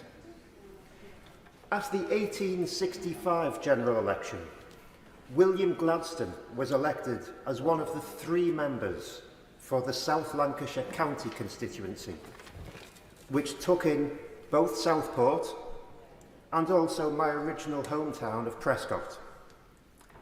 As I'm sure members will appreciate, this fact helped me somewhat over the past 12 months or so in drawing a link between where I was born and where I now represent in this House. Now, I expect I am not alone amongst new members in having been rather overwhelmed over the past couple of weeks by the mountain of email correspondence that we've been receiving from constituents and others since our elections. I can, though, take some comfort in the fact that my inbox refers solely to the much smaller constituency of Southport rather than the whole of the South Lancashire constituency that William Gladstone represented. And I can only imagine the additional stresses and strains on members in Gladstone's day if they too had had access to a parliamentary email address. As well as being part of the same old county constituency, both Prescott and Southport were also within the boundaries of the old 100 of West Derby.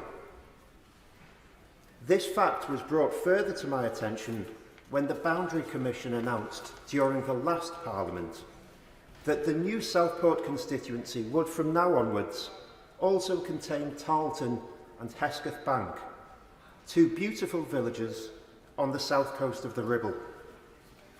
As a result of this change, I researched at my local library whereabouts the boundary of the West Derby 100 was, hoping that I'd be able to say that Tarleton and Hesketh Bank had, many years ago, also been under the same county division as Southport. Alas, this was not to be. After quite some hours of research, I realised that the information I was looking for had actually been staring me in the face all along. It appears that the boundary between the hundreds of West Derby and Leyland lay along, would you believe, Boundary Lane. And that Boundary Lane is situated in a hamlet called 100 End. It's a lesson, I think, in not ignoring the obvious when it's right there in front of you. My predecessors in previous parliaments have talked about how they have felt that Southport has sometimes been taken for granted or taken advantage of, and so have subsequently sought to discuss and elevate divisions between the towns of the local borough. I wish to assure my constituents that I will take a different approach. Instead, I will work to ensure that our country's new government will not look to cause divisions with our neighbours, whether they be other countries thousands of miles away, or even just other towns just a few thousand yards away.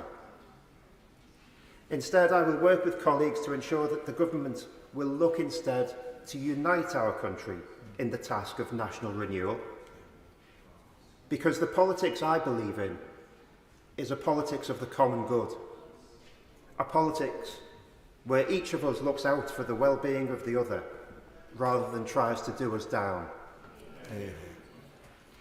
Many towns and villages in this country have seen better days over the past few years.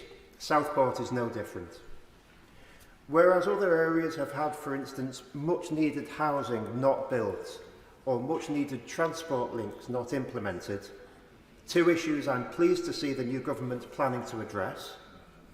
Southport's problems have manifested themselves in the temporary closure of the town's much-loved pier and the town centre, whose main streets need more than their fair share of love and attention. I promise to work with colleagues in this House and beyond to fix these issues. The new government's priority on economic growth is entirely the right approach. Unless we get the trend rate of growth back to pre-2008 levels, our task in this Parliament around reducing poverty will be much harder, and the government has my full support in its approach. I wish it to be known that I will do my utmost to make sure that Southport's best days lie ahead of it, that the decline of recent years will be arrested, and that the town's fortunes will be turned around, and that I will work with good people of good faith to bring that about, no matter what their party affiliation. And with that, I would like to thank you, sir, for allowing me the opportunity to make my first speech in this place, and I thank the House for the manner in which the speech was received. Order, order. We still have 25 members wishing to speak. So after the next speaker, who will be Sir Julian Lewis, I'm afraid I must impose a time limit of 7 minutes. This strict time limit will not apply to maiden speeches, but I'm sure that they will also want to keep an eye on the clock. And remember the courtesies of the House. If we don't impose this time limit now, and if the people don't keep to it, not everybody will get into this debate. So after the next speaker, there will be a time limit of 7 minutes, and I now call Sir Julian Lewis. Thank you, Sir Edward. And who would have ever dreamt when we first met in October 1981 that so many years later, both you and your equally radical and progressive friend, my honourable neighbour for Christchurch, would successively grace this House by occupying the Speaker's chair. I wish to make congratulations indeed a theme of my short contribution. I want to congratulate in particular the 3 maiden speakers that we've heard so far. It takes quite a bit of doing to make your maiden speech so soon after entering the House of Commons, and it is greatly to their credit that they made such generous tributes to their predecessors. The Honourable Lady for Bolton North East talked about working across party boundaries, and that's something I wish to come back to. The Honourable Gentleman for Wolverhampton West concentrated on housing issues and the great sports record and legacy of his beloved Wolverhampton. And I too can remember Billy Wright from all those years ago. And the Honourable Gentleman for Southport, who's just spoken, showed an intimate knowledge of the local issues affecting his new seat, and I'm sure he will be extremely assiduous in attending to them. Now, I said I believe that congratulations are a theme that's in order, and I wish in that respect to echo what was said by my right honourable friend for Herne Bay and Sandwich when he talked about the result of the election and the way in which power was transferred. Now, it goes without saying that whenever you have a general election and one side achieves a significant absolute majority, as has happened in this case, there will be a majority of people in the chamber who are feeling self-congratulatory. But I suggest that we all ought to congratulate ourselves and each other on the way in which we have handled the transfer of power. And it is a cause for great concern that when we look amongst modern democracies, both in Western Europe and, sadly, across the Atlantic, and more of our important relationship with the United States will be addressed a little later in my remarks, that the cause of democracy in those countries is so ragged and threadbare at the moment. Let us hope it is but a passing phase. Now, for those people situated on the opposition benches, I have to say that bad though the result was for the Conservative Party, people observing the benches today shouldn't think it was quite as much as a wipeout as might appear at the moment. But I have to say, I think two of us at least have had the experience of sitting on these benches before.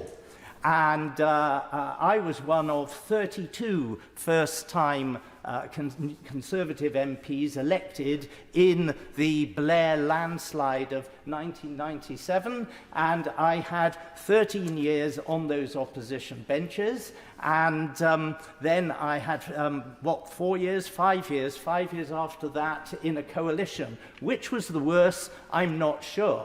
But what I would say, a piece of advice to all new entrants to the House, including on the government side, is this. If you want to enjoy your time in this place, ask yourself the following question and hopefully give yourself the right answer. Would you still want to be here if you knew that you were going to be a backbencher all your parliamentary career? And if the answer is yes, then you're in the right place. Cling to it, because then anything else that happens is a bonus.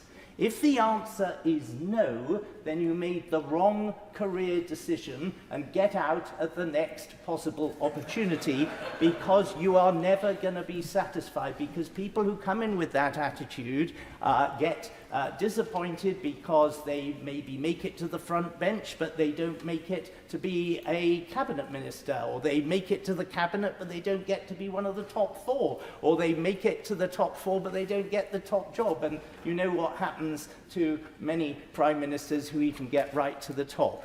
So enjoy the status that you've got, bank it, and look on everything else as a dividend. Turning to the King's speech, just a couple of observations, because we don't have the time for anything more detailed. On the issue of planning presumptions, I'm always a little bit worried about presumptions in favour of this and presumptions in favour of that. Let's hope that's not a shorthand for ignoring what people want. In my constituency of New Forest East, the biggest local issue for the first 6 years of my time in this place was a proposal to build a giant container port on reclaimed land on Southampton water called Dibden Bay. And Associated British Ports said that without doing this, the port of Southampton would begin to die. And we fought this for 6 years, and we won. And guess what? The port of Southampton didn't die. They found other ways of dealing with the container traffic, which has thrived. And now we have the prospect of a free port in the area. And I like to think that the new people in charge of Associated British Ports will be a lot more sensitive about what they plan for the delicate parts of the constituency. So all I'd say is, do not trample roughshod over communities' concerns with major infrastructure projects, because sometimes you may not be getting the best project. On the issue of conversion therapy, I just leave a question hanging in the air. And that is, anybody who votes for this change needs to be able to answer this point. What is it that you're proposing to outlaw that isn't already forbidden under existing laws? The danger with well-intentioned laws of this nature is that you can end up in a situation where what you're really talking about is thought crime. And 75 years after George Orwell's 1984 was published, or maybe it's 76 now, technically speaking, we need to be wary of that. I have a constituent with whom I happen to disagree about abortion. This particular constituent is fanatically opposed to abortion, and I'm not, and I do not think there should be demonstrations outside abortion clinics. But what he wants to do is to be able to stand silently by himself on the pavement and pray internally. And he's in a position where, if he's asked by the police what he is doing, if he says, I'm thinking about my shopping list, or I'm thinking about some other domestic issue, he's fine. But if he actually admits that he is praying in relation to the abortion issue, he could end up being accused of committing an offence. Be careful before you go down that road too far. When it comes to modernising of the House of Lords membership, please be careful about blanket considerations. I would just say to people there is a very well-informed group led by Professor Lord Norton, who have been grappling with sensible ways of trying to modernise and reform the House of Lords for quite a number of years, and voices like this need to be listened to, because the House of Lords, though some people are appointed on the wrong basis, do in fact do an important job. If I may just have a few more moments, please, for one last point, which is quite significant, and that is it relates to the Intelligence and Security Committee. And this is an essential matter which will need to be incorporated into one of those pieces of legislation which the government is bringing forward. And it's a single amendment to the Justice and Security Act 2013. That amendment is required to protect a particular aspect of our parliamentary democracy which is currently being undermined. The amendment is to establish an independent office to support the Intelligence and Security Committee of Parliament, which until recently I was chairing, in order to safeguard the independence of the committee itself. For the benefit of the newer members of the House, the ISC is a cross-party and cross-house committee created by statute. Under the Justice and Security Act of 2013, the ISC has the legal responsibility for overseeing the UK's intelligence community on behalf of Parliament. Newer members will be surprised to hear that the ISC's office, a very small number of staff, belongs to the Cabinet Office, when the ISC oversees large parts of the Cabinet Office, and they would be right to be surprised. That's a fundamental conflict of interest, which is why at the time of the Justice and Security Act, the Cabinet Office was supposed to be only a temporary home. But in the over 10 years that have elapsed since then, the committee's office is still beholden to and vulnerable within and unfairly pressurised by the very part of the executive which it's charged with overseeing. The executive should not be able to constrain and control the committee's democratic oversight on behalf of Parliament by exerting control over the committee's small team to the extent that the Cabinet Office officials are actually overriding the committee, as has happened repeatedly in respect of staff assessments in recent years, or starving it of resources so that it's unable to fulfil its legal responsibilities. The members of the ISC in the last Parliament therefore determined unanimously across all parties and both houses represented by its membership that it was essential for parliamentary democracy that the committee's office move out from under the control of the executive and be established instead as an independent body corporate with a link to Parliament rather than the executive. And this is my final point, in the King's Speech speech we heard this morning that there is a programme outlined which gives an obvious vehicle for putting this matter right, and that is, quotes, the Commonwealth Parliamentary Association and International Committee of the Red Cross Status Bill, which is designed to change the status of those two organisations. It is therefore the obvious place to include a short amendment to the legislation necessary to change the status of the committee's organisation as well. And I hope that we can work across party boundaries to ensure that the resources and the independence of the staff of the Intelligence and Security Committee can now be secured after a difficult time in which the excellent staff have helped produce many important reports, but they should not have to be looking over their shoulders with a problem of this sort. Thank you. Order. I must now impose a time limit of 7 minutes. Rachel Maskell. Thank you, Sir Edward, and may I congratulate all new and returning members on their election success. The Honourable Member for New Forest East is right in saying it is the greatest of privileges in being able to represent our constituents, and I certainly pay real attention to my constituents in York Central and assure them I will do all I can to make sure their voices are heard, not least with the privilege of being in power. We must make the most of every opportunity, as today's humble address has clearly demonstrated for all to see. First, stabilising the economy, and I say to our Treasury bench, York Central will play its part, not only creating 12,500 new jobs in the York Central development, taking forward the advanced rail technologies and the biosciences, but also Bio-Yorkshire, 4,000 green-collar jobs, a Green New Deal for York and wider Yorkshire. And it will be a huge privilege to work with our front bench to see that come to fruition. But it's not just about the economy. We will build the homes and the public services that we have longed to see from opposition. Entrenched now in inequality, we will overturn that injustice that has crushed so many hopes and crushed so many communities, and ensure that we build those services in the interests of the people we represent. Labour's Employment Rights Bill will be so refreshing to workers.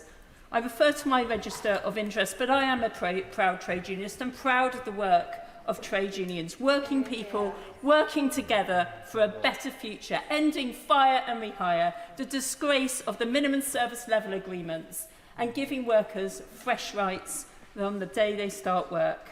But I would also ask my front bench if they'll consider my previous private member's bill to outlaw bullying at work, ensuring we had a legal definition on bullying, alongside discrimination and harassment, providing a route through to an employment tribunal to seek justice, and alongside having an enforcement body to improve workplace cultures. It could be transformative, reduce absenteeism and increase productivity. It needs including.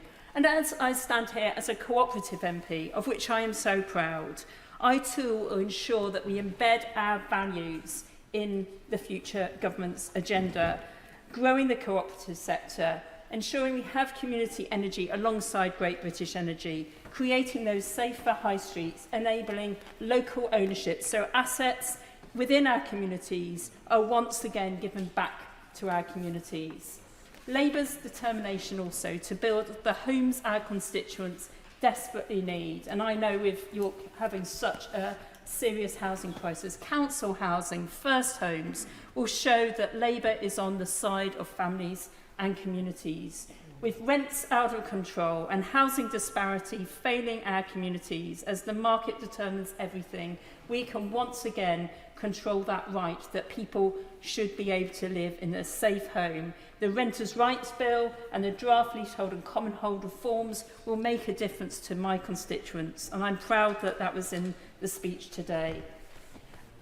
And also, I would say to my front bench, Airbnbs, short-term holiday lets, I'm still on the campaign trail. The last government said they would legislate and regulate.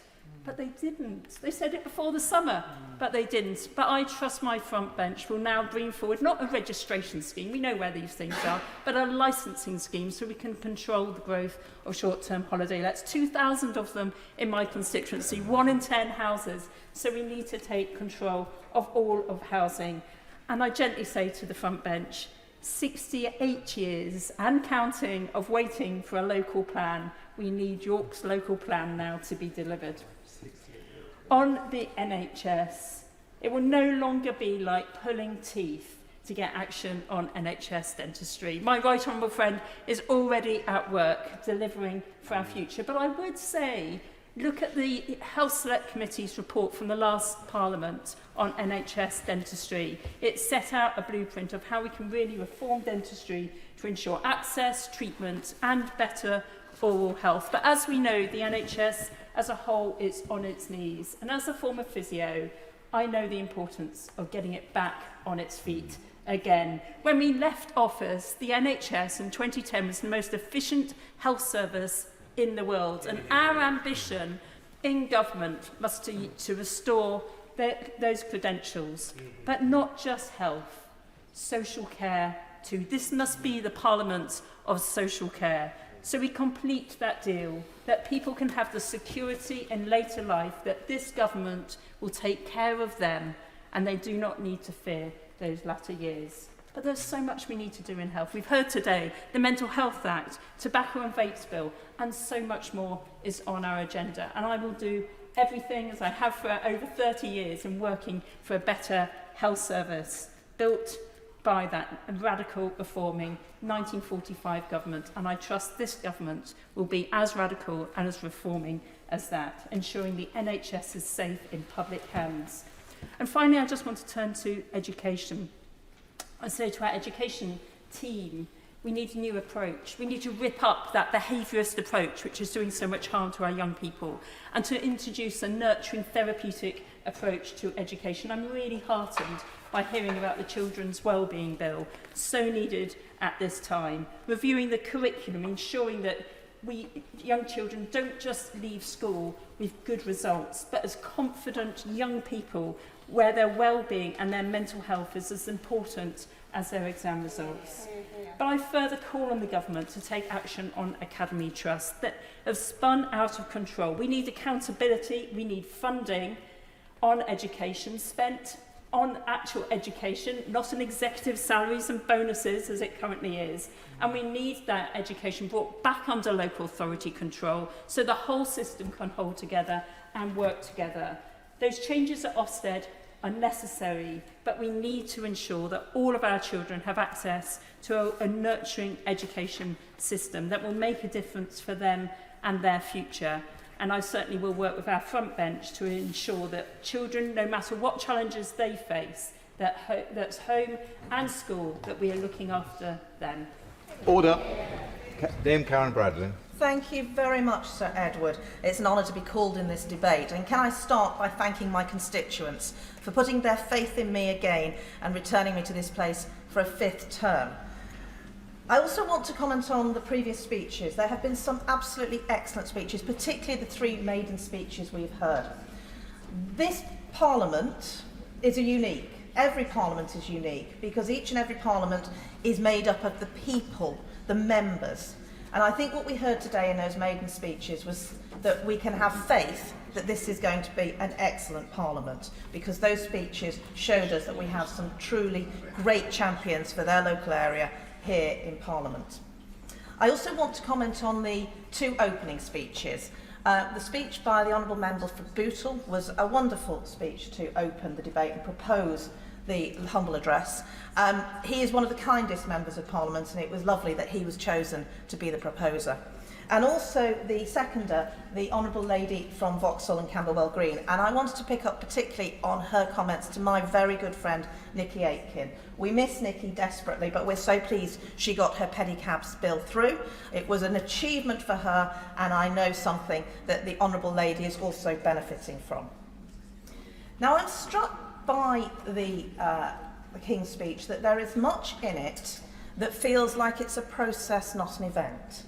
I look at many of those bills and I go back to times when I was a minister, I think about the work I did when I was in the Home Office on the Violence Against Women and Girls strategy and the work we did to strengthen our laws on domestic abuse. And I am very pleased to see that there is a bill in the address that we will be working on, because all the while you cannot stand still on this issue. It is an issue we constantly have to keep moving on, because I'm afraid perpetrators get wise and perpetrators work out ways to buck the system. So I'm very pleased to see that that was included.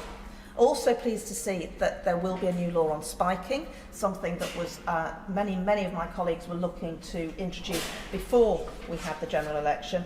And I'm also pleased that there will now be a Mental Health Act, something that many of us had pushed for. And again, I want to pay tribute to a previous member, Dame Jackie Doyle-Price, who was such an advocate for this and raised it on numerous occasions. I'm pleased we're going to see Martin's Law introduced. I was the Secretary of State in the Department for Digital Culture, Media and Sport when the Manchester Arena attack happened.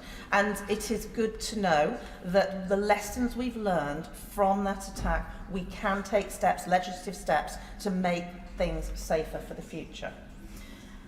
I will also want to pay tribute to what I see as the progress that's been made from the work of a previous Prime Minister, soon to be in the House of Lords, Theresa May. She introduced the race equality audit, where we looked closely at what was going on in the public sector and other organisations. Without that work, it wouldn't be possible to see a new race equality bill being proposed.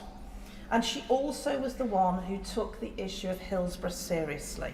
And it was her that made sure we had the full inquiry and that we have found out the truth. And it is quite right that now that Hillsborough law will be brought forward. I had the honour in the previous Parliament of chairing what's called the British Group of the Parliamentary Union, be heavily involved in Commonwealth Parliamentary Association UK, and also co-chairing the British-Irish Parliamentary Assembly. And it's good to see so many friends from all sides who were involved in those organisations. And I would say to any new members, please get yourself involved with these fantastic bodies that really give you an insight into global issues and build up connections and links with our friends in parliaments around the world. So I do welcome that there will be a new bill to look at the issue of legacy in Northern Ireland. That issue can only be tackled if there is cross-party support on the ground in Northern Ireland. It cannot be imposed for here. We all want to see a solution to that issue, but certainly at the British Irish Parliamentary Assembly, this was a matter that was raised time and time again, so I'm glad that this will be looked at. I'm also pleased that there will be a bill to make the constitutional status of the Commonwealth Parliamentary Association settled. We did start that process, we couldn't get it finished, but it is incredibly important. And I would finally just comment on global issues, that the issues in the Middle East, I've seen firsthand through IPU assemblies just how difficult these issues are to address. And there are disruptors in the world who want to do us harm, and they are making sure that the views around the world are the views they want to see. And I feel that we do need to take this incredibly carefully and very seriously, because we need the hostages released, we do need to see a ceasefire, we need the humanitarian aid in, and we need to make sure international law is observed. My final point is a completely constituency point, which is around the status of the Staffordshire Moorlands. So we are a very proud and very unique area. We are part of the Peak District National Park. We have beautiful Churnet Valley, which is desperate for an AONB status, but we do face challenges. We are concerned about what might happen with devolution, as we don't want to be in a unitary authority across North Staffordshire. We want to keep our unique identity. We don't want to see the green field between our villages and the city built on. And we want to make sure that we have the powers locally to make sure that solar farm developments, battery storage developments, pylons and other matters can be dealt with locally, so that it is the people who are elected locally who can make those decisions. So I would urge the government, please no top-down targets, please no imposition from above, listen to the people on the ground, this matters to them. The Staffordshire Moorlands needs to keep its unique identity. Thank you. Ruth Jones. Thank you, President. And it's a real honour to be speak in this debate on the King's Speech today, and also to follow the Honourable Lady opposite for Staffordshire and Moreland, and I thank her for her thoughtful and considered speech today. And I'd like to commend the 3 new members on their maiden speeches today. Each individual, but each very definitely different and heartfelt and completely appropriate. So well done to all of them. And the good news is they have now achieved it and they've got it out the way so they can get on with the rest of the job. But it's also a real privilege to speak as the first Member of Parliament for the new constituency of Newport West and Islwyn. And as I said in my acceptance speech on the 4th of July, it is an honour to represent the constituents of this new constituency, which includes the former seat of Lord Neil Kinnock, Don Tewig, and of course my immediate predecessor, the late great Paul Flynn. And I'm very pleased that our new Labour Prime Minister has set out so clearly that this government is here to serve the country and not be self-centred or self-serving. We in this House are public servants and we should do all we can to make sure that we represent the people that voted for us, but also those that didn't, to ensure their voices are heard in this place of power, and we must work to ensure the best outcomes for all of them. This King's Speech is full of details of legislation to be laid in the coming months, and I am excited to see it unfold, and we can start to make a difference to people's lives in Newport West and Islwyn, across Wales and the rest of the UK. Now, as a former trade union officer, I'm so glad to see the new deal for working people will be brought forward to ban exploitative practices and to enhance employment rights. We need to end the terrible practice of fire and rehire quickly and the use of zero-hour contracts. It's so important that people are paid fairly and that work is rewarded. But we also need a safety net for those that are not able to work, who need support, sometimes for a short while, others need longer-term support. Legislation to reform rail franchising will be most welcome, especially like people like me who travel on the trains on a weekly basis. We need to ensure there is fair investment across the rail network and that passengers get a fair deal on tickets and get to their destinations in comfort and on time. And I look forward to the establishment of Great British Railways in due course. I'm also looking forward to the introduction of Great British Energy, a publicly owned clean power company, which will be based in Scotland. I have to say gently to the government, I'm sure we could have had it based in Wales, but I will leave that debate for another day. I also welcome the measures to strengthen community policing, deal more effectively with antisocial behaviour and improve victim support. And I've worked with a number of women in my constituency who have suffered domestic abuse for many, many years. And I want to make sure the police learn from their stories and make sure any potential victims in the future have their issues addressed and their lives made safer as quickly as possible. Another area I'm pleased to see included in the bill is to progressively increase the age at which people can buy cigarettes and also, most importantly, impose limits on the sale and marketing of vapes. Yeah. As a former physiotherapist, like my colleague from York Central, I'm extremely concerned that people across the UK are still dying from cigarette-related conditions. And I have treated patients who had irreversible changes to their lungs and other conditions directly due to smoking. The evidence between nicotine and poor health and premature death has been very clear for many years now.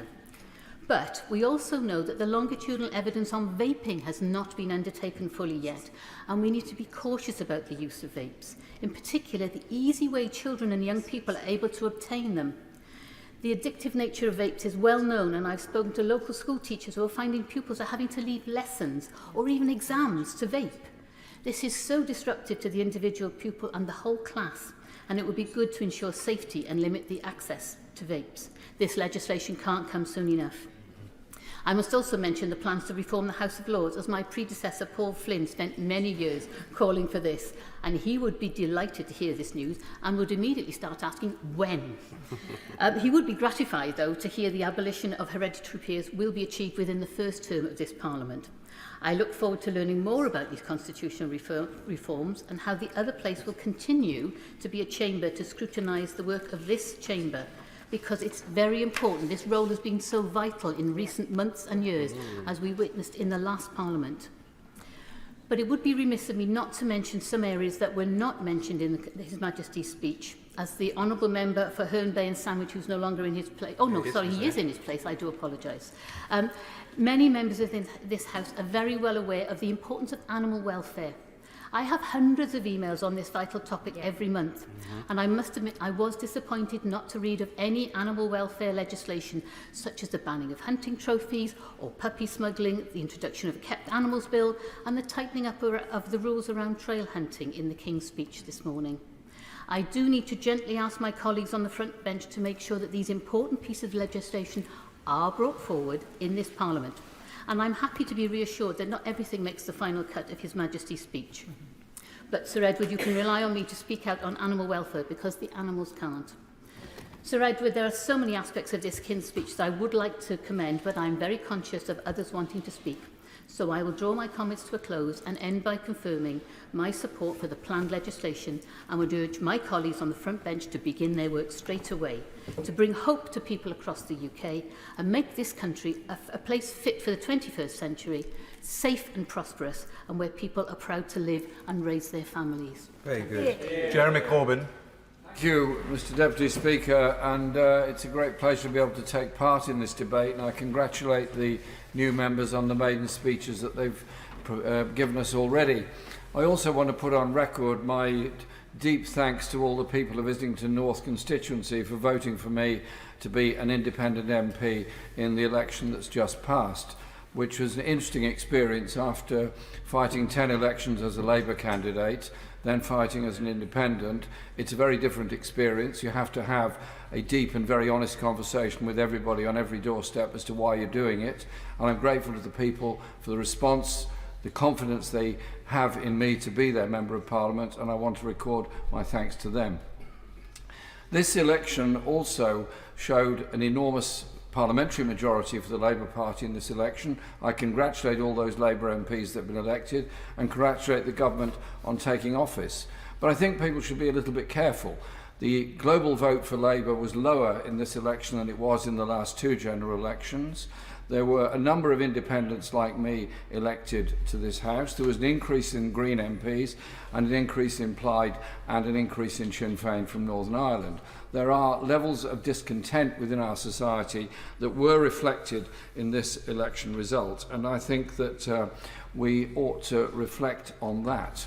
People in this election were totally fed up with falling living standards, increasing levels of poverty, increasing levels of homelessness, higher levels of mental health stress, and deep unease amongst many people in all our communities. As the member for Hayes and Harlington said earlier, if the government doesn't deliver on improving living standards for the very poorest within our society and deliver on improving public services that everybody relies on, then the alternative is a turn towards the far right in politics, who will simply blame migrants, refugees or any handy minority for the problems that people face. We need something concrete which sets out a strong message about how we're going to go forward in improving living standards and making for a fairer society. A good start would be to end the two-child benefit cap immediately. It would cost $1.3 billion. It would take 250,000 children out of poverty immediately, and it would be a signal that we're serious about this. The idea of a commission to look at poverty, very welcome, I'm sure. I'm sure Sir Humphrey thought that one up very quickly. There's a quick, folks, there's a problem. A lot of MPs are complaining about the two-child cap. Let's set up a commission and just delay it. Why not do it now and just say, quite simply, we're going to end the cap? It's simply cruel and nasty to say that the third, fourth or fifth child in a family is less valuable than the first two. And I just hope that the government will listen to that, and if there is a vote next week on it, that a substantial number will vote on this in exactly the same way as happened in 1997 when the incoming government decided to cut the lone parent benefit and forever was marked by that decision. Why not make the decision now? My constituency, like many others, suffers very serious housing problems.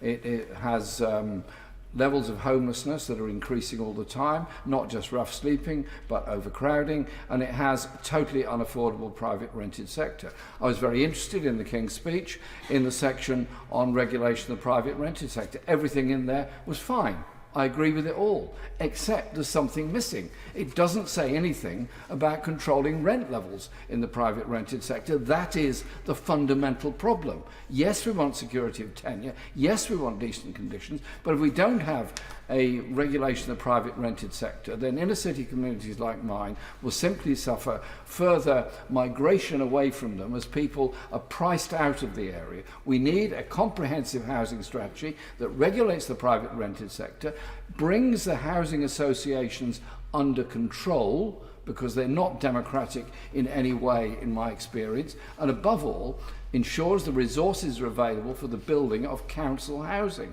It's the most secure, permanent form of housing that we can provide, and that would help to reduce the levels of housing stress. There are 1 million people on the social housing register. Two other points I want to make in the short time we've got available. The Thatcher government from 79 onwards was beyond obsessed with privatisation of public services. And whenever they were opposed on this, and I was in the chamber throughout all that time, and I'm happy to say I voted against every single one of the privatisations, they always said, it's fine, regulation will take care of it. Well, we've had now more than 30 years of regulation of the water industry. And during that time, £72 billion has been taken out of water companies in either profits or dividends. It has not gone on investment in infrastructure. We now have record high bills, we have a demand for even higher bills by the water companies, and we have unprecedented levels of sewage disposal in our rivers and in the sea, which is contrary to the Global Oceans Treaty, which we apparently support. So, surely, it's pretty obvious. Privatisation has failed. Let's bring it back into public ownership and ensure we get reasonable priced, clean water and investment rather than profit-taking out of the industry. The last point I want to make is on the global issue. I'll say this very quickly because there's only a minute left. The war in Gaza has already cost 40,000 lives. Surely now is the time to do a number of things. One, demand a ceasefire with all the vigour we can bring to it. Secondly, end arms supplies to Israel. It's our bombs, in part, that are being used to bomb Gaza and have taken the lives of 40,000 people. But it's also a question of the withdrawal of the occupying forces. Surely peace can come if we do something about it. A defence review is coming up. I hope that in that defence review, it won't be just about increasing defence expenditure. It will instead be looking at the global situation and seeing what we can do to promote a peaceful, sustainable world and defend human rights and defend democracy in the world. In the last Parliament, I was a member of the Council of Europe.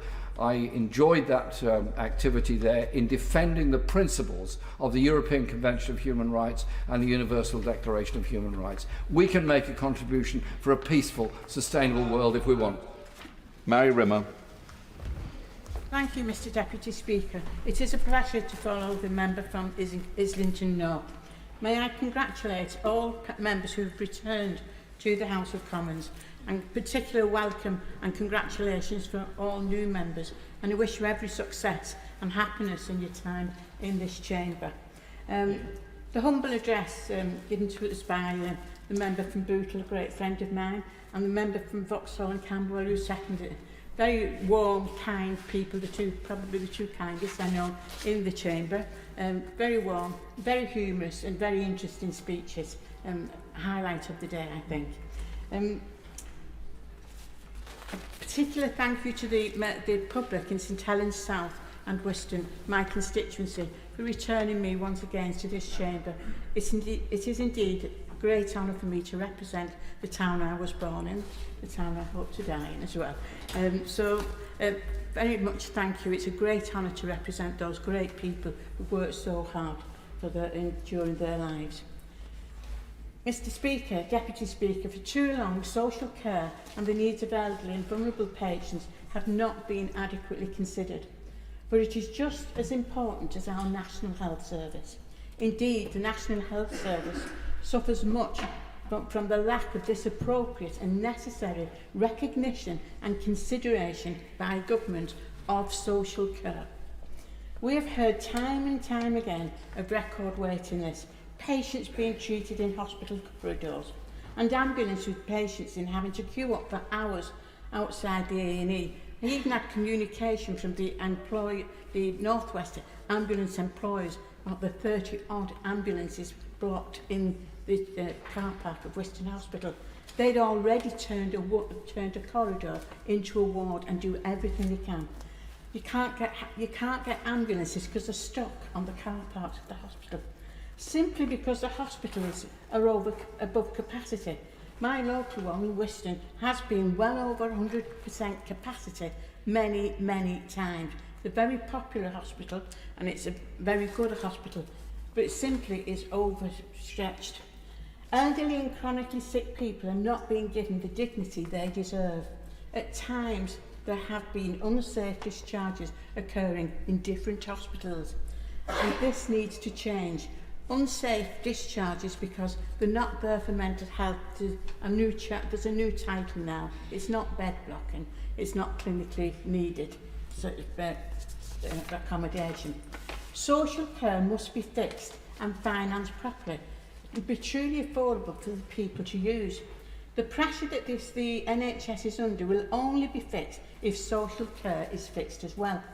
With the modern wonders of modern medicine, people are living longer, yet often this brings with it multiple complex needs. For our care system has not kept up with the changes. Families care and also need support. Care staff cannot leave a sick person alone waiting for an ambulance. Often they are waiting hours, and that has a knock-on effect on the working shift patterns and ultimately other patients waiting for the care and support they need.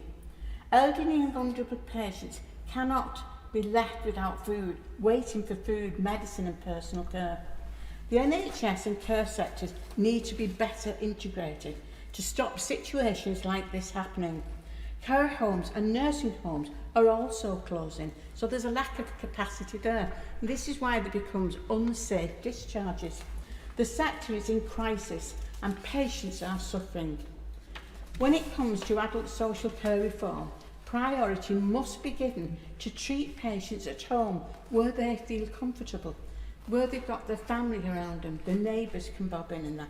This is both essential to protect the hospital bed capacity and to give elderly and disabled people the dignity they deserve and to stay in the homes they love in familiar surroundings. Most of the care and even some of the medical and clinical treatments can be given at home. I've witnessed this. This would free up the NHS bed capacity for those that need the beds to get the treatment they can't receive at home. Even the current system of relying on local authorities that have had their budgets cut for over a decade is just not good enough. Even with the additional social care levy, local authorities are struggling to cope. The levy is based on the council tax levels and base, and so the areas with the lowest returns will receive pittance, and it's in those areas that we have more of these people who need the care and support. According to Local Government Association, 57% of council tax already goes on social care. It's not sustainable.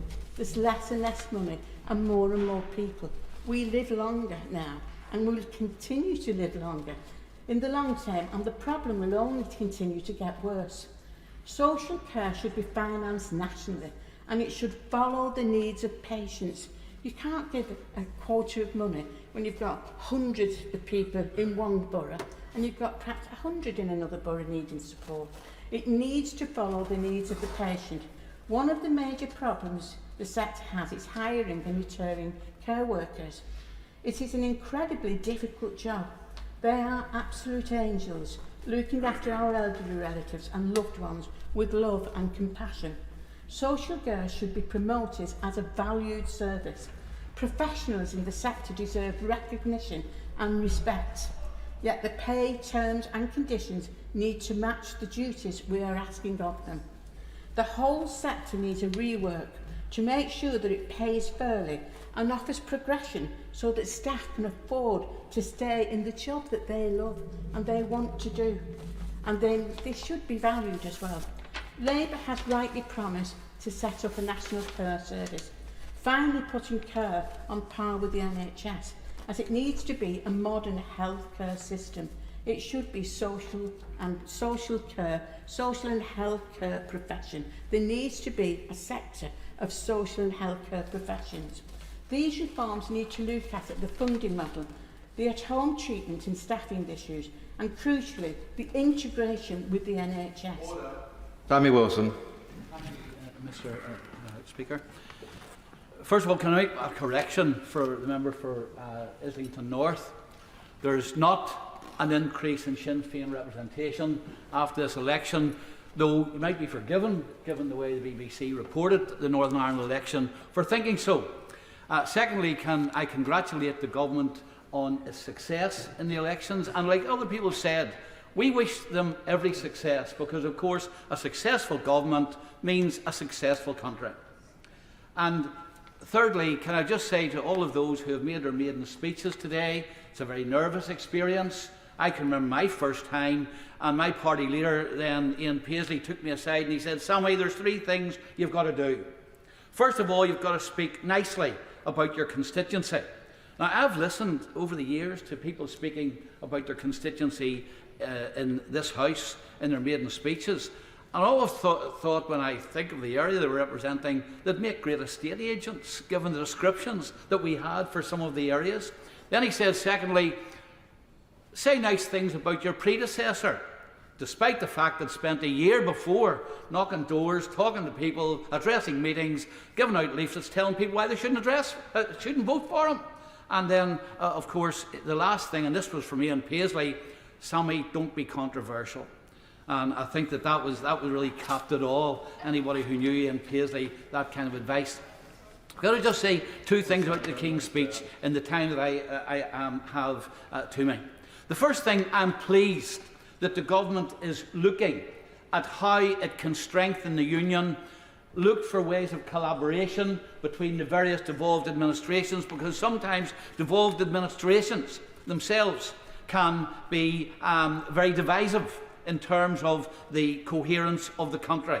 They claim all the benefits, and they claim all the credit for the good things that happen, and they blame Westminster for all the bad things that happen, and it can cause division. As a unionist, I'm pleased to see that through the Council, the nations and regions, that we hopefully will get that greater degree of collaboration, communication and understanding for different parts of the Union. Though I've got to say, Mr. Chairman, this issue cannot be addressed unless the government seriously looks at the damage which was done to the Union by the previous administration, when it made Northern Ireland the sacrificial lamb in order to get a deal with the EU, leaving us with the economic and the constitutional disadvantages and divisions which that has caused.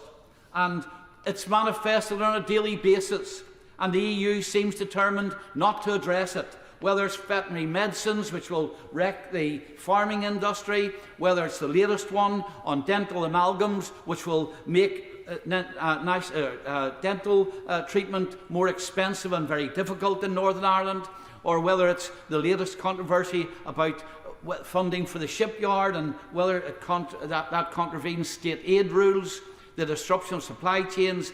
That issue has to be addressed, and we cannot have the economic division between Northern Ireland and the rest of the United Kingdom. And for a government that professes that it wants to strengthen the Union, it cannot ignore that elephant in the room. And equally, for many of the new members who have been elected, you came here because you want to have an influence on the laws that govern the United Kingdom. There are 300 areas of law in Northern Ireland which are not determined by this Parliament, not determined by people elected in Northern Ireland, but are determined in Europe without any input from anyone in the United Kingdom. And that's not democracy, and that has to be addressed. The second issue I want to just make quick mention of is the government's commitment to economic growth. Economic growth in any country depends upon cheap energy. And I am fearful that some of the policies which we've already seen implemented by the Minister and the promises made in this Queen's speech are going to make it difficult to achieve economic growth. In the previous Parliament, we lamented almost on a monthly basis the loss of energy-intensive industries. And it didn't matter if it was Port Talbot, Corby, Grangemouth, representatives from all over the United Kingdom saw the impact on their local communities and employment of jobs, thousands of jobs, being lost because of the energy policies and the costs of implementing net zero. And we cannot, if we are aiming for economic growth, we cannot allow the obsession with net zero to stand in the way of jobs in this country. And I notice in the Queen's speech, on the commitment about net zero, we'll get lower energy bills over time. Initially, of course, we're going to have higher energy bills. We want to remove an infrastructure which we've got in place and put a totally new infrastructure in place. Windmills, new lines, all of the other infrastructure which is required to bring energy from places where we don't currently produce it to where we do need it. Strengthen the grid because we're going to use more electricity. All of that costs, and it will put up consumers' bills. And of course, at the same time, we make ourselves more dependent upon the country which supplies all of the vital metals which are required for that. And we don't even gain the environmental benefits. The member for Herne Bay and Sandwich talked about the impact on his community. I see the Antrim Hills in my constituency being stripped of peat to 3 metres deep to build wind farms. And this is supposed to be environmental improvement. And I look forward over the period of this government to examining just what the government does in this issue and making sure that we don't have contradictory policies of aiming for net zero but yet dipping our hands into people's pockets to pay for it. Mr Deputy Speaker, this is the first time I've ever got to speak from the government side of this House, having first been elected in 2015, some 6 Prime Ministers ago. In the 2015 election, Bermondsey and Ulster was so far down Labour's target list, 84 I think, that the rule of thumb was if I won, we were in government. So I won't ask where everyone else has been for the last 9 years, but I will thank them and congratulate them on being here today, and especially those who already made their maiden speeches and those who make them in the coming weeks and months. It is amazing to be here on this side finally, but I cannot say it's been worth the wait given what the Tories have done to our country in the last few years. The overwhelming sentiment from my constituents since the election is one of relief, shaking off that sense of shame and embarrassment about the last government, an embarrassment about the economic devastation. My constituents are still paying the bills, higher bills and mortgages as a result of Tory economic incompetence, but also the relief that the shame of the last government is over, that saw the Equality and Human Rights Commission have to investigate the Department for Work and Pensions for its unlawful behaviour towards disabled people. Second biggest spending department in government, unable to through political incompetence and maladministration to support disabled people properly. Change could not be more refreshing in the leadership of that department. And of course relief that the Rwanda policy is scrapped. An unlawful, immoral, an international embarrassment raised with our Foreign Office, raised on every trip I went on with the Foreign Affairs Select Committee to the UN, to the US, to Brazil. Wherever we went, countries saw that we were shirking responsibility while others shouldered a greater responsibility. And a relief for taxpayers because it is such a colossal waste, a humongous, knuckle-headed nonsense. I can't even repeat what Tory ministers called it when they were in government because it'd be unparliamentary language, but a scheme that cost hundreds of millions of pounds at a time my constituents were told the £20 uplift on universal credit was unaffordable, that seeing a doctor or dentist was just not possible, that having enough police was a luxury, somehow not a government priority, all while pouring millions down the Rwanda drain. And for what? A scheme that sent no one but Tory Home Secretaries to Rwanda at an outrageous cost, for the price of sending one person to Rwanda, you could send 6 people into space, and the electorate gave their verdict 2 weeks ago when they blasted the Tories into space. And yes, terrible puns was on my leaflets in this election. So, look, the leader of the opposition, and it feels good to say that, said today that he wishes to work with the new government on certain policies.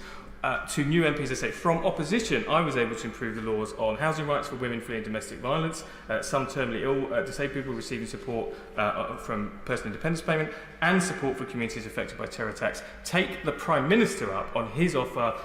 He said the door was open. Take him up on that offer to seek improvements that benefit your constituents. Since the election, I've had constituents come in. 2 schools have come into Parliament, St Michael's College in Bermondsey and the Southwark Inclusive Learning Service from London Bridge. It has been amazing to speak to young people about the new priorities and how the new government is already beginning to mend and heal the UK, and the work done in the first week and announced today in the gracious speech. Lifting the ban on onshore wind despite Green opposition, boosting UK investment, beginning to fix our NHS, tackling crime and antisocial behaviour, reasserting targets for house building, which is a very welcome priority for my constituency in Southwark, where housing is always the number1 priority. And I would just flag to the new government and new ministers that the Bakerloo line extension would bring 20,000 new homes at least, and benefit not just transport infrastructure and homes, but jobs across the country and boosting our economy. I hope to see the Bakerloo line extension delivered under a new government, offering new hope, offering new ambition for Britain. A government that finally says to people not what they can't have, but what the government is seeking to achieve for our country and for our people's future, including today, a particular personal importance to me, is fixing mental health services. My mum has schizophrenia, mental health condition, and it was my route into public policy awareness and politics. To have the chance to influence and shape mental health services as we in the Labour Party begin to fix them and build out better is an enormous privilege. And I wanted to end today with a special thank you to the wonderful people of Bermondsey and Southwark for giving me my 4th win, including defeating an independent Corbyn candidate, and to the Labour members in my constituency who fought so hard, both locally and in other target seats, and importantly my local Labour Party executive for all their hard work and support in the last Parliament in particular and over the election period. I look forward to delivering the better Britain they fought for under this Labour government. Maiden speech, Graham Ledbetter. Thank you, Sir Edward. It's been an honour to have been elected to represent Murray West Nairn and Strathspey, something of an amalgam of a couple of previous constituencies. Firstly, as others have done before me, I'd like to thank the electorate of the constituency for sending me to this place to represent them and putting their trust in me for the years to come. On my arrival here, it's been an amazing job that's been done by the House staff and by IPSA and others, and I can't thank them enough for the welcome that they've provided as a new MP. I have a number of predecessors that I need to thank, not least because it's nearly 2 constituencies rolled into one. First of all, I've got Douglas Ross, who represented Murray for the Conservatives for several recent years. We weren't very close in the political spectrum, it has to be said, but there were a number of occasions where we did come together across party for the benefit of the constituency and the wider region, notably in the achievement of the growth deal for Murray and to maximise the spend that we got on that.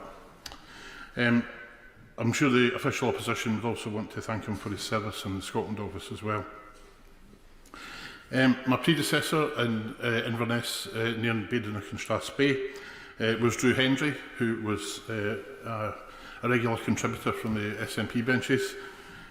He represented us as an opposition spokesperson on the economy, trade, foreign affairs, business, enterprise and investment and transport over several terms as an MP for that area. He was also an assiduous campaigner on energy poverty. It's a particular issue for the Highlands and Islands and Murray, and in the Government's Commission on Poverty, I hope that energy regulation is one of the areas that they will look at very seriously. my colleague will, the leader of the SNP in this place, mentioned the two-child cap. I'll not go into too much detail on that because that's already been well covered. But energy poverty is a critical issue for many families throughout the Highlands and Moray. And bringing in, for example, a social tariff would certainly make a big difference to families right across the Highlands.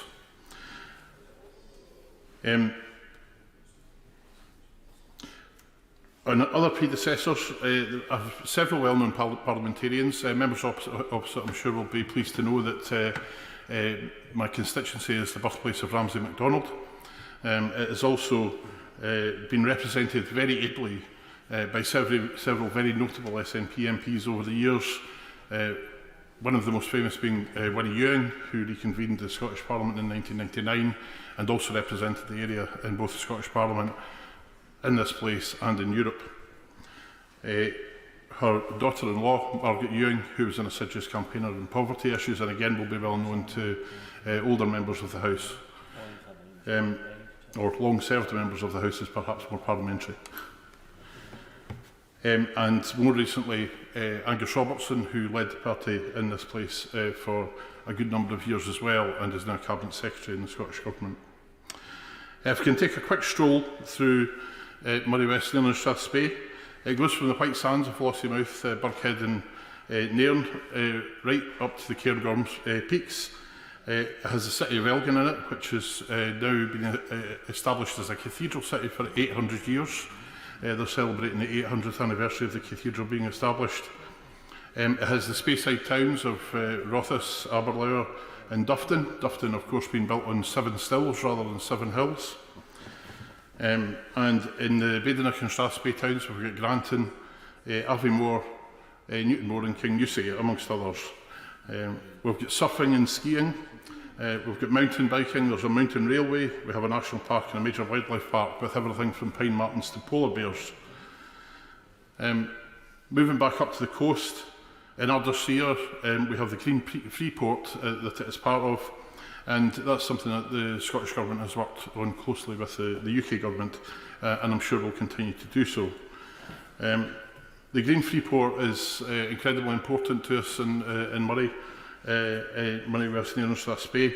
It is projected to have 3,500 jobs in it within 10 years, and is going to be vital for just transition. And that is going to be something that will need careful scrutiny over the coming years. Tourism and the labour market and affordable housing are a major issue, particularly in the Maiden and Strathspey area. Businesses have difficulty staffing their businesses. They're often only open 4 or 5 days instead of 7. There isn't any significant unemployment really. It's around about the 2 to 3%. There is maybe some room for getting more employment out of the local labour market, but fundamentally the biggest impact on the labour market there has been Brexit. And immigration for us in that part of the world is a really significant issue in that there's not enough of it. We have difficulty staffing care homes, difficulty staffing the NHS, difficulty staffing many businesses, with businesses basically fighting over the same labour population. We've got iconic food and drink and fashion brands. We've got Walker's shortbread, Baxter's, not to mention the 49 distilleries that produce malt whisky, numerous other distilleries that produce gin and vodka, and also a number of breweries. So we contribute extremely significantly to the exchequer, and it is really important that we get some of that back. We have 3 military bases. Fort George, which currently has the Black Watch, the 3rd Battalion of the Royal Regiment of Scotland, Kinloss Barracks, which is home to 39 engineers, and RAF Lossiemouth, which is home to Typhoon, Poseidon and arriving Wedgetail squadrons. The welfare of service personnel and veterans is absolutely vital, and it's something I'll be raising frequently in the House as well. Civilian aerospace and the space sector are the other major emerging sectors. Orbex and Forres employ well over 100 people, and they'll be doing vertical launch from Sutherland. And the Saxon Space Port, apologies to the Right Honourable Member for Orkney and Shetland, who may have to forgive me, but their headquarters are in fact in Murray West, near in Strathspey. And finally, agriculture.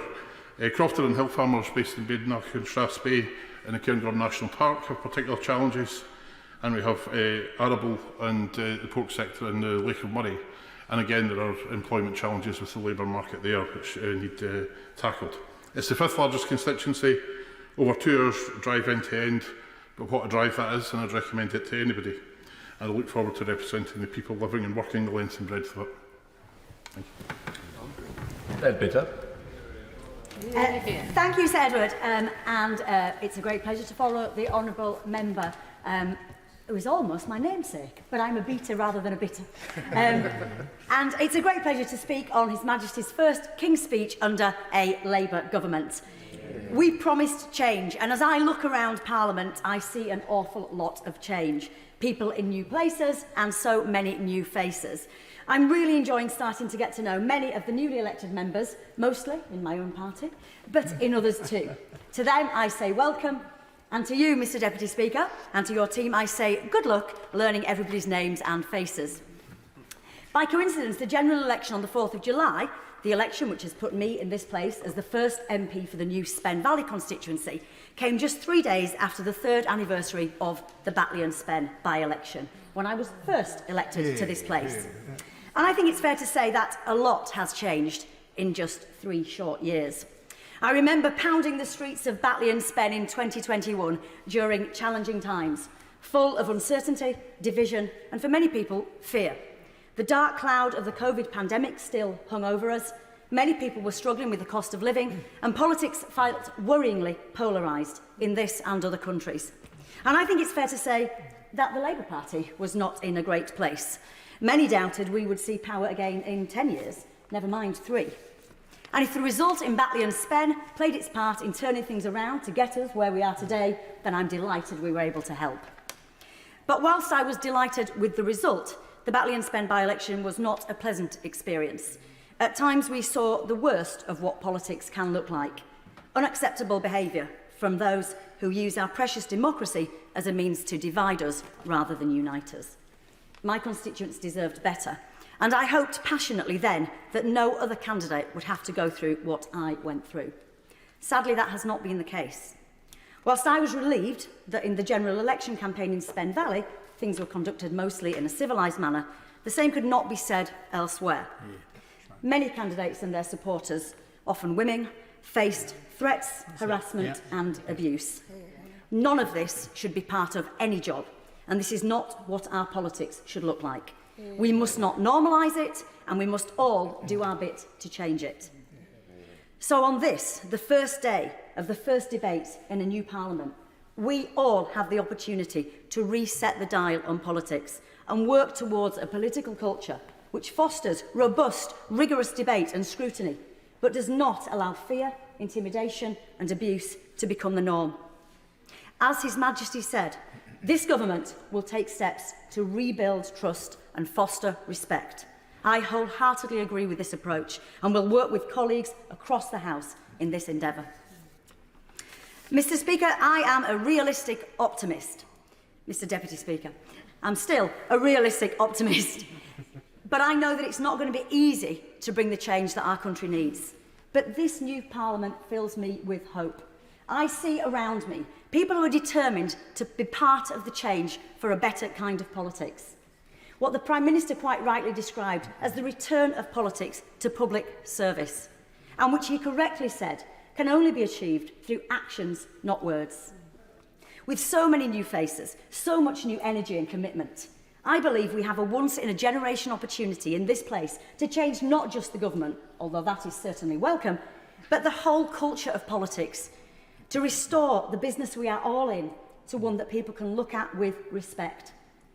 And that starts with how we behave in here. Because whether we like it or not, this chamber is the window into our national politics. If we treat each other in here with courtesy, if we listen to the arguments of those we disagree with as politely as those who we support, and if we show that we can air our differences passionately but with genuine respect, then people at home will notice. It would be the right thing to do, even if they didn't, but I believe they will. My constituents in Spen Valley want to see change. They sent me here to deliver it, and I will not let them down. It's a wonderful part of West Yorkshire, where people have a real sense of pride in where they're from, whether that's the towns of Heckmondwike, Murfield, Birstall or Cleckheaton, or the many beautiful surrounding villages. Too many to list, but I'll certainly be making sure they all get a mention over the next 5 years. And I understand that pride, because I share it. It's where I was born and have lived all my life. In Spen Valley, we tell it like it is. We're not easily fooled, and we take no nonsense. So my constituents will only believe in change when they see it and when they feel it. This King's Speech sets out the busy but exciting agenda to make that change happen, and the duty falls on us to make sure it does. Whether it's affordable housing, safer streets and more police in our communities, tackling antisocial behaviour and violence against women and girls, shorter waiting times and better access to GPs and dentists on the NHS, better education and opportunities for the young, academic and vocational, including those with special educational needs and disabilities, reliable public transport, support for people with mental health, and social care that offers dignity in old age and for the most vulnerable in our society. And I'm all for giving local people more power to make decisions that affect their lives. So I welcome the Deputy Prime Minister's pledge to kick-start a devolution revolution. And with the economic growth and prosperity that underpins all of this and helps give them a bit more at the end of the month. Another thing about Yorkshire people is that we don't waste money. And we know that you can't spend what you haven't got. So when my good friend, fellow Yorkshire MP and our first female Chancellor, the member for Leeds West and Pudsey, warns that we have got to get the nation's finances in good order, it has to be our first priority. People get it. Politics as public service relies above all on trust and honesty. Only if we are straight with people about the challenges we face as a country, and if we have honest conversations with our constituents about what we can and sometimes what we can't do or can't do straight away, will they start to have faith in politics as a force for good in their lives. We have in our hands today a tremendous opportunity to begin the transformation of this country into a country that is looked on once again with respect around the world, ready to step up and play our part, whether that's tackling climate change or defending democracy when it's under threat, or doing everything we can to end the appalling and devastating conflicts in the Middle East, Ukraine and elsewhere. A country, in short, of which we can all be proud. There's a lot of work to do, but the time starts now. Maiden speech, Sean Berry. Well, thank you, Mr Deputy Speaker, for calling me, and congratulations to the Honourable Member for Moray West, Nairn and Strathspey, as well as the Honourable Members for Bolton North East, Wolverhampton West and Southport, who spoke earlier, all for giving excellent maiden speeches before me today. I'm so honoured to be here in this historic chamber today as part of a brand new group of Green colleagues who I must now call my honourable friends. We are very pleased today to hear a wide range of new bills being proposed, with some measures we welcome, some we will seek to improve, and some we will seek to change or add to. Listening to people in my constituency in the election, it was hard not to be affected by the strength of public feeling and distress about the climate emergency, the degradation of our natural environment, and the huge desire to defend social justice and public services. This Parliament must seek to deliver for them. This is my maiden speech, and I stand here thanks to the votes and values of the fantastic people of Brighton Pavilion. They put their trust in me and the Green Party, and for that I extend my heartfelt thanks and appreciation. Brighton has always been a truly special place, from its origins as a fishing village through a Roman villa complex to its Regency and railway booms, with its huge sense of spirit and a warm welcome to every visitor to our famous beach. But Brighton has always been so much more than a seaside resort. The richness and variety of our culture and entertainment is also legendary. From Victorian innovation through the 60s of my parents, my own decade of youth in the faraway 1990s, to the present day, our music, theatre, comedy and literary traditions have always blended with cutting-edge, creative and exciting counterculture movements to reflect and enrich the modern world. Our cultural richness has survived, strived, struggled and then thrived through many turbulent times, not least the current pandemic, and I am confident it will continue to do so for many centuries to come. I am also proud that the latest census confirms that nowadays my city is home to one of the UK's largest populations of LGBT+ people, and that we host the biggest and best Pride celebrations, including Europe's largest trans Pride this coming weekend. Brighton and Hove is a welcoming city in so many ways, so I'm also very proud we are a city of sanctuary, committed to a culture of hospitality and welcome for those seeking refuge from war and persecution. Brighton Pavilion also has a history of dedicated, long-serving MPs. From its first election as a single-member constituency in 1950, it was represented until 1969 by Sir William Burke Teeling, an Irish writer and self-described amateur tramp who walked from London to Newcastle to explore how councils were tackling unemployment. Our MP was then Julian Amery for 23 years, Derek Spencer for 5, and then David Lepper served in this House as a highly respected and hard-working MP for 13 years. And, of course, I have one of the easiest and most pleasurable jobs amongst new MPs this year in paying tribute to my immediate predecessor. Brighton is also a special place because it has been at the heart of the Green movement in England and Wales, and this continued when our own beloved Caroline Lucas won the seat for the Green Party in 2010. Caroline held the seat through 3 further elections, leaving a 14-year legacy that I look up to as a shining mountain to climb as I take my very first steps here today. As well as being an excellent constituency MP, of the many ways in which Caroline influenced policy, I think I was most charmed by her success in working with the nature writer Mary Colwell to win a new GCSE in natural history. Helping to inspire and train up a generation of new David Attenboroughs is a real national service. And then, most impressive, I think, has been Caroline's steadfast and long-standing opposition to threats to the public's right to protest. Caroline lived that principle and through it played a key role in ending fracking in the UK. I know that all of us sitting here today are humbly aiming to live up to the high standards, values and work ethic that I think she represented, and to serve here with the same energy and enthusiasm. Mr. Deputy Speaker, it is these principles that will guide my work as an MP, as well as some of my own values and enthusiasms. And people who know my work in other places will be aware that listening to and supporting young people is something I feel very strongly about. So it is today with huge pleasure that I commend to the House the incredible work of Brighton and Hove citizens who have just won a huge campaigning victory with a beautiful example of young people and their voices being raised up and empowered to make change happen. With schools across Brighton and Hove working with colleges, religious groups, workers, universities and the charity sector, Brighton and Hove citizens have this year won a big new commitment from the Council. After a long and engaging campaign, sixth formers Fee Abu-Chanad and Tally Wilcox presented a 2,000-strong petition and won a pledge for hundreds of young people in Brighton schools to benefit from investment in mental health support and counselling.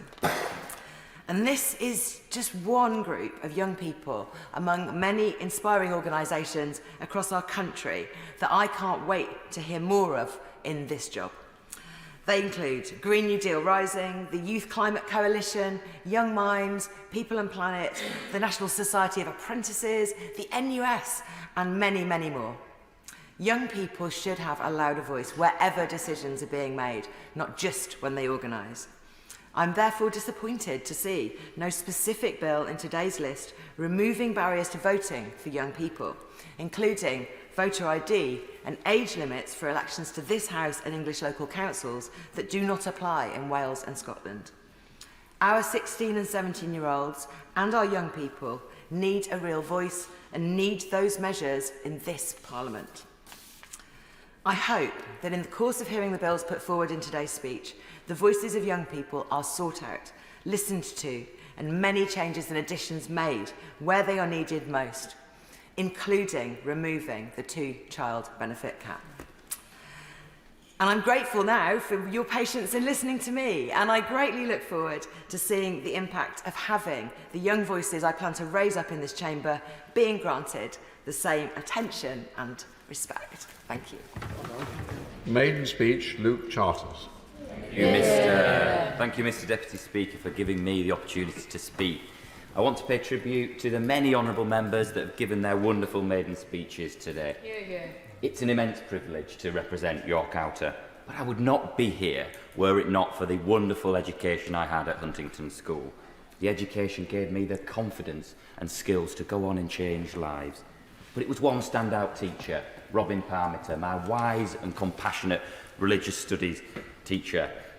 I went on to name my son, Robin, after him. And so my son is a continued reminder of the power of a good state education. But also he's a constant reminder that despite humanity's vast medical and technological progress, we still don't have a cure for toddlers teething.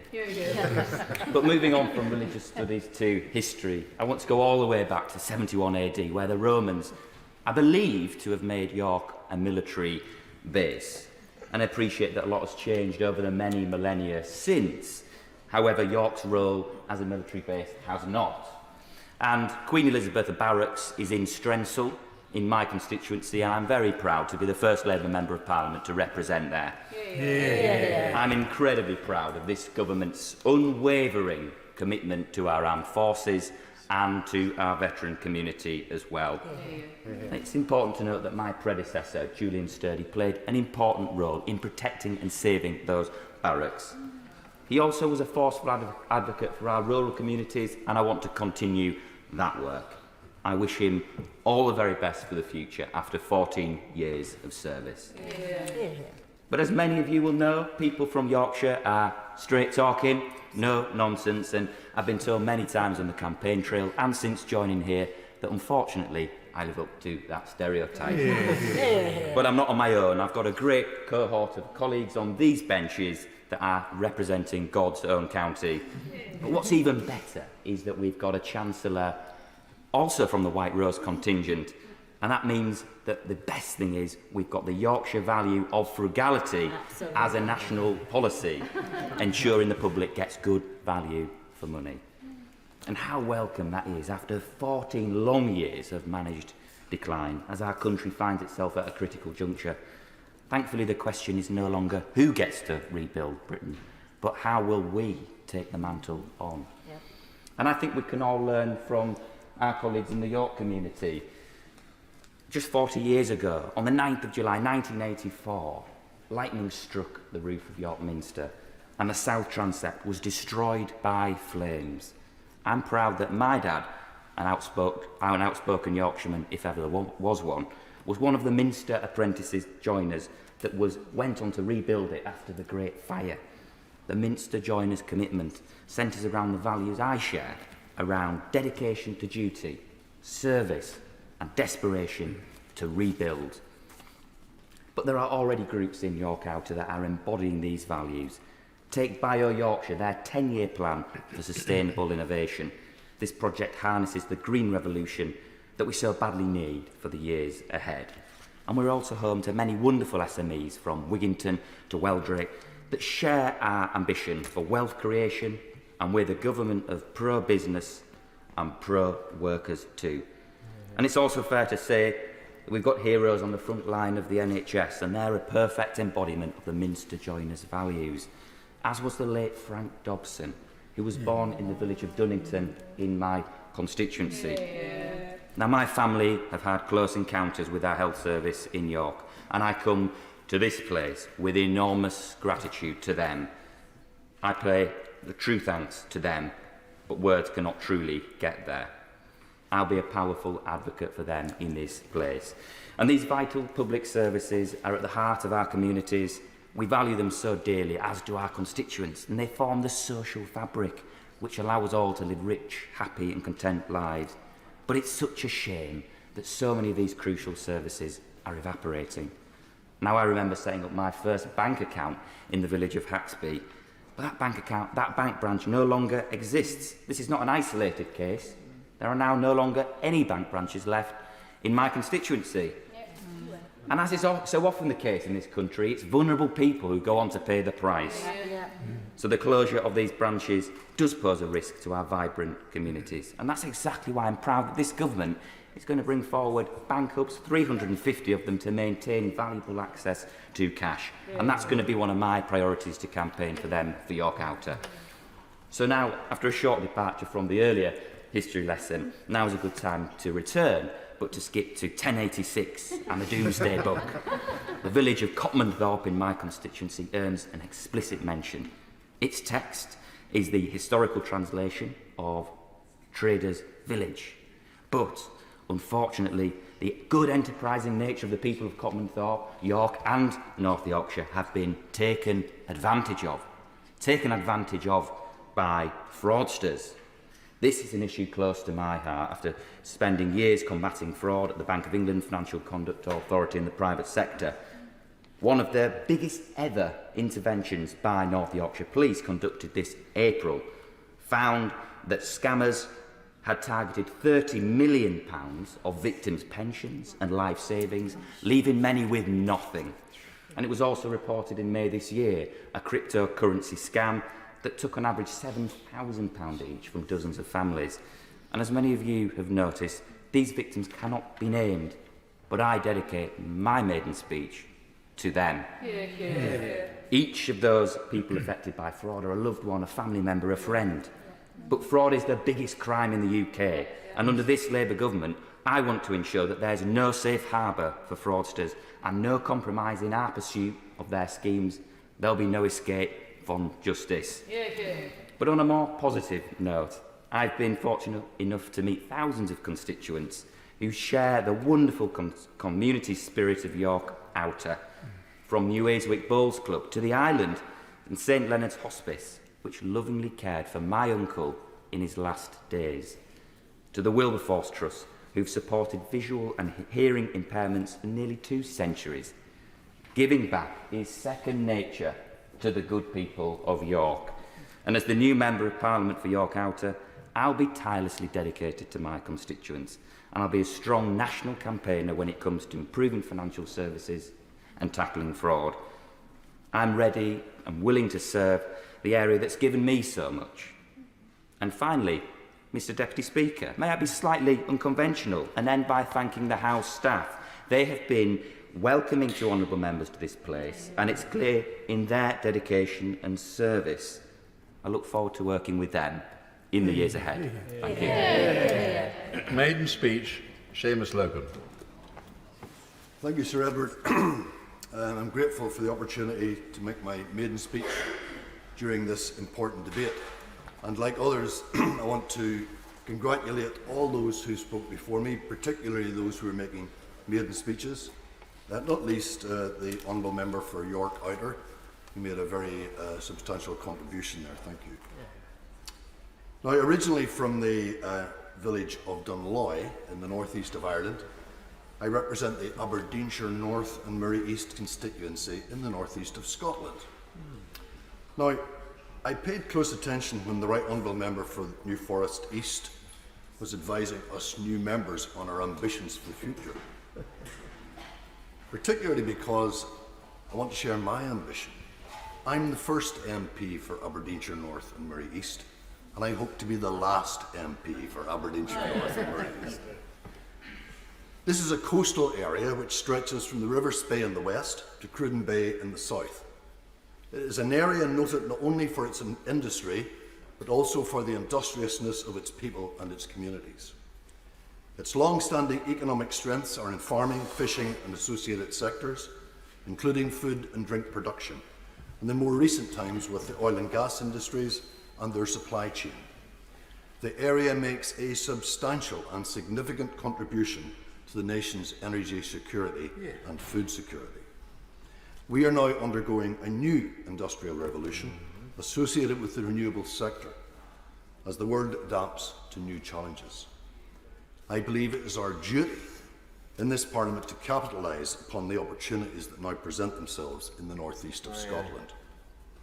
It is also a most beautiful area, something of an undiscovered gem, with a developing tourism industry. Members will remember that the next time they enjoy a single malt, an Aberdeen Angus steak, a prawn cocktail, or maybe even a fish supper, the chances are that it came from an industry based in my constituency. But there is also significant poverty in this otherwise prosperous area, in particular child poverty. While this is most concentrated in larger towns, it is also a challenge in villages and rural areas where it is often less visible. Recent figures suggest around 5,500 children in this constituency are living in serious poverty, some of them in absolute poverty, and to be clear, that means they don't have enough money to meet basic needs for shelter, clothing and food. 5,500 in my constituency. That is something we should all remember in our position of privilege, and it is something we all need to work together to challenge. I want to pay tribute to the outgoing MP, David Duguid, who represented the previous Banff and Buchan constituency, which disappeared in the recent boundary changes. Some of you will know that David experienced sudden and significant ill health before the general election was called. I wish him a speedy recovery and a full recovery. David was an excellent MP who did his best to represent everybody in the constituency, but most notably the interests of the energy, fishing and farming industries.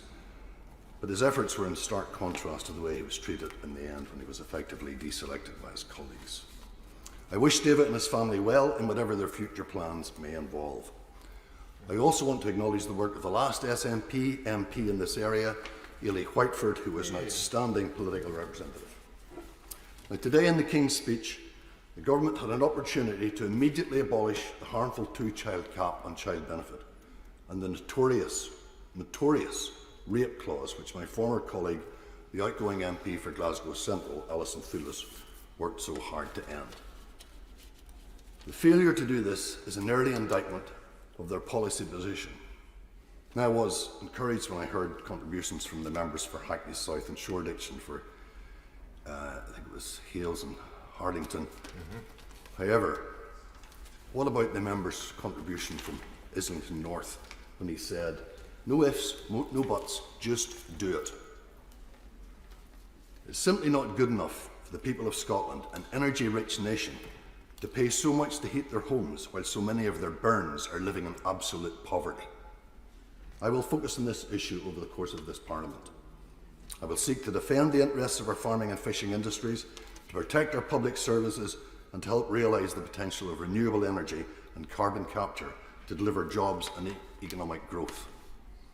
But above all, I will be a voice for the weak and the disadvantaged. After 14 years of austerity, we need a change of direction, not more of the same. I want to make special mention of the waspy women who have been so unfairly treated by successive governments and who deserve compensation. In conclusion, Mr. Speaker, I thank the people of my constituency for their support at the ballot box. And I want to thank my colleagues in the SNP and in other parties and the various House staff members here on the Westminster estate that have been so welcoming and helpful in my arrival and during my induction. Finally, and you won't expect me to say anything less, I'll be working hard in this place and elsewhere to press the case for the people of Scotland to be afforded their democratic rights to determine their own future. Thank you, Mr. Speaker. Well done. Rebecca Long-Bailey. Thank you, Sir Edward. It's a pleasure to follow the Honourable Member for Aberdeenshire North and Moray East after his eloquent and passionate maiden speech, and a huge welcome to all new members of this House. It's the greatest privilege in the world to be here and be the voice of the place that you love, so never take that for granted. Now, on this side of the House, we're under no illusions of the scale of the task ahead of us in government. 14 years of successive Conservative governments have ravaged our public services, stifled investment, created gross levels of inequality and entrenched widespread job and housing insecurity. So the gracious speech offered welcome national renewal. And legislation promising to hand power back to local leaders, support for local growth plans and greater protections for renters were welcome and long overdue. The New Deal for Working People was also a pivotal step in making sure that the fruits of our economic growth are shared by everyone, not just a select few. And on child poverty, the government has pledged to roll out breakfast clubs and to develop a strategy to reduce child poverty. Again, also very welcome. But such extensive plans will take some considerable time to pass through into legislation, and in the meantime, there are immediate measures the government must take now to alleviate the financial strain that so many in my constituency face. Indeed, on the issue of child poverty alone, we're in a state of what can only be described as national crisis. Research by Loughborough University on behalf of the End Child Poverty Coalition reported that a staggering 333,000 children in Greater Manchester and Lancashire alone are now living in poverty, and that's an increase of over 31,000 compared with the previous year. Now, the hope that these families place on the new Labour government is immense. So the first urgent request that I have of our new Labour government is to lift these children out of poverty immediately by scrapping the 2-child limit on universal credit. The second urgent request I have is this. It's to settle the debt of honour we owe to women born in the 1950s who suffered pension injustice. The issue now is not whether these women faced injustice. The Ombudsman report earlier this year made it clear that they did, that the Department for Work and Pensions was guilty of maladministration, that these women are entitled to urgent compensation from the government, and that Parliament must urgently identify a mechanism for providing that appropriate remedy. So they need fair, fast, simple redress and an apology from the DWP. And there's no excuse for delay. The report was laid before Parliament in March, and at least one woman will die waiting for justice every 13 minutes. They deserve nothing less than justice, so I hope that the government urgently identifies a mechanism for appropriate remedy. Now, yes, I will. I wouldn't normally intervene, having just entered the House, Sir Edward, but knowing my friend from Salford was speaking, I felt I ought to come and hear her, and particularly to support the remarks she's just made about those women so badly affected in the way she described. It is critically important, as she said, this is done speedily. And actually that means simplifying the system. That won't please everyone, by the way. Some people want a detailed analysis of detail, but that's unfortunately likely to lead to obfuscation. So it's very important, as she describes, to have a simple, deliverable mechanism which delivers justice to these women speedily. And I agree with the Right Honourable Member wholeheartedly, and it's an example, the work that myself and himself have carried out throughout the last Parliament, of how we can work cooperatively with members of opposite parties and how we find those issues that we can serve our constituents well. And he joins us at an opportune moment because I'm about to talk about an issue that's very close to his heart, because my final urgent request of the government is one of moral duty. And that's the moral duty to recognise, support and compensate our nuclear testing veterans and their families. These are the men who put their lives at risk in dangerous atomic weapons tests to ensure our long-term security. And for decades, campaigners, lab rats, veterans and their families and the indefatigable Susie Boniface have been fighting for recognition for these heroes. They have highlighted scientific studies which show increased rates of miscarriage, increased birth defects, and the same rate of genetic damage as clean-up workers at Chernobyl. And the campaigners take pride, of course, that it was the Defence Secretary and the Prime Minister who met with them in opposition and supported their campaign to receive the long overdue recognition that they deserved. But sadly, it remains the case that despite winning that campaign for medallic recognition, the UK still remains the only nuclear power that refuses them adequate compensation, research and support, unlike the US, France, Canada and Australia. Medal criteria is very limited. There hasn't been a formal recognition event, and even access to war pensions have been impeded. Veterans, and sometimes their wives, widows and descendants, have reported making repeated requests to gain access to their blood or urine testing records from samples the veterans recall being taken during the nuclear testing programme. And sadly, many confirm that their service medical records frequently don't include the test results, and they just don't understand why. This data is currently vital for their war pension applications and an understanding of the conditions that they suffer. But sadly, the absence of such records means that the war pension applications of many veterans are refused. Now, I want to place on record my thanks to honourable members right across this House who've continued to support these veterans, and particularly the Right Honourable Member for South Holland and the Deepings, who's worked closely with myself and campaigners in recent years. We've both written this week to the Defence Secretary and the Parliamentary Under-Secretary of State for Veterans, requesting that they urgently meet with ourselves and veterans and campaigners and work with us to deal with their concerns, and we hope that this is made an urgent priority, because ultimately the government can and should deliver justice for these families, and now is the right time to do so. Thank you, Sir Edward. Last but not least from the opposition bench is Jim Shannon. Thank you, Mr Chair. Can I thank first of all you for calling me, but also thank all the honourable members who have made contributions so far. I'm glad to see you in your place, Mr Deputy Chair, and as I am, I'm glad to be in my place as well. And I want to put on record my thanks to the good people of Strangford for voting for me at the last election. I wish all right honourable members every blessing, God's richest blessing in this House for this term and indeed for the years ahead. I'm very, very pleased to see the Labour Party and the Prime Minister in his place. I believe the wishes of us all across this House and out in the nation that we represent are for things to go good and go well. There's goodwill, there's a wish to see things in a better way. And I was delighted to hear within the King's speech the goal of the Prime Minister in taking the brakes off Britain as a goal that every party can get behind, and yet the Unionists and me would gently remind the Prime Minister and the Labour Party that this responsibility applies equally to the rest of the United Kingdom and not simply to the mainland Britain. We need to remove the brakes wherever it may be within the United Kingdom of Great Britain and Northern Ireland. And there's one brake at this moment in time. My honourable friend, the member for East Belfast, referred to it. That's one holding Hound and Wolf from providing jobs and financial stability by not fulfilling the contract promised by the last government. Security in this loan is critically important for the removal of to prevent the removal of economic growth, and I do hope this will be released urgently.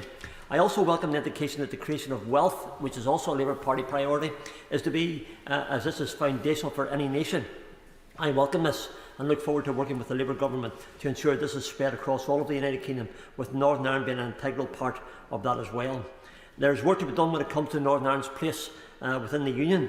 And in my intervention to the Prime Minister today, it was quite clear that the Prime Minister is committed to ensuring that Northern Ireland's position within the United Kingdom is strengthened.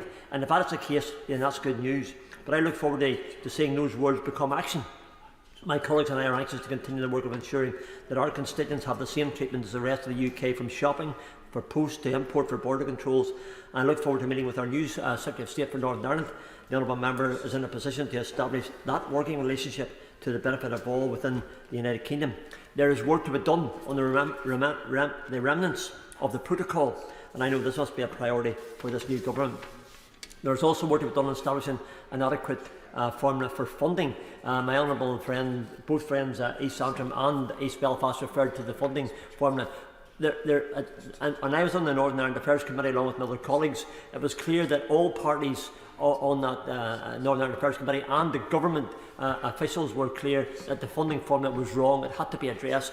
We're 500 to 600 million shy of what other parts of the United Kingdom are getting, and there was a commitment given to ensuring that would come through. So my request will be to the Labour Government, and in particular to the Secretary of State for Northern Ireland, ensure that £600 million gaping hole in Northern Ireland finances is addressed. We need to address that issue, and with great respect, Mr Deputy Speaker, I say this: we don't need a vanity project of Casement Park over a cost of over £300 million, whenever the very basics of life are being neglected. I was pleased to hear the aim of improving mental health services. Others have referred to it, and in particular for our young people. In Northern Ireland, we have the largest prevalence of mental health problems in the whole of the United Kingdom. So my request to the Labour government, to my Prime Minister, as he is, to ensure that the mental health programme that he has for here, that we can work in conjunction with, in particular with the Northern Ireland Assembly, to ensure that we can address head-on mental health issues for our young people. Again, there's a way of doing that. We do it here at Westminster. We make sure that the Northern Ireland Assembly is working alongside in that partnership, and I very much am very, very keen to ensure that that happens. I also put a plea, if I can, to see the aim of peace in the Middle East being an aim of government. I would gently highlight that calling for a ceasefire when hostages remain in unimaginably cruel captivity and without ensuring that Hamas terrorists can never inflict this kind of savage damage again must surely be premature. There is a solution and it can be found, and I know that this is the desire of all our constituents as well as our friends in Israel and on both sides of the Gaza Strip as well. I believe that government must consider maintaining the previous government's